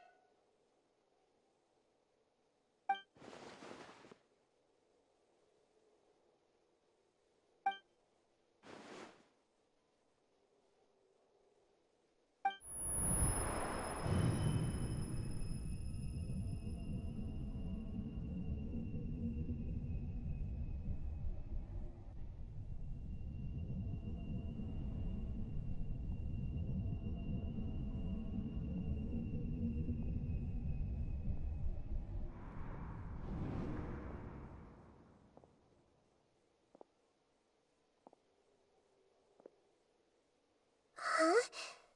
That sound. Traveler! Paimon! I've been waiting here far too long. But finally I have the chance to be alone with you. All the precious time I wasted has finally paid off. The doctor! What have you done? Just a type of sound wave that can quickly put defenseless people into a dream. As I expected, it doesn't have any effect on gods. This is the only thing of interest I found among the sage's research. I thought I'd take it for a little spin. Don't worry. I know you would never forgive me if I actually killed them. I'm here to negotiate with you. Naturally, I won't do anything dangerous that could potentially damage our relationship. Negotiate with me? I heard you had already left Sumeru. Why are you here again now? I left Sumeru, but I also stayed in Sumeru. Even the God of Wisdom is restricted by the habits of cognition. How disappointing.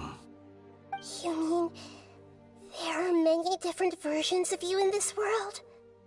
An astute guess. Even the same individual will have different cognitions at different ages. A long time ago, I made a major decision in hopes of preserving all my perspectives of how I observed the world. Observation is the first step of any experiment, but observing the current world doesn't satisfy me. It lacks an important dimension, that of time. So I saved segments of all my ages and made them into independent individuals. That's all there is to it. Indulge me. How does the God of Wisdom find my method of seeking knowledge? It's an insult to the very concept of life. Life inherently has many rules and restrictions, each with its own significance and reason to exist. They can't be broken on a whim. Good. Amazing, even. Indeed, it's difficult for humans to make peace with themselves, not to mention oneself from a different period. Since you're in the academia, why wait until now to show up? You could very well have stopped us and helped that fake god. Simple. Let me ask you this. Would any staff member ever help the subject in the middle of an experiment? It was my experiment. So why should I interfere with the results? The academia saw the plan to create a god as their ultimate goal, yet you only saw it as an ordinary experiment. You really are crazy. If the experiment succeeded, you would have had a new god on your hands. How would you have faced your own god then? Would you still take the same stance? Would you still hold the same view of yourself? I'm first and foremost a scholar. These results should be left to the judgment of the hypothetical me confronted with that outcome. But you're right. And that's exactly why I'm disappointed with the conclusion of this experiment. As an individual, you don't have any sense of belonging. You seem to have even fewer convictions than a typical scholar. Oh no, I certainly have my own convictions. They just don't fit your standards, that's all. All right, that's enough conversation for today. The experiment is over, and it's time to tidy up the equipment and reclaim any useful materials. For example, the Gnosis. Lesser Lord Kusanali, you're an intelligent Archon. I'm sure you understand the disparity in our combat abilities at this time.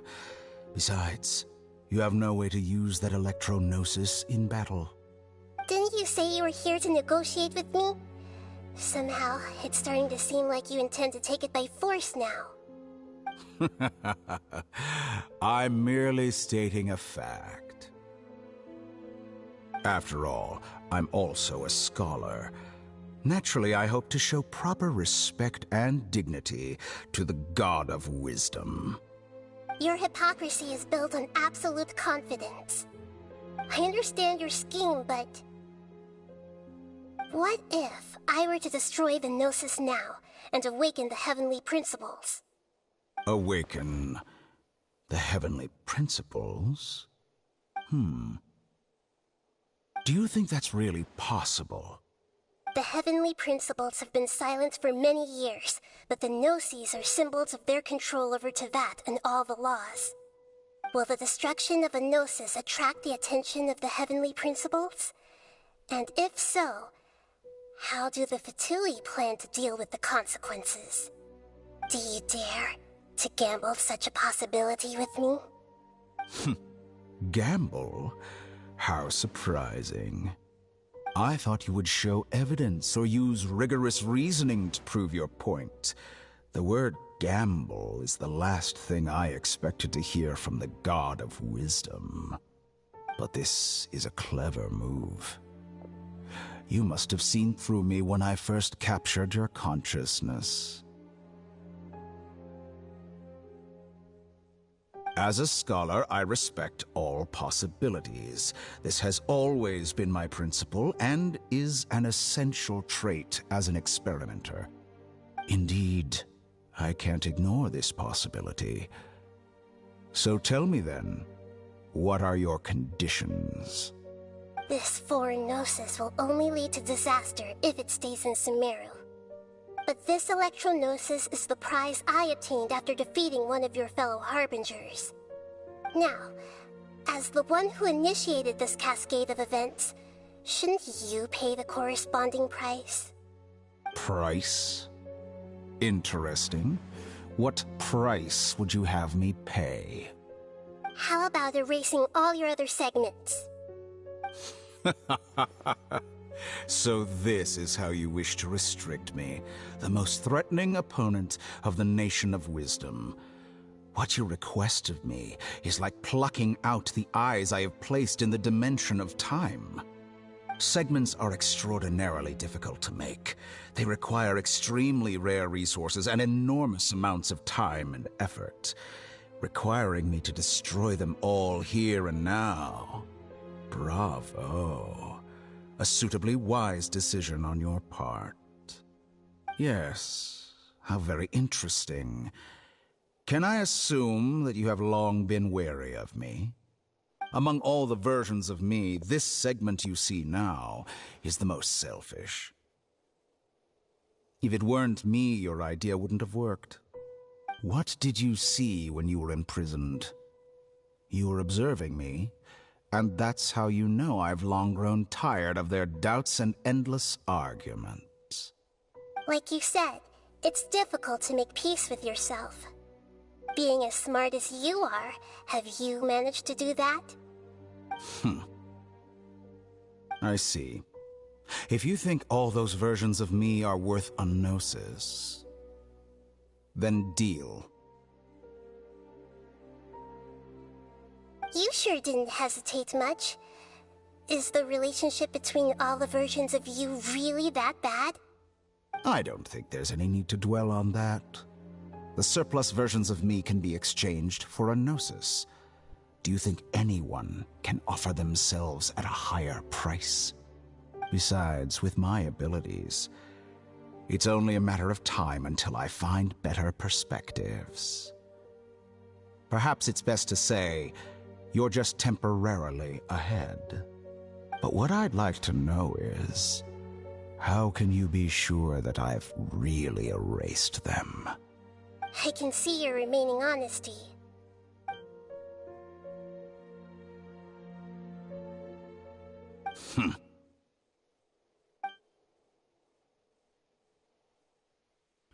What a ridiculous decision! Sheer You can't be foolishness. serious!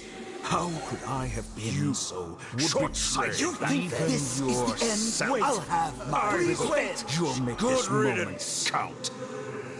You will regret this!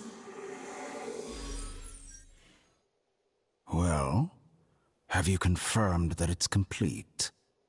Here, take it.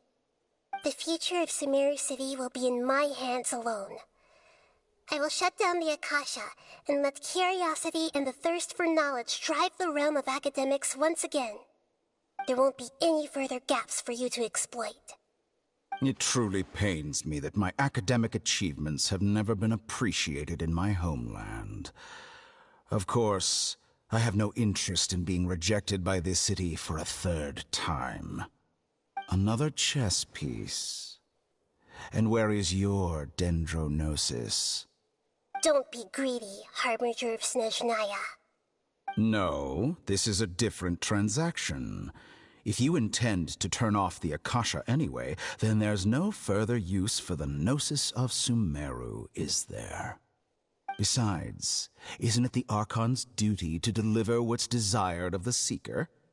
Oh, judging from your expression, you don't seem to find the idea very agreeable. Then let's think of it this way. Since you're the god of wisdom, how about I exchange some knowledge with you? People exchanging knowledge with the God of Wisdom is the stuff of legends. Yet here you wish to exchange knowledge for the God of Wisdom's property. Arrogant as that is, it has piqued my interest. Let me ask you, have you in all your mighty knowledge ever heard the rumor that the skies of Tevat are fake? Huh? That's the secret hidden by Irminsul concerning the truth of this world.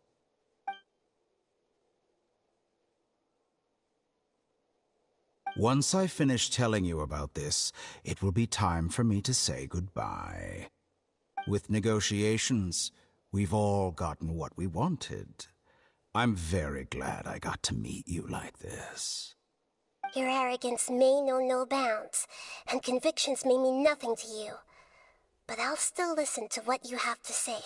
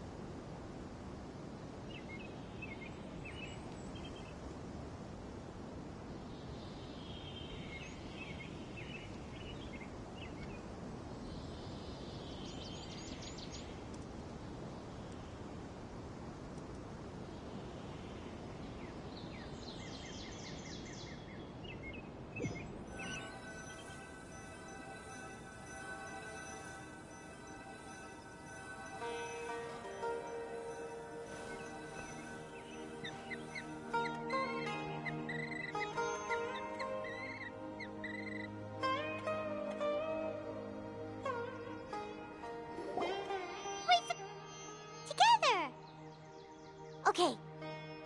Wake him up.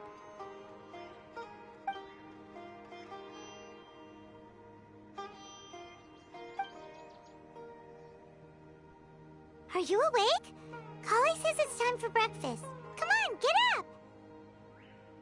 Good morning! How are you feeling today? Good to hear. It looks like we've recovered pretty well. Not even Tainari could stop us from going out now, right?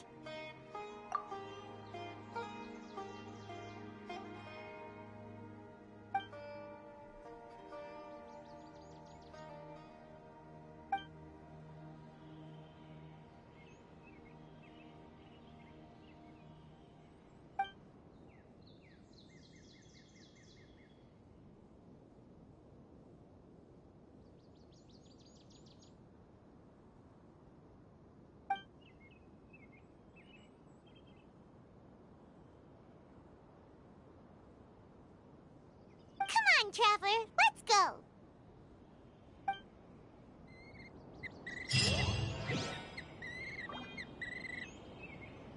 Surely that little girl must be leaving soon.